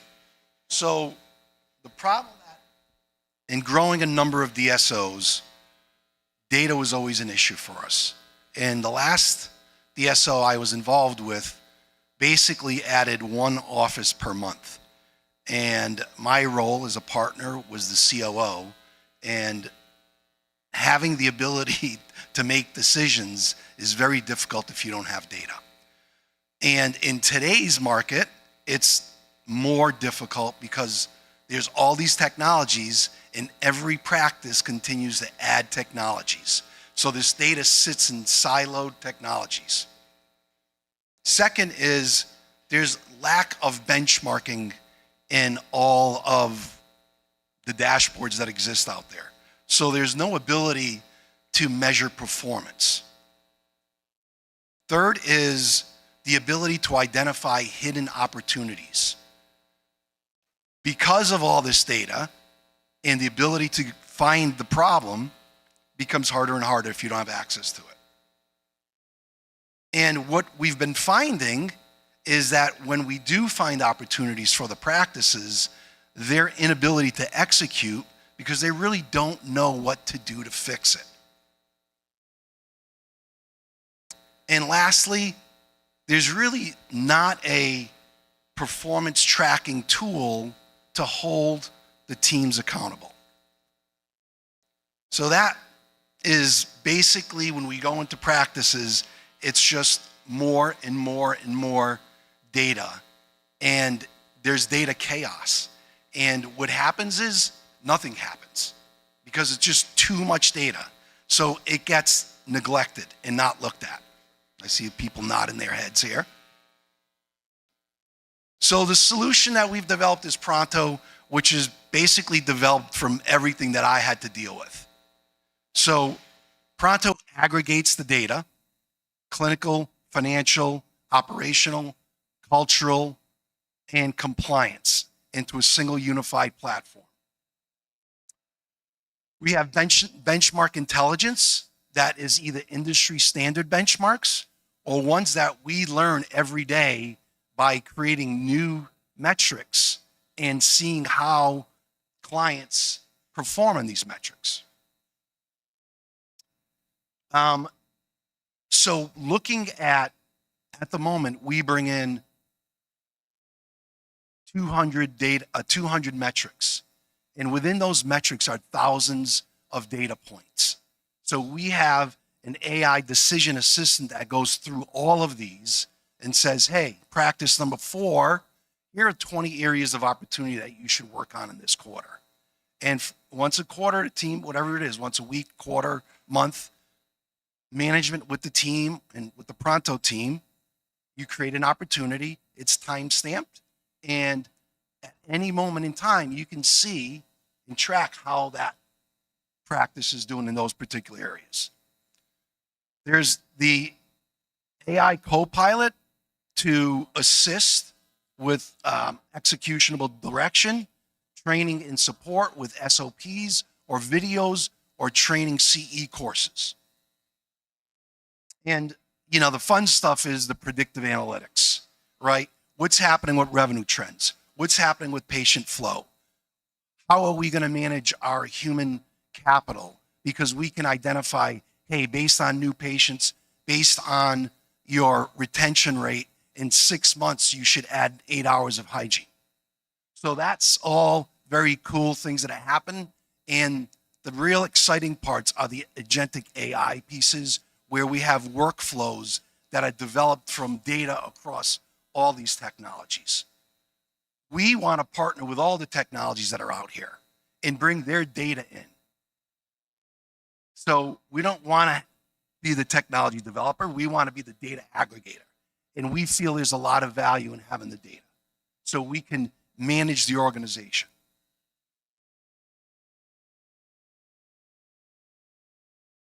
Okay, so, you know, everyone knows the market's big. We're focusing on the 3,200 or so emerging group practices. We think it's 12,000 offices. Bill, is that number right? Somewhere around there? Well, it's close. So that's where we're focused on. So our validation success is we've got 8 paying clients now, which is probably about 35 offices, 3 key opinion leaders.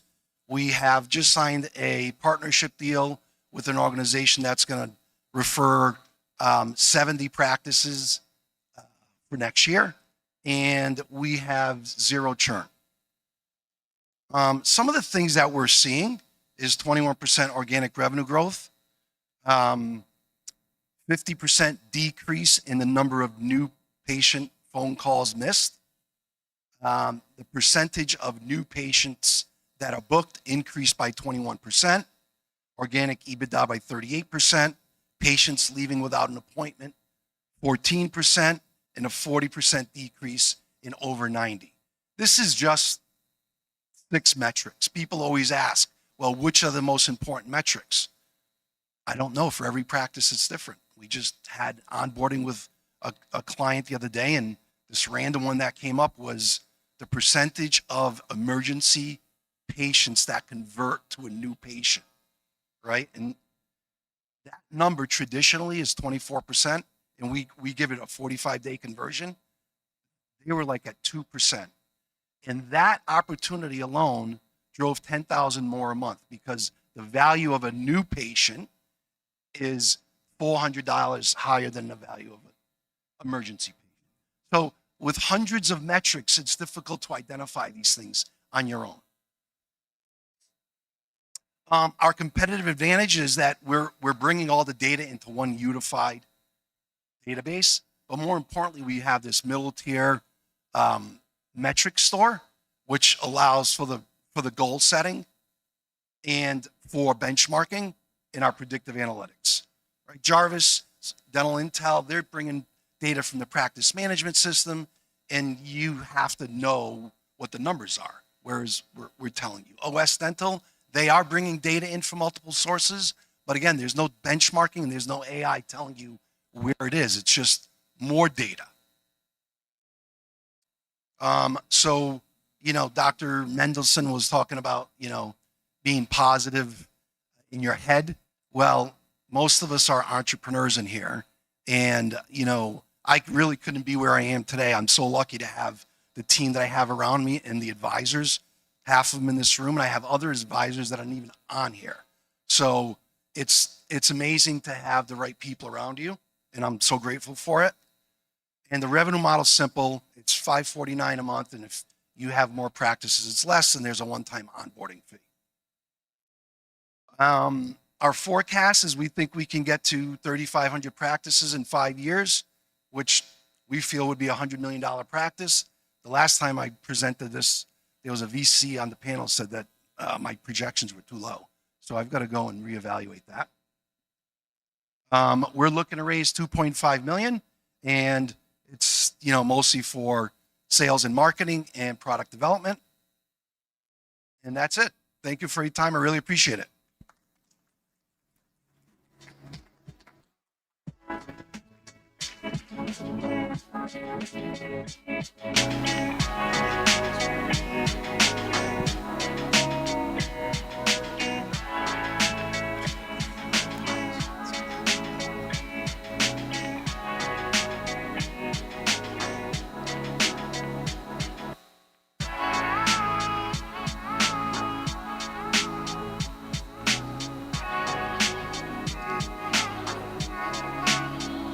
I'm excited to introduce Akash Pai, co-founder and chief product officer of ZeroBrush.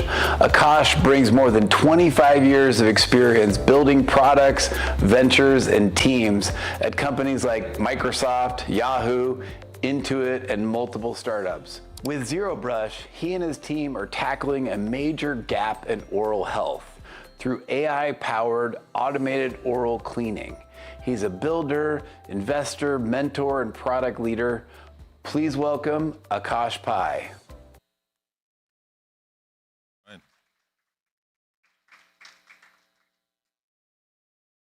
I know I'm between you guys and the happy hour, so as the slides come up, I'm going to keep it short and keep it concise. So let's get this going.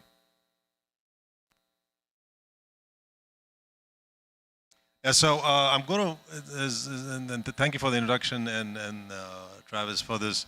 I'm going to talk to you on ZeroBrush, which is an interesting platform, I would say, to bring out new at-home oral care products. I talked earlier on physical AI a little bit, and I think one of the passions we have is how do we look at improving care from a consumer standpoint. So the problems that most of us, I'm a user in dentistry, and trust me, it doesn't make me feel good when I go to the hygienist and they tell me you have done a bad job. I have not done a bad job. I thought I did a good job. But every time I'm told I've not done a good job. And why is that? That's something that we started looking at, that patients, you know, they are trying their best. But what is happening is that the results are abysmal at best. And one of the reasons for that is, if you look at the technology today, on one side you have the dental clinic, you have the best, trust me, you have the best technology that I've ever seen. You got 3D printers in your office, almost nobody has that. You have been using AI before AI was a good word. I mean, you started using it in 2015. At that time, nobody cared for AI. So the technology at the dental office is fabulous. Look at what's happening at home. I have a stick and a thread with a motor on it.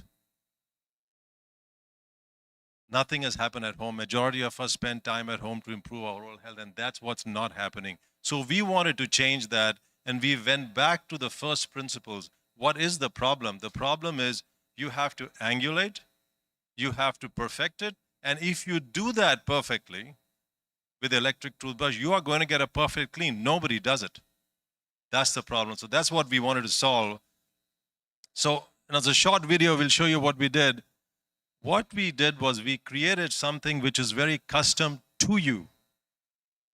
So we created a custom mouthpiece which fits each nook and cranny of your teeth.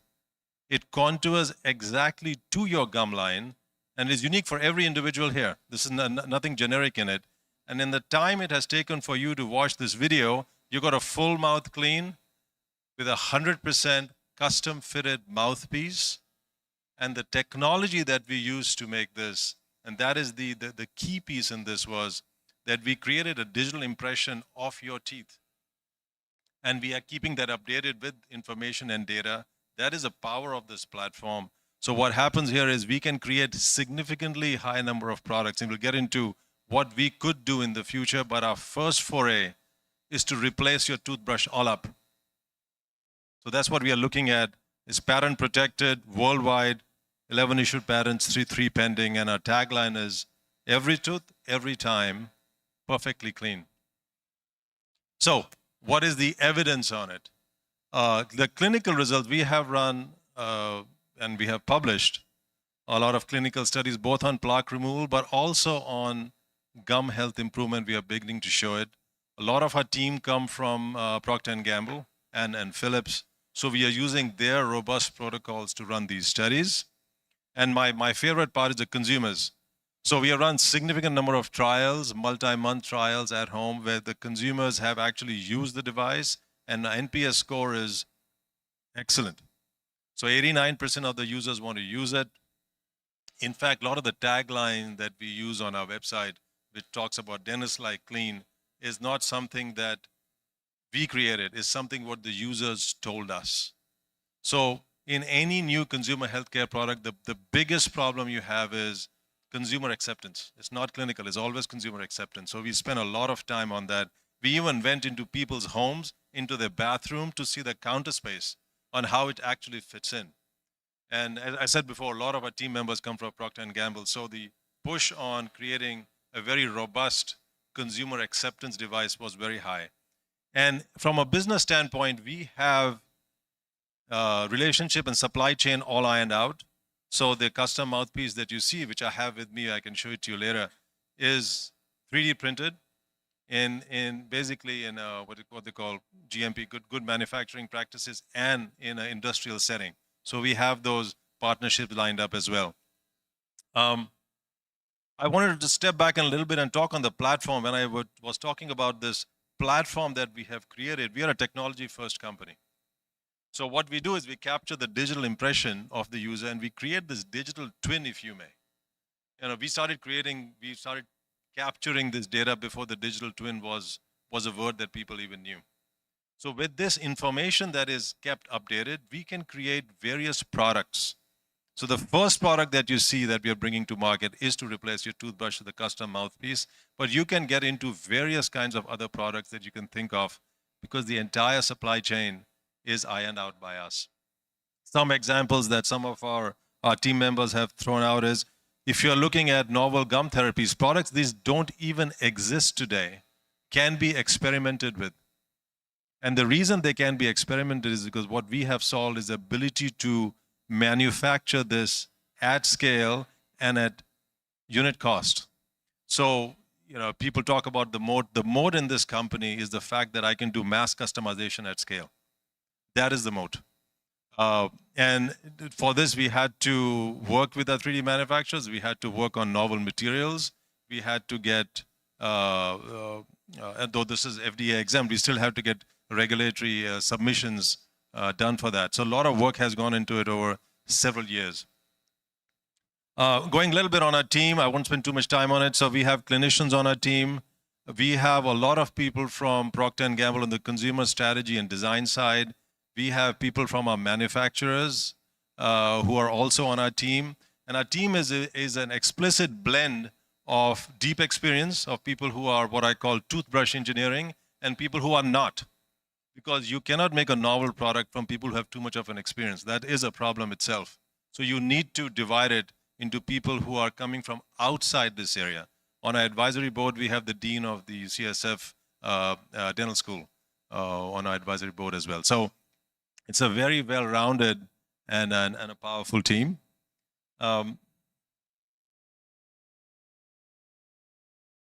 I'll quickly go into the market launch that we should be doing the next 6 to 7 months. Our initial market launch is B2B2C, which is we'll go through the dental offices first.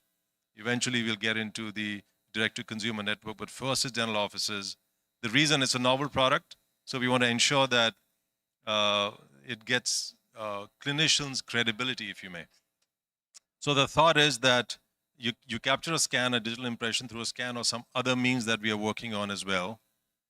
The important point to note is that we do not require any integration with any PMS in a dental office. We don't require any inventory in the dental office either.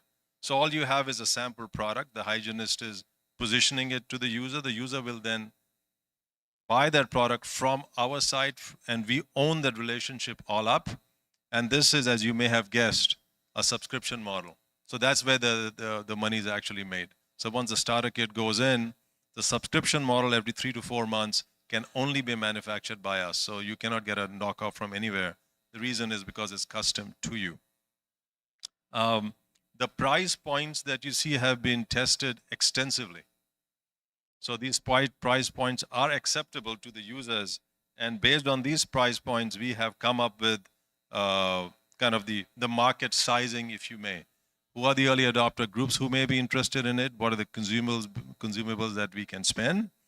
And we feel fairly confident of the early adopter market who would be interested. An example is people coming out of orthodontic treatment, people with families, people with gum care issues. Those are typical early adopters of this product. Lots of numbers here. Easy way to recall it. It is obviously a large market. Everyone in the world brushes. So that's our market.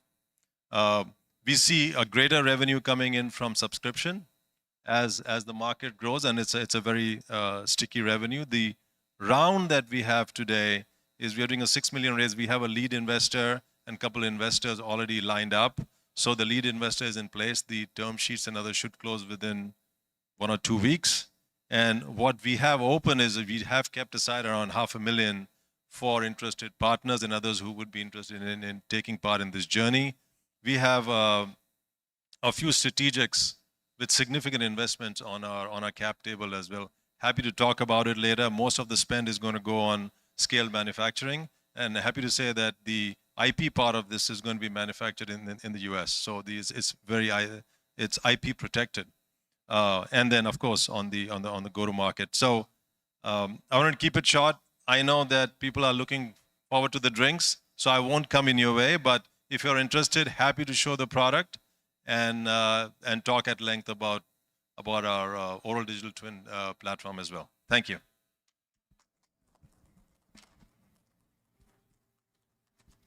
All right, up next we have Mark Aniel from FX, going to be talking about his investor pitch here.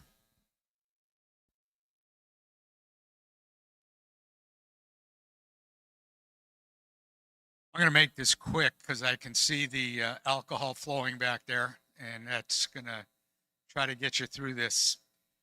So as Travis said, my name is Mark Aniello. I am the CEO and co-founder of FX.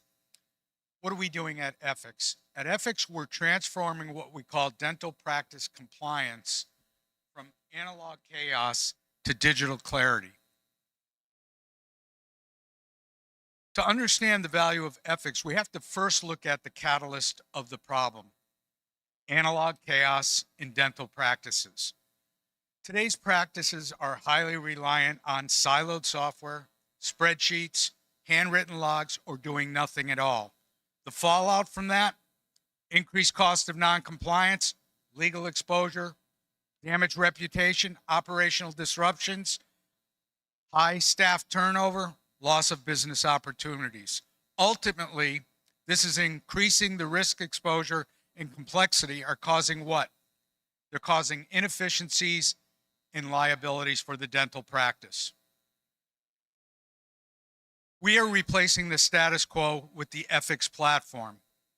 Today's practices, again, are operating on old technologies, producing massive blind spots. What happens with that? Zero integrated reporting means management discovers issues that are becoming expensive, being reactive instead of proactive. Fragmented workflows, disconnected systems, physical paperwork, reactive risk, manual tracking, massive gaps in legal and financial protections. The FX platform delivers predictive compliance: identify, manage, mitigate compliance risk, streamline your workflows, cloud-based, scalable, customizable, task automation, insightful analytics, real-time business intelligence reporting from what we call a single source of truth. How do we do this? We use this term, a single pane of glass, for total compliance. We have an excellent suite of business intelligence compliance tools, right? Business intelligence platform. And we look at, when we're looking at the compliance side, we're talking about the clinical side of the operations, right? We want to be able to deal with document management, SDS, FIU, documents that are related, policies, procedures. We want to be able to deal with regulatory compliance, OSHA, HIPAA, EPA, automated audits and permitting, compliance analytics that are looking at credentialing, continuing education. Think of all the different things in that aspect. Equipment management, incident management. What we also want to be able to do is have strategic partners that are enhancing each of these different modules that we're talking about. We have great traction right now, over 336 locations, 100 clients, and over 4,200 users. We all have been talking about this growing market. We see a very respectable 11 to 12% annual growth rate. What is driving the growth today? Regulatory changes. Ever-changing regulatory environment, shifting legal standards make it difficult to have your practice run. AI integration. Everybody's been talking about AI today. Market thirst for predictive analytics and process automation. And then we're rapidly moving to this digital markets, right? We're looking to digitize, surging priority from accessible, scalable, cloud-based platforms. It's the end of the day for me also.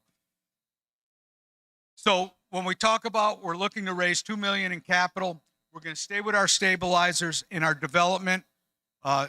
We got great product development, and we're adding these innovations. In our operations, we want to continue with our customer success team expansion. Our main thruster is with sales and marketing. We want to be able to enhance our marketing tools, build sales collateral, drive intensive leads, and generation and capture market share. We got a great leadership core.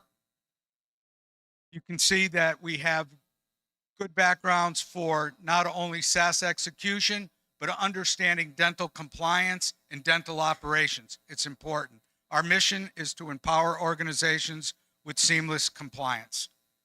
Try to keep it short for you today. Thank you.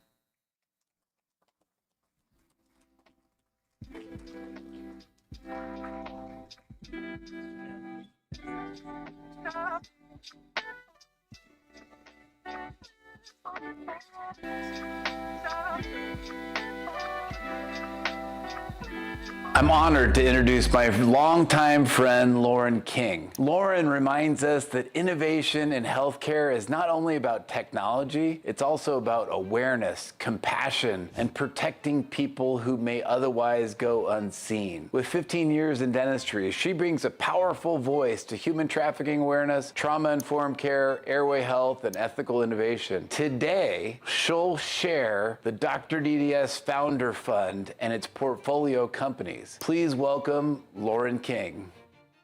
All right. Nice to meet you guys and see you guys. I am not here to pitch for you, actually. All right, let me see if this is good. Perfect. So I'm actually here to talk about some things that possibly will help you and help everyone involved in terms of the pitfalls of being a founder, the hardships of being someone new and trying to get something off the ground. I do talk about primarily my expertise in human trafficking awareness, which is the fastest growing organized crime in the world. And I do have some advisors in the room that have made sure that I know all the pitfalls along the way of talking about something so difficult, but also trying to take care of myself at the same time, right? Because yes, you're out here, you're trying to make a difference, you're trying to start a company that could change the industry, help the industry, but we also have to take care of you too, right? We can't burn out before we even get started. So the private fund that has brought me here has 4 companies that I am going to present to you today, and I'm also going to go through the problems that we have along this process as well. But I'd like to know who I'm talking to first. So how many founders are in the room? Wow. Okay. Look, that's a lot of the room. Okay. How many advisors are in the room? Founders, are you looking at those people? You need to know those people, okay? You don't think you need anybody until you do, and then you need them really bad. Get to know them now before that happens. How many entrepreneurs in the room? Okay. And how many clinicians are in the room? Okay, great. So I myself, I'm a dental hygienist by trade. I was an assistant first. I worked in oral surgery, and then I became a dental hygienist for the last 10 years. I've been a professional speaker for 7 years, and I primarily speak on things that are very hard to understand or very difficult to digest. Lately, it's been tech and innovation. Everything is coming at hyper speed, right? And everybody wants to be first to market, and everyone has the next best thing. I get it, and I hear you, but then you have the audience that has absolutely no idea what's going on. They have absolutely no idea how to use any of this stuff. So that's what I do. I help you understand what exactly something is, what red flags you need to be looking for in terms of how much data do they have, how long have their users been using their technology. All of these things are super, super important. But there's a huge problem in all of this in our industry as a whole.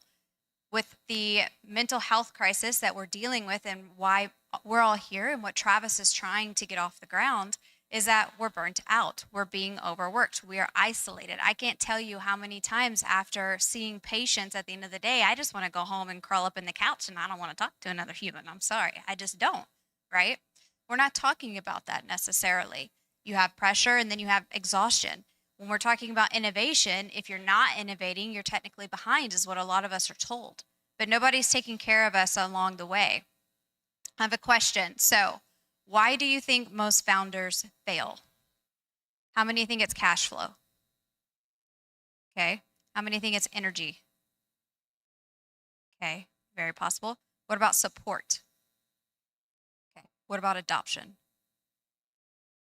Adoption is the reason. Okay. Why is that? It means nothing without trust and real acceptance and adoption. If no one is there, if nobody knows what you're doing, if nobody's going to help you get the word out, we're never going to get anywhere, right? When you're first starting, a lot of your budgeting and a lot of your money, I tell companies all the time from what I've seen over the last 7 years as a KOL, if you're not marketing, if you're not showing up to the conferences, nobody knows who you are yet. How many people still agree that dentistry is a relationship industry? Everybody in here just raise their hand, right? Get to know people, come to more events like this, hire people. You don't have to be the expert. Someone just introduced me to someone in the back who is a new founder who hates public speaking, okay? Absolutely terrified, does not want to do it. She said, oh, you need to meet Lauren King. Why? Because she can do it for you. You don't have to be the expert. You can hire that. The quicker you fail, the faster you fail. One of my biggest things is to fail faster, right? The quicker I find out that what I'm doing is not working, the better. It's okay to admit that you're not a great speaker. It's okay to admit you know nothing about marketing. But what you do need to do is speak up. What did Dar say? He said, closed mouths don't get fed. You need to speak up and ask for help. That is totally okay. If you don't, it's going to take you 10 times as long to get where you need to go, which means it's going to take you 10 times as long to help the people that you're trying to help. Okay, and you're going to get burnt out in the process. We don't want that. The stakeholders in this room matter. Clinicians believe in it, advisors support it, offices adopt it. That's what's going to be the most important. As we all know, a seed only grows when people water it. You need help, and that's okay. Companies need more than just capital. Okay, adoption. We're talking about this again. Just having the capital is not enough. Do you have a good support team? Do you have advisors that are going to say, hey, there's a pothole there. I drove over it last year and it wrecked my, what's it called? Your axle, I think is what it's called. Don't drive over it, right? You need people like that. It's okay to admit those things. One of my longtime mentors, Emily Latran, is in here.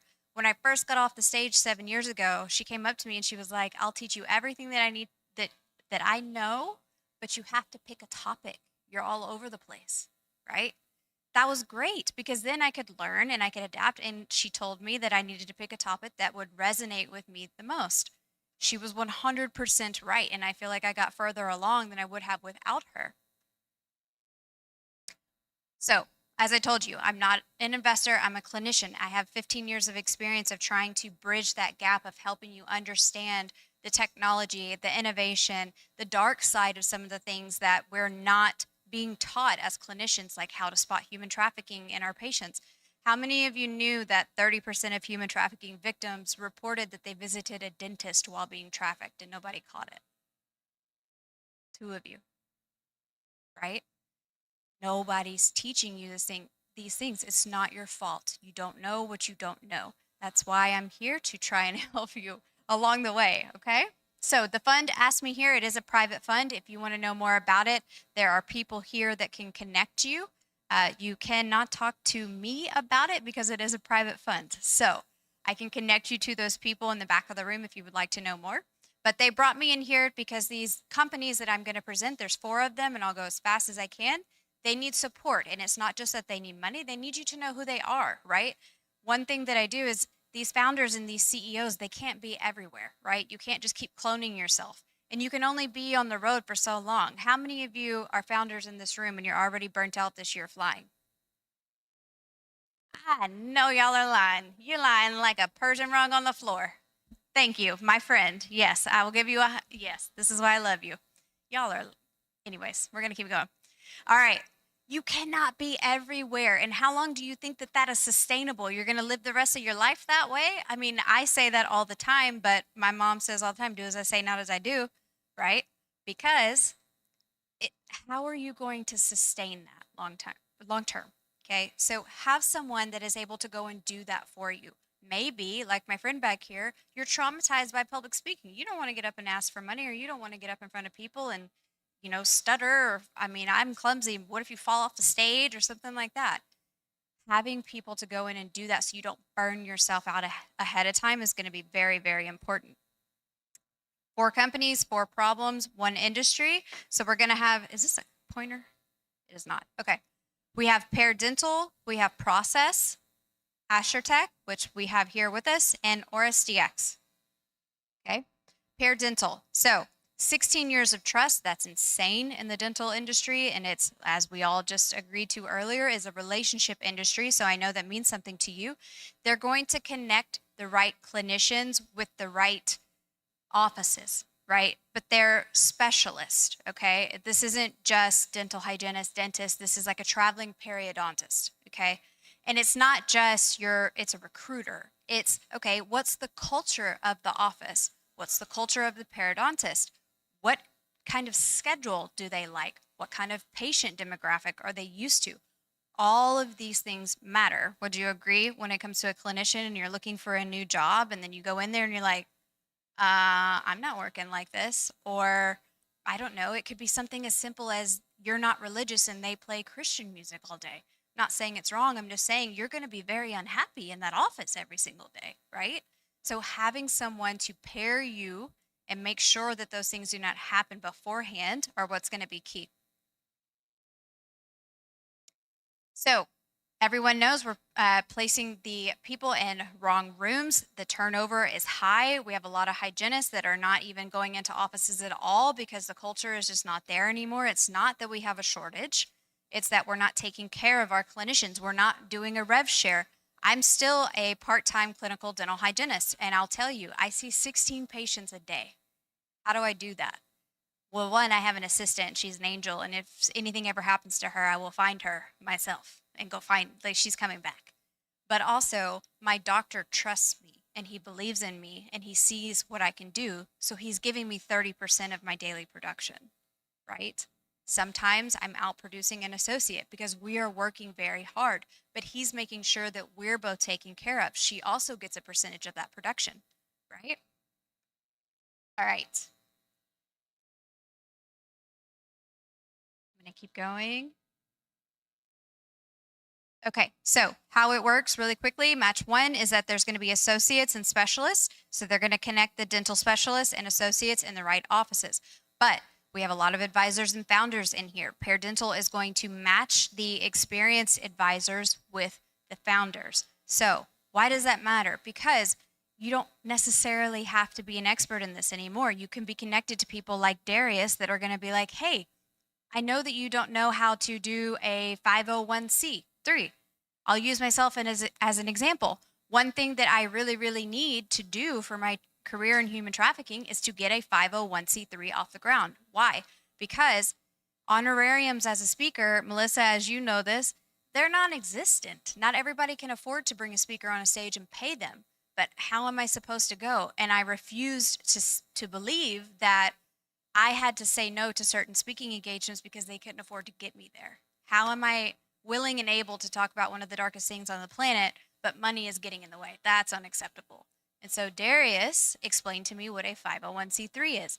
It is federally recognized, which means anyone that donates to my future 501c3, Finding Anon, will get the tax write-off.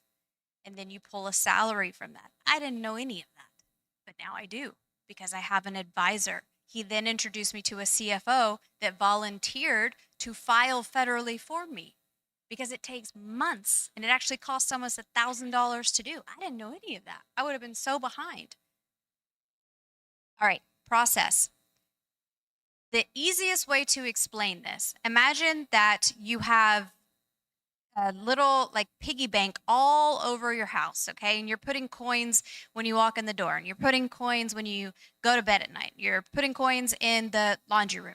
And then at the end of the day, you have to go back and you're looking at all of these things and you're having to pull all these coins out and then you're having to count everything, right? Most of our offices are using 6 to 8 different software companies or platforms in order to manage all of these things. Process is trying to put all of that in one place. You can't protect what you can't see. How many of you that are clinicians are losing money every day and you have no idea why? You have no idea why there's freaking write-offs. Why is everything a write-off in the worst way in dentistry when it comes to production?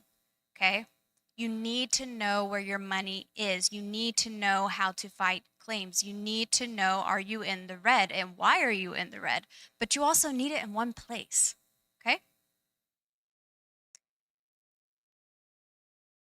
All right, so AstroTech Surgical, I love, love, love them, and I love what they're doing. You're laughing. So one of the best ways that they explain this to me, and I love it, it is like being in a car, and you know where it's like, turn around. It's like beep, beep, beep. Millennials, y'all start singing that song, I'm gonna call you out. And then, you know, and it's like, stop. There's something back there, and it stops you. That's exactly what this AI technology is doing, but it's for surgery, okay? So it's like you're in there and you're about to place an implant and you are basically blind. I mean, let's be honest. And then all of a sudden you're being notified, hey man, hey, if you don't stop, you're gonna perf, okay? We need technology to start helping us work smarter. One thing that has been explained to me by someone that has been placing implants for many, many years, he admitted that any newer docs that are coming out and they are embracing technology, even though they don't have his decades of hand skill experience, they will still outperform him because he doesn't know how to use technology. Yes, hand skills, you can't replace that. I mean, yes, you can be very good, but decades of hand skill experience is totally different. But if you have mediocre hand skills and you're implementing AI and you're implementing technology, I'm not going to perf you are. I don't care how good you are at placing an implant. You can't see where you are. I can. I know when to stop, and I'm okay to admit that I'm blind. Be okay with that, okay? GPS for the drill. You like it? AI supports the surgeon. It does not replace the surgeon. It is okay to say you need help in any area of your life. I promise you it will be okay. All right, Auris DX. So how many of you clinicians are, and this is the last one, how many of you clinicians are using something to test for oral cancer besides your eyes? Oh, wow, okay. Very, very low, all right?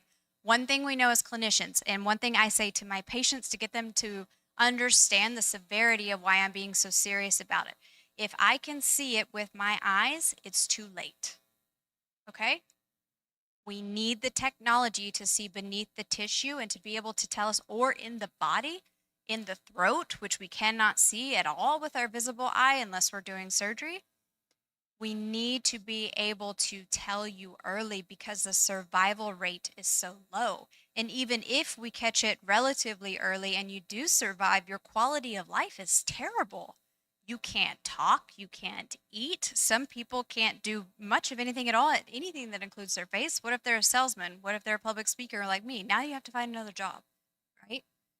Having a technology like this is going to be extremely, extremely important because of early detection. It is a saliva test, okay? They have the highest sensitivity and specificity of any of the other companies, but they have also gained reimbursement. You will get paid for this test. At the end of the day, we cannot do everything for free. It's non-invasive and it is built around genomic biomarkers. The way I like to explain this is if you have a forest on this side and all the trees look great, they look like they're healthy, you don't see any smoke, you don't see any fire, but there may be a fire starting at the bottom, but you can't see it yet. What they're doing is they're specifically going after genomic biomarkers, and it's like looking into a forest and 3 of the trees are on fire, okay? And you can see it. That's how they're different. Make sense? All right, guys. The future of dentistry is yours to shape. It is okay for you to admit that you need help as a founder, as an advisor. Always be a student, always be learning. All right? And keep this in mind. You cannot lose what's meant for you. I know you want to be first to market. I know you want to change the world. I do too. I hear you. I've dedicated my life to it and my career to it. But just because it's taking you longer and just because someone else might be right behind you doing what you're doing doesn't mean they're going to take it away from you in totality, because they cannot present it the way that you do. You're not meant to speak to every human being on the planet. Get okay with that. That's totally okay. I could say the same exact thing you are to an audience, and it's only going to resonate with half because they can't hear my voice no matter how I say it. That is okay. All right. I love you guys. Next. Thank you, Lauren. Great job. Everybody's got drink tickets. The bar is open. We have 2 more presentations, and then we're going to move on to happy hour. So up next, Catherine On. At the Dental Venture Summit, we celebrate people bold enough to build what's next. Dr. On is one of those people. Catherine doesn't just see dentistry as teeth. She sees it as a gateway to breathing, sleep, airway, aesthetics, and the whole body health. Through Aviera Centers, she is building an integrated model rooted in one powerful truth: health begins with oxygen. Please welcome Dr. Catherine On. Thank you so much for that introduction, Travis. Hello, everyone. I am very excited to be here to share with you my dream and my vision, and to explain to you why this is important to me, and hopefully you will agree. So, I'll hold it like this. The world is waking up to the importance of oxygen, breathing, and airway. For me, I discovered this about 10 years ago. I didn't think it would take this long. I remember when I was first building my dream, Dr. Howard Hinden, who is one of the spokes leaders in this airway community, he came and visited my center when I first opened. He said, "This is exactly what healthcare needs, except you're 5 years ahead." I thought, what do you mean? How could I be 5 years ahead? But you know what? This is where I'm at now. It took about 5 years for the momentum to build. The problem that we're trying to address is chronic disease, is rising. Over 75% of adults and about 40% of children are suffering from chronic disease. In fact, more than 50% of them have more than one condition that they're dealing with. So if we have, let's say, 100 people in here, 75 of you have something brewing in your body. You may not know it yet. But healthcare is reactive, and it is managing the symptoms. They're not looking at the root cause yet.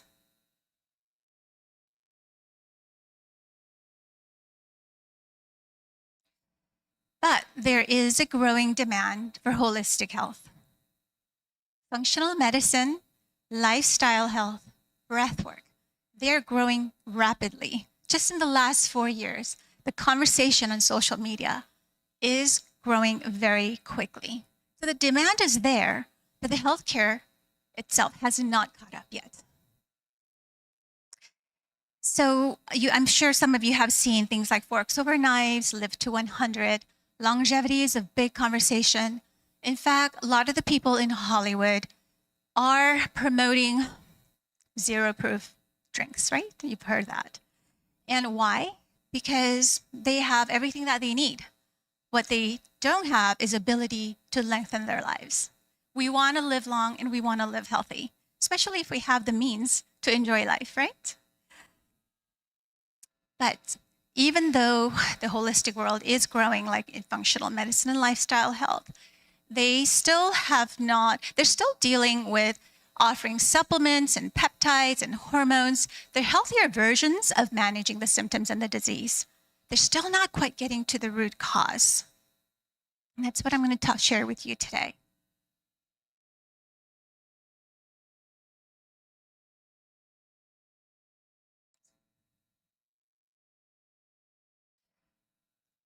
So in this alternative functional world that's growing, functional health, what is missing is oxygen and airway. Oxygen is a currency of life.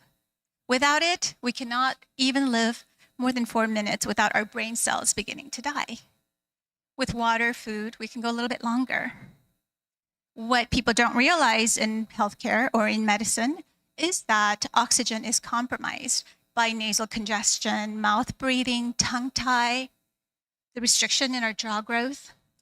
Our tongue blocking our airway is what obstructive sleep apnea is.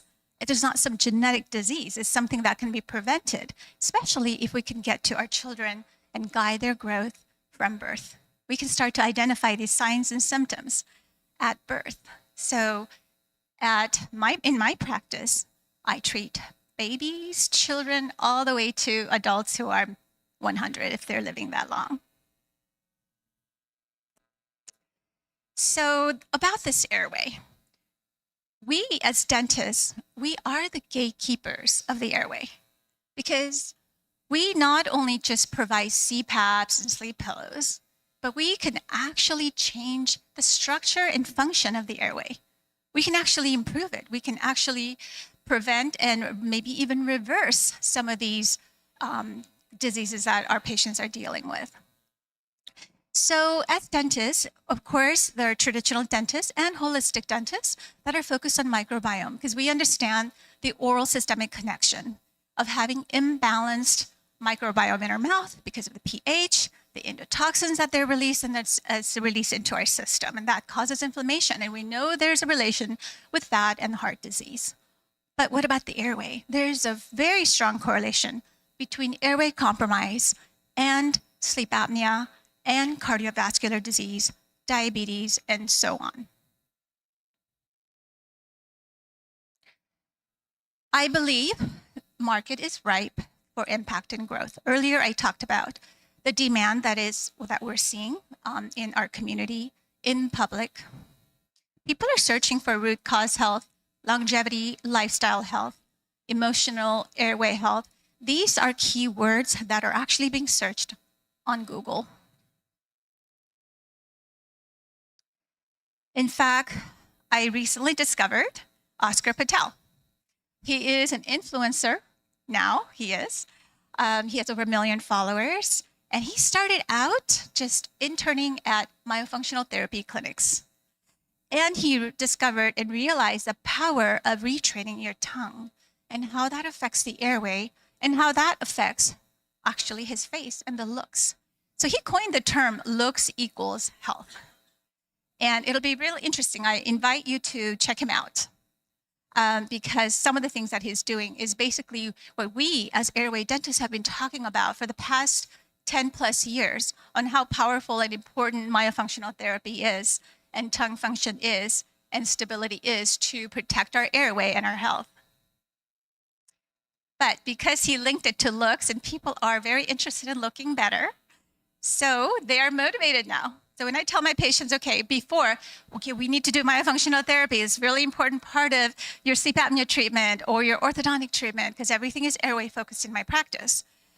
They were like, they don't want to comply. They weren't really motivated. But when they start seeing some of these patients like online, I mean himself and some of the people that he's treating, I call them his patients. I call him the Instagram doctor. So because he's actually making a difference in these people's lives. They're improving their health and their looks all at the same time. So that's just a sample of how the momentum is growing. So from my perspective, the Aviara story, why Aviara? Started out as a child because I actually had a lot of these symptoms myself. I had tongue tie, I had a lisp, I had swallowing issues. Later on, it led to TMJ issues, sleep issues, all of these symptoms that I'm treating in my practice. Eventually, it led to 3 rounds of orthodontics with 4-bite extraction, instability of my bite, eventually TMJ therapy to improve, and now I'm functioning because of that. So there's so many things that I experienced personally that led me to understand how important what we're doing as airway dentists is.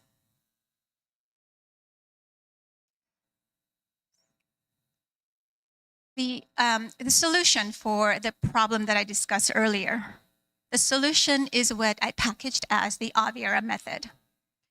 Aviera method is an advanced integrative system that focuses on restoring the body's innate ability to heal. Not just throwing things from the outside, trying to calm things down or mask the symptoms, but actually getting to our cells, which already has the magical ability to heal. And how do we do that? And I believe that is what is called root cause medicine.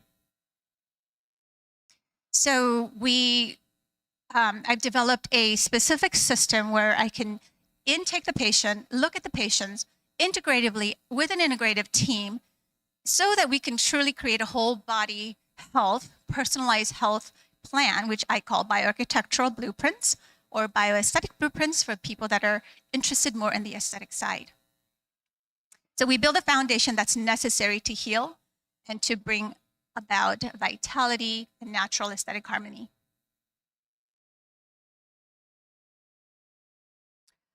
Our vision is to lead a new era of root cause healthcare to unlock whole body healing. A lot of people talk about this in different segments, even in an alternative world like lifestyle functional health. But the conversation of airway is still not there. And airway dentist is definitely growing. I mean, every conference I go to, there's so many of us now. And we see the light, we want to help our people, but we haven't connected ourselves to the functional medicine world. We need both. And this is what the Aviera vision is, to connect the healthy airway with healthy lifestyle, which more people know about, and also the healthy emotions. I mentioned earlier that my mom, she almost died with rheumatoid arthritis and cancer because of her emotional stress. So just having that, we don't realize how important that is and the impact that it makes in our overall health. So all three of those pillars have to be there for our foundation to be really strong. And even though these individually, people know about this, but putting it together and how we put it together is the Aviera method that I have developed over the past several years. So here it is visually, airway, lifestyle, emotions. So when I really looked at the foundation and the symptoms and the problems that we're trying to help our patients with, what I realized is that there's a connection. And it starts with these, so it ended up becoming these 12 divisions, and this is what I call the Aviera system. So a lot of dentists, again, they may treat oral health or TMJ or ortho, and then there's physical therapists treating the posture. There's oral, maybe medical doctors or dentists treating sleep apnea. So there's all these segments of these very important divisions, or what I call services. But the way I connected them together, the way I work on integrating that thinking, that thought process, and how that translates into a story for that patient that can help us design a plan for them that is very personalized and specific to their healing journey. So we have all these 12 divisions at our integrative center in our Los Alamitos flagship center. Again, this is the method I talked about. I won't go into the details. So the past 5 years, built before scaled. So about 5-6 years, I've been in development and in the validation phase. I have funded this myself. I started out on my own. I developed it, I refined it, and created this model, and I self-funded it. And it has basically, it's underutilized because it's just me. But I built this center, this 5,000 square foot center, so that about 10 providers can work together to integrate that, connect the dots for our patients that are coming in. One same patient with the same problem, they could go to different doctors or specialties and get different answers.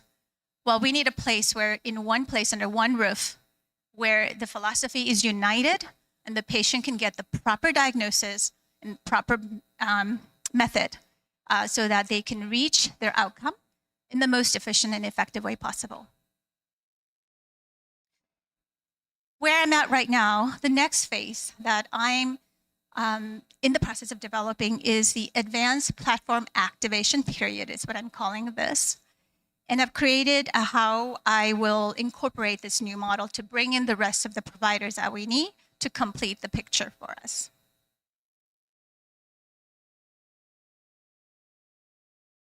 So the model that I've created is not a practice, it's not a dental practice, it's not a medical practice. I created a platform, a system, and a method that can be plugged in where doctors with a similar vision can actually come and work together. I go to a lot of conferences, I'm learning all the time, and I meet so many dentists that are in this space. And when I tell them a little bit about my vision, they get so excited because they want to be part of it. They want to do something meaningful with their career and with the knowledge that they have. So this model is like taking basically traditional practices where the overhead is anywhere from 60 to 70% on the average, whether it's a dental or medical practice.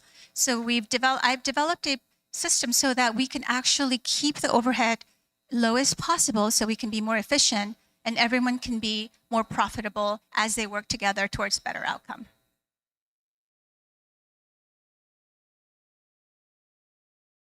So the market analysis.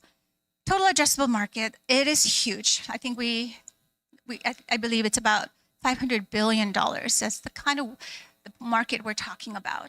How much do we want to capture that? That I don't know yet, but I'm starting out here. I'll tell you in a minute what my goal is. So I started out with the Aviara Integrative Center with the 12 divisions or the markets. But what I'm in the process of developing also is creating a Beverly Hills premium aesthetic center on Rodeo Drive. I had this opportunity and I just felt that if we can incorporate the aesthetic and really focus on that, not only on wellness, the aesthetics is part of it. So if we can focus on that, we can brand the Aviara brand in a market that actually has a disposable income and we'll be able to have a better financial bottom line.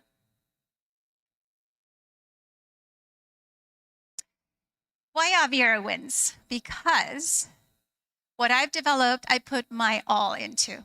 My heart and soul is in Aviara. Everything that I believe in, every asset that I have, I put into this. Because I believe it is the wave of the future. It is the future for our children. Because it is powerful. We can do so much together if we can really take this root cause approach and bring the medical dental community together so we can connect the mouth and the head to the body. Anyway, our barrier to entry, I think the fact that it's going to take a lot of money, at least is my estimate that it will take at least 5 to 10 million in capital requirement with at least 3 to 6 years of time investment to develop the model. 5 to 10 plus years of education experience to really understand every aspect. Because you can't just know a little bit of this and create this big picture of health.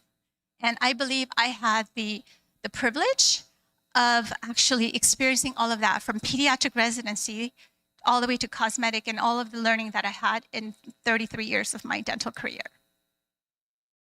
So I created the proprietary knowledge, IP, and branding that I believe is scalable.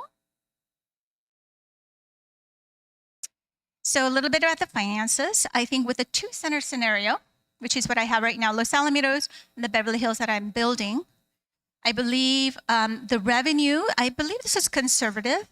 For the practice each practice can be about 2 to 6 million for Los Alamitos, about 2 to 3 million for Beverly Hills.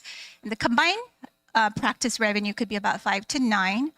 And if we base it on the overhead percentage that I talked to you about earlier, where average is 60 to 70%, if we can keep this under 50%, we can safely assume that Aviara can also have the revenue of about 50% of that. And with that, we will pay our overhead because we're controlling most of the overhead. And then our EBITDA could be on the conservative end about 1 million, strong about 2.25, and the valuation for 6, 8, and 10 would be as follows on the screen. Now, if we can scale this to 10 centers, our revenue could be what you're seeing here.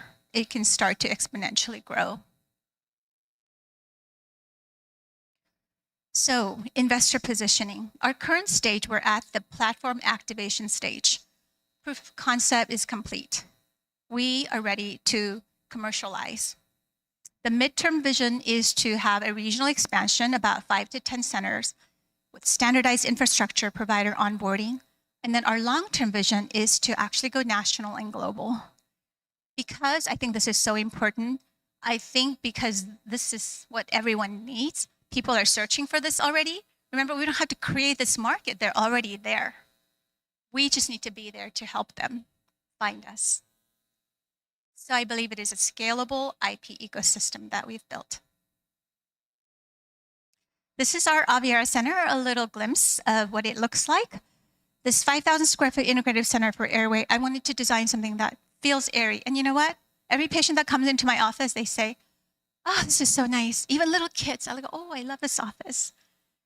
And I think we're talking about airway and health. I think the environment should feel healthy, right? So that's what we've designed. The Aviara Beverly Hills is what I'm currently working on to focus on the aesthetics and longevity. This is a little 3D rendering. The colors will be a little bit richer, but this is the actual design of the office. Just a couple of patients. There are 2 patients here. The reason why I shared them with you here is because Mateo actually came in because he can't sleep. He was a mess when he came in, really severe sleep apnea. His quality of life was so poor, like he could barely function.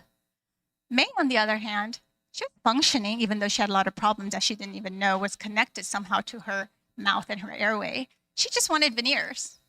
So this is what I mean. Patients come in to through different portals, health and looks, right? But at the end of the day, the foundation that they need to heal and to look good actually is one and the same. Here's a little girl, Francesca. She first came to my office when she was 6 years old. Now she's 14. When she came in, she already had symptoms. Actually, my husband's a dentist, and he referred her to me because he's like, I think she needs your help. She already had some pain, and she was having sleep issues.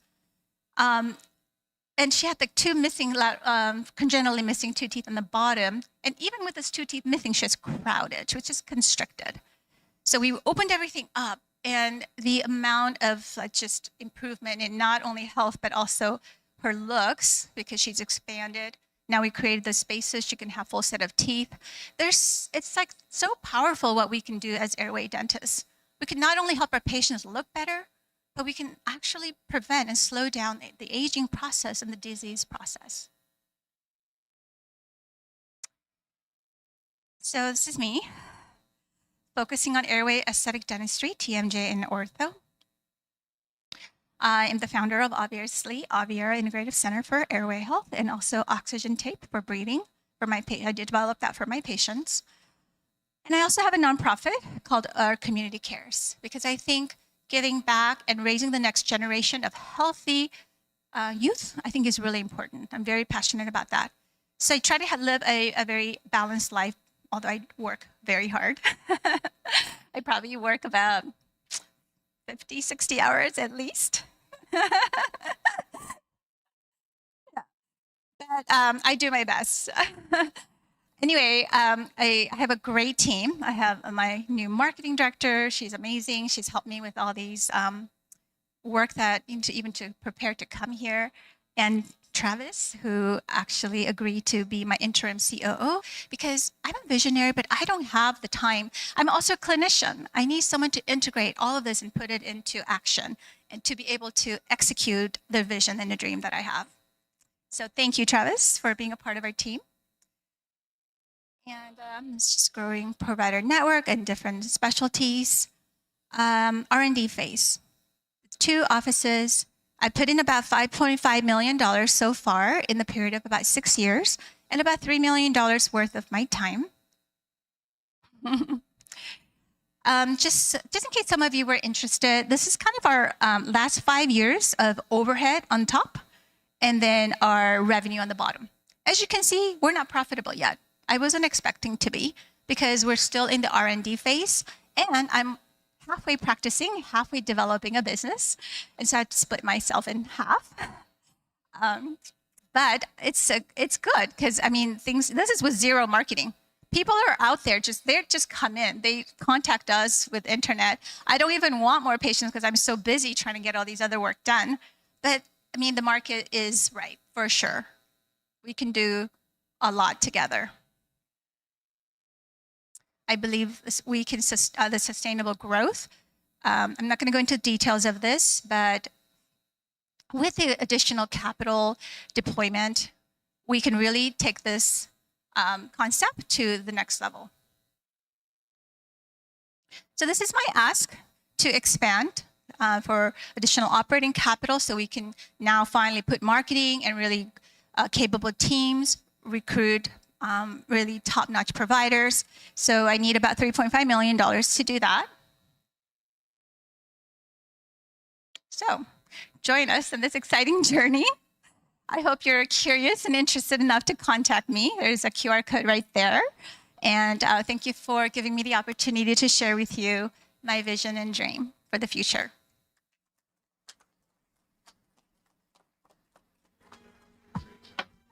All right. Thank you, Catherine. Great job. You had me in tears. Actually, it's only happened twice, and I've done over 30 of these events. The other one was Vajahat, the hardest working man in dentistry. Catherine is now officially the hardest working woman in dentistry. And, you know, what she talks about is true. I mean, she puts her whole heart into what she does. And that's, again, what this community is about, helping elevate each other. So one of the causes that we have here today, if you guys look at the back over there, we're doing an auction for Cal Dental USA. These two gentlemen, former pro basketball player over here, they've got some items that they're auctioning off, and then our final presentation is from Paymon, who's going to talk, and he's our closer. He is our premium sponsor. Finally Quiet is launching their product at CDA. It's a big week for Paymon, big week. Super exciting. The journey and the amount of work that he's putting into this, I'm so proud. Can't wait to experience and use the products myself as well. But he's the happy hour sponsor, premium sponsor, along with Mango, who sponsored lunch. So I want to thank everybody for coming. These are my final comments of the day. And you guys want to just tell us quick 30 seconds about what you guys are doing? We'll come up real quick. And let's get the energy going, because we got happy hour coming right now. Let's go. I'm in your face with it. I'm AD. I'm from Mentor the Moment. We're a 501(c)(3). We got my CEO here from Cal Dental, James. Thank you. Give them a little bit more about what we're going on. We got Cal Dental. I'm a CEO of a DSO here in Southern California. I'm sure you got some questions on how sports and healthcare mix together, but we'll be at CDA this week. We have a booth, and any questions that I can answer, we'd love to see you guys there. Yeah, man, a few words. I want you guys to get drinks. If you stop by, if you want to make a bid, a silent bid, a loud bid, however you want to do it, we got some memorabilia that we brought. None of my jerseys, because none of my jerseys are on sale. But thank you guys so much for giving us just a little bit of time. Let's drink up. I know we got another speaker coming, okay. But make sure you stop by our little memorabilia booth. Put in the bid. It's going to help the kids. That's what we do. I just left some 32 3-year-olds, so I had to wash down with sanitizer before I came in here. I don't want to give everybody whatever the kids give nowadays. But thank you guys for just a little bit of time, but we appreciate you guys. We'll see you at CDA tomorrow. Let's go.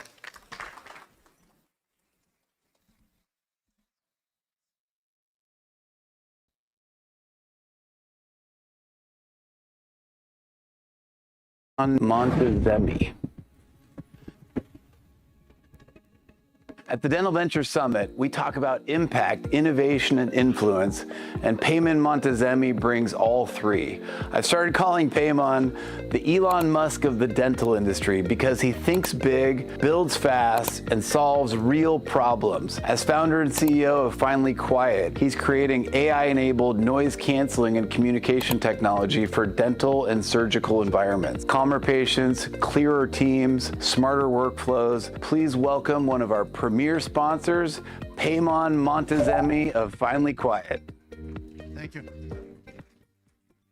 Thank you. Thank you. Well, good afternoon, ladies and gentlemen. Welcome to Orange County, where Finally Quiet was invented, and the home to our headquarters.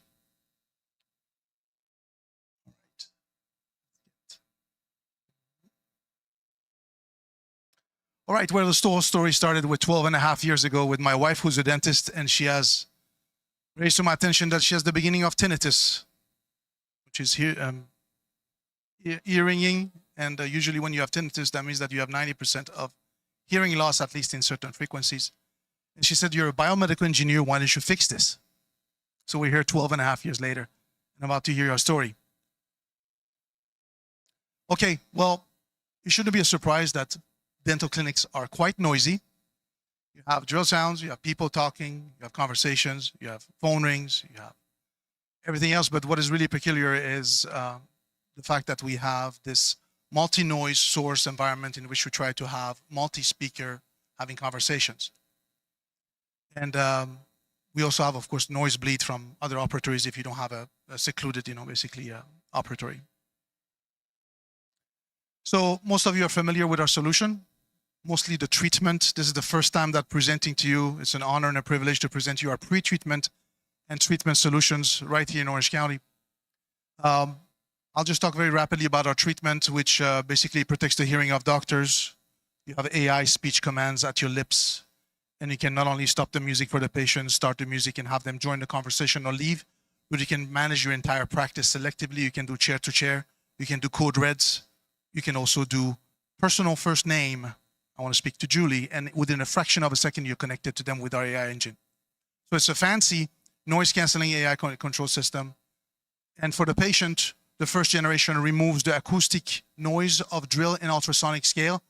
And right now, in the month of July, actually, I'm very proud to announce that we'll be doing 3 cadaver head, fresh cadaver head study that has never been done before to basically have all specialties and general dentists and hygienists come into the room and drill on the skull while we're collecting all the signals so that we can get rid of, in our next generation, of the bone conducted sound in the jaw of the patient.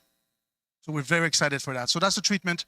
And then the focus really, the presentation here, because we already have a product that's being piloted right now, will be on the pre-treatment and the post-treatment as we speak, which you will be also seeing at our booth, at CDA. All right. It all started with some of the biggest CEOs in the country, and I'm talking to some of the major DSOs and also some companies who do AI activation and speech-to-note generation. And they say that we have everything handled on the AI side, but the microphones that we're using are consumer grade and they suck. And it's unanimously, very rare you get a problem like that, where you have basically a garbage in, garbage out. It picks up noise from the next operatory, people speaking in the corridor, and then now I have the microphones that are also picking up. Or they go with little, lavaliers, microphones on their chest, and that has beamforming. So that means he picks up only your voice. So half of the time, the speech from the patient and the inputs that you need to actually make a note complete is completely missing. And it's a huge problem. We have like 3 programs that are in the hundreds of clinical chairs that are on complete hold and losing money as we speak, because there are no other solutions right now on the market for the front end to be able to capture these things selectively. So what we do, we fix basically the acoustic input layer. We have a device called an acoustic module, which is in the form of a square. And you can connect that to a computer directly.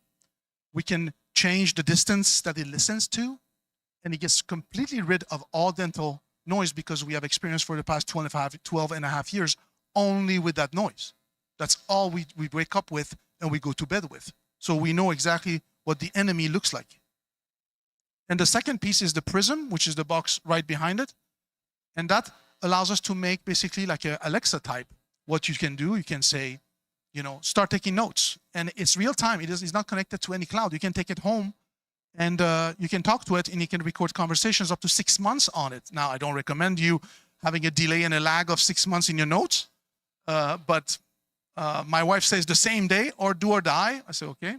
And so therefore, but it has enough memory to do that. So the next time you take it to your office, you connect to the Wi-Fi, boom, it uploads all the data, so nothing gets lost.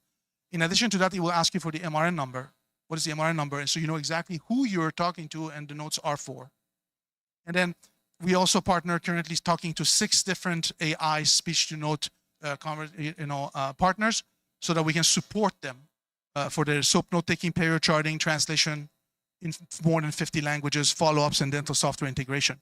And I put it on the bottom here. We are not the acoustic infrastructure layer. We are the transcription, not the transcription and note generation, basically. All right, well, when they say it rains, it pours, for 11 years, nothing, you can imagine. It's a very long time to be with a very limited team, all your life savings into a project like this. And back in 2025, we came to the light. And we got the Innovation of the Year from the Irvine Greater Chamber, or Greater Irvine Chamber.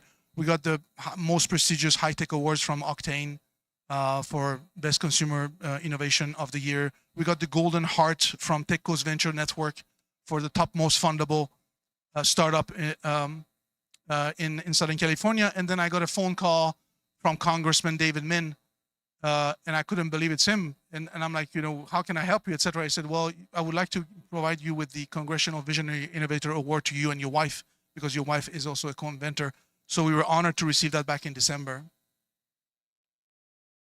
We went to the first for us, basically Dental Venture Summit. There, Sumikion was hosting that one. And we were the only 10 companies basically who were there, 65 key opinion leaders. And then I wait, and I have, all the hosts, waiting and say, okay, what did we think of Paymon? And I'm like counting seconds. I felt my jugular literally. I was like 6 seconds, 6, 7, 8, 9, quiet. And then we got a, unprompted, standing ovation, which was, many people came to me with tears in their eyes. I have tinnitus, I have this, I have that. Thank you for doing everything that you do. And then so Dr. Zuckerberg on the top right, who's a clinical advisor to us, is testing the alpha prototype of the treatment system on the right there. All right, well, I have excellent news because we have solutions that are right now on the market, and we're piloting them as we speak. So the pre-treatment is $59.99. It comes with a speaker so that you can have prompts coming from the engine. When you say, start taking notes, it will ask you, say the MRN number. And without that, you can't forward. And you start saying the MRN number, and then boom, you start taking notes. So you have prompts that are right there at the chair, not connected to the cloud. And then the post-treatment doesn't have a speaker. It's only a microphone because your eyes can look at an LED. So when he talks back to you, you can simply see it. We have 33 letters of signed letter of intent. And some of them are hundreds of clinics. Some of them are one clinic with 3 chairs. That's the scale we're talking about.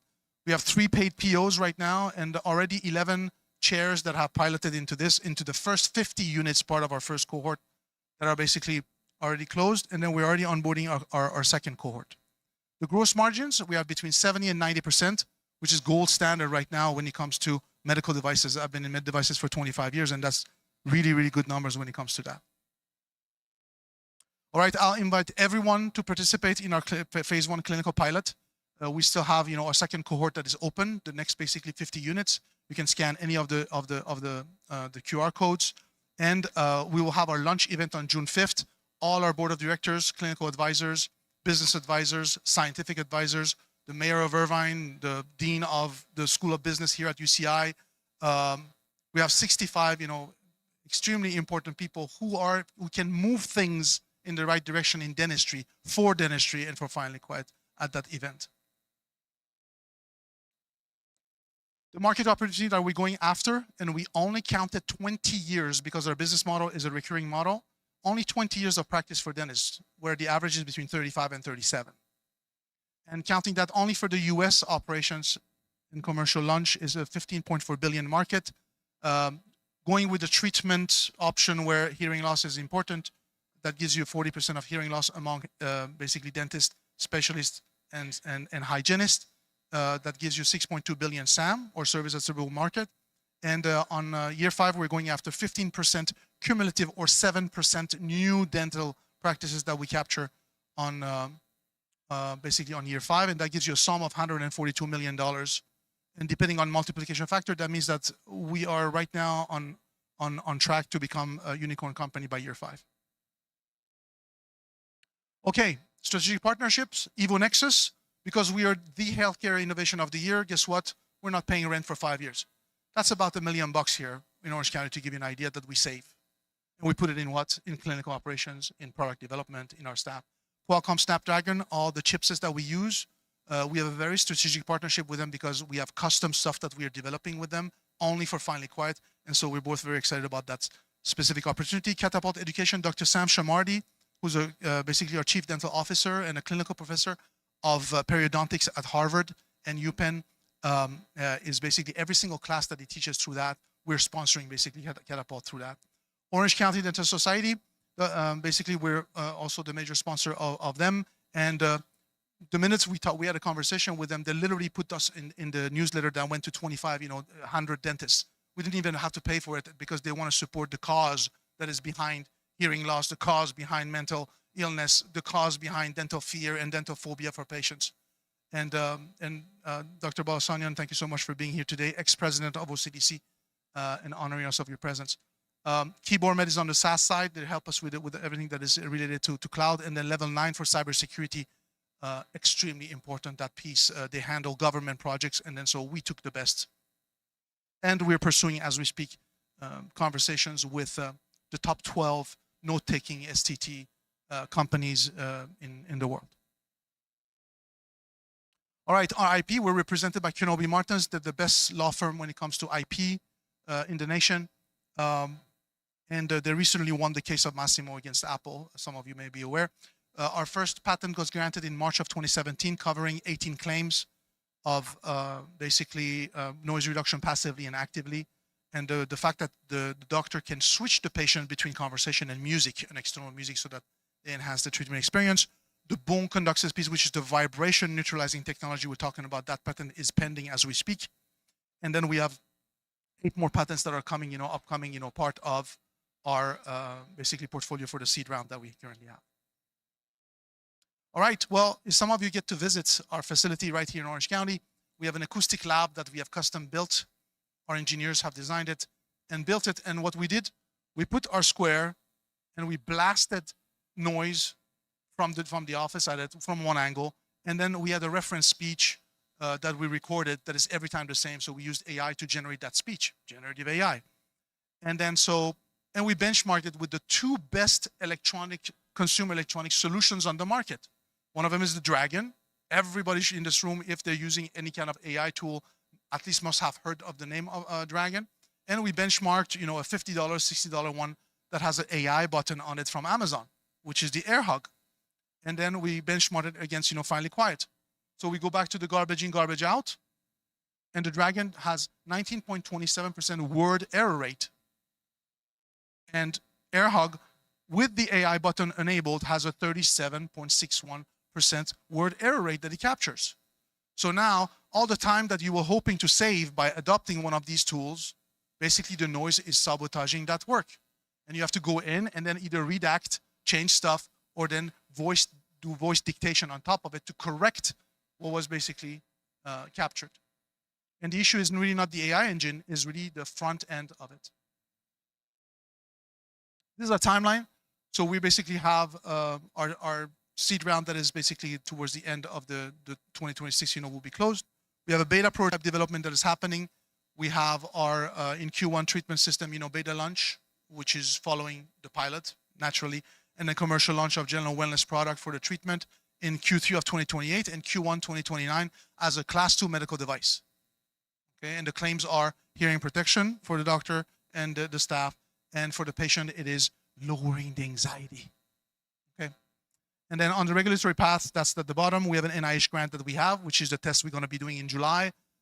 We have a lineup of 9 of the best surgeons, that are in the industry, and hygienists who will be basically operating on the skulls. And then in 2028 to 29, we'll have a testing and validation in support of a 510K FDA submission. That will be my number 14. Revenue growth supports a scalable and profitable platform. So the number of chairs are projected at the top. And I would like to share the news that we are in 2026 right now. And I'm extremely proud to announce you that we are already placing an order for 1,000 next week. Thank you. Thank you. So we are revenue positive, and then we're expected to be EBITDA positive by 2029, although my CFO, Sarah Butker, mentioned that we may be able to actually pull that in, given that specific order and the way things are kind of amplified for us as we speak. This is the only slide that founders are allowed to dream a little bit, because as you know, we have to be laser focused on dentistry. That's our beachhead. But let's dream for like even 10 seconds what the ramifications of a technology like that. Basically an interface. Finally Quiet is an interface that connects humans to humans, humans to AI, and humans to medical devices. That's what it is. We are an interface technology company. Because you have your eyes on the mouth, you have your hands that are in the mouth, and so what is the best thing to send something and receive something? Well, is that audio. Is the feedback of speaking and getting something back in your ear. So this is where we see our company having that. And of course, going back to the presentation on licensing by Dr. Mohammed, well, there's significant amount of opportunity of embedding that into loops, embedding that into chairs, embedding that into bundling it with the, the guns and bandages. The drills are the guns, we are the bandages.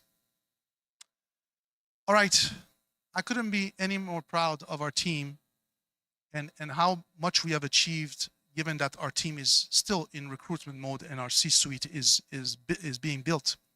So I'll start with myself. I've been in 25 years in medical devices. I've had the privilege with the precious help of my prior teams to commercialize 13 medical devices of medium to high complexity. Some of them are, complete laboratory automation systems for blood and DNA amplification that are as large as this stage. And you're talking $200 million programs, 7 years of work, and 125 engineers distributed on 3 different continents. And those have resulted in over $2.8 billion in successful exits so far, knock on wood, through 4 different acquisitions over the past 25 years. Dr. Jürgen Stark, I shouldn't be introducing him, but I'll do my best. Well, he's the genius right now behind the operations of Vivardis Switzerland. They just turned a unicorn company. And a huge mentor of mine when it comes to being humble, business, and finance. Ex-CEO of Turtle Beach Headphones. I saw that on some of the slides. Ex-COO of Motorola for their mobile division. He was managing $9 billion at the time. Just small amount. And then consultant in financial advising at McKinsey for 10 years and MBA from Harvard. Dr. Shamardi, I would like to thank number 1, Darius Samikian in the back there for the introduction. So at West Palm Beach, he made the introduction, and he has been working for the past 13 years on hearing loss solutions for dentists. And finally, quite the only thing it is, we're just amplifying that message. So it made sense for us to join forces. So welcome to the team, Dr. Shamardi, as our new Chief Dental Officer, Professor of Periodontics at Harvard and UPenn, and he's the Medical Director at Noble Biocare. And Sarah Butker is our CPA and also our Chief Financial Officer, and has served with me for the past 2 startups that, the last one is right now in the middle of an acquisition. Our clinical stars, without them, we will not be where we are, because it is thanks to them and with the help of Dr. Shamardi. I would like to also thank, Alison Lacourcière in the back there as a business advisor who sat down and worked with us through the clinical workflow and said there's an opportunity in pre-treatment and post-treatment that the solution doesn't have. Basically what we're doing, you're looking at the impact on the patient, you're looking at the impact on providers, but not the impact on AI machines. That was the last piece that was missing for us. These are the people who contributed to that, so thank you for that. Dr. Zuckerberg, we just spoke over the phone today, sent us wish all the best. No need to introduce there, but a huge advocate when it comes to, again, mental health, hearing loss among care providers. Dr. Edward Balasanian sitting here comes from Beacon and has his own practice for multiple years, oral surgeon, and wonderful family man, and has been with us. We had a demo on our kitchen table back in 2018 before COVID to tell you how long this thing has been going. Thank you for being with us and honoring us of your presence. Dr. Cal Stanley was on stage. An absolute pleasure sharing the stage with him. Again, I saw him a sign on the San Clemente Pier. Dentists have feelings too. on LinkedIn. I contacted him. He happens to be my neighbor. I live in Aliso Viejo on this side of the cliff. He's on the other side in Laguna Beach. So we're at the top. So tell me how these things happen, right? So mental health, a huge one for him. Dr. Hamid Jalilian, there are 3 people on earth that in some cases can cure tinnitus. He's one of them. He's at UCI, and I'll make also the personal invitation that whoever has a problem with their hearing or had tinnitus, come talk to me because we can significantly accelerate things to get in line with him and at least have an appointment. Wonderful person and has been in dozens of hearing-related products. Last but not least, my beautiful wife, Sharia, Dr. Sherry. She's right now with our 4.5-year-old twins. She sends her love, from home, but without her, I wouldn't be where we are. So she has been patiently waiting, for this day, for the past 12 and a half years. All right, gets us to a funding round.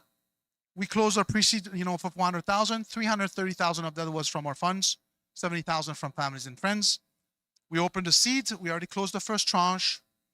And as we speak right now, there's very little space in the second tranche because of a few texts that I showed to my team that I'm in heaven right now. I can never be as happy as, for finally quitting to be able to get that back to the dental community. It's a $25 million post-money valuation cap for $5 million raise. We're giving 10% discount on the first 500, and there's, again, very little one, left on that. It's a rolling close, and on the right-hand side are the use of funds. There should be no surprises there. I would like to thank you, and if you would like to book any kind of investor call with me, etc., I'll make myself available. Feel free to scan that specific QR code. And thank you for having us, and happy hours, everyone.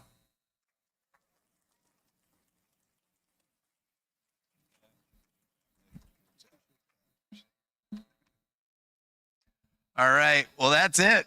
What a day. Thank you all for showing up and for being here and supporting this community and for staying. Look at this room. It's still full 7 hours later, straight through with only a few breaks. Want to thank again Mango, our premium sponsor, along with Finally Quiet, Dentrax, Zero Brush.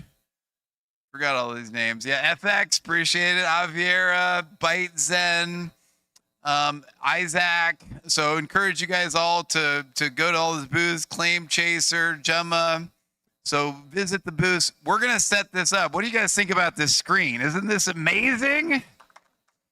So everybody, the way this community grows is by all of you talking about it and promoting it. Let's be in the big ballroom next year when we do this. And we learn some things along the way as we do. This is version 1. You go fast and things break, and then you pivot, and then you continue to improve, and that's what's going to happen next time. So I encourage you all to get up here. My photographer Felipe will be here and the team. So definitely want you all to have a picture with this amazing backdrop because you know what? It all makes you look good. So let's do it. Couple testimonials. That's it.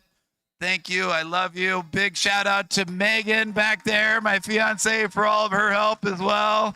Everybody up. Let's go. Let's give everybody a round of applause. Thanks for being here, guys. Thank you. Appreciate it.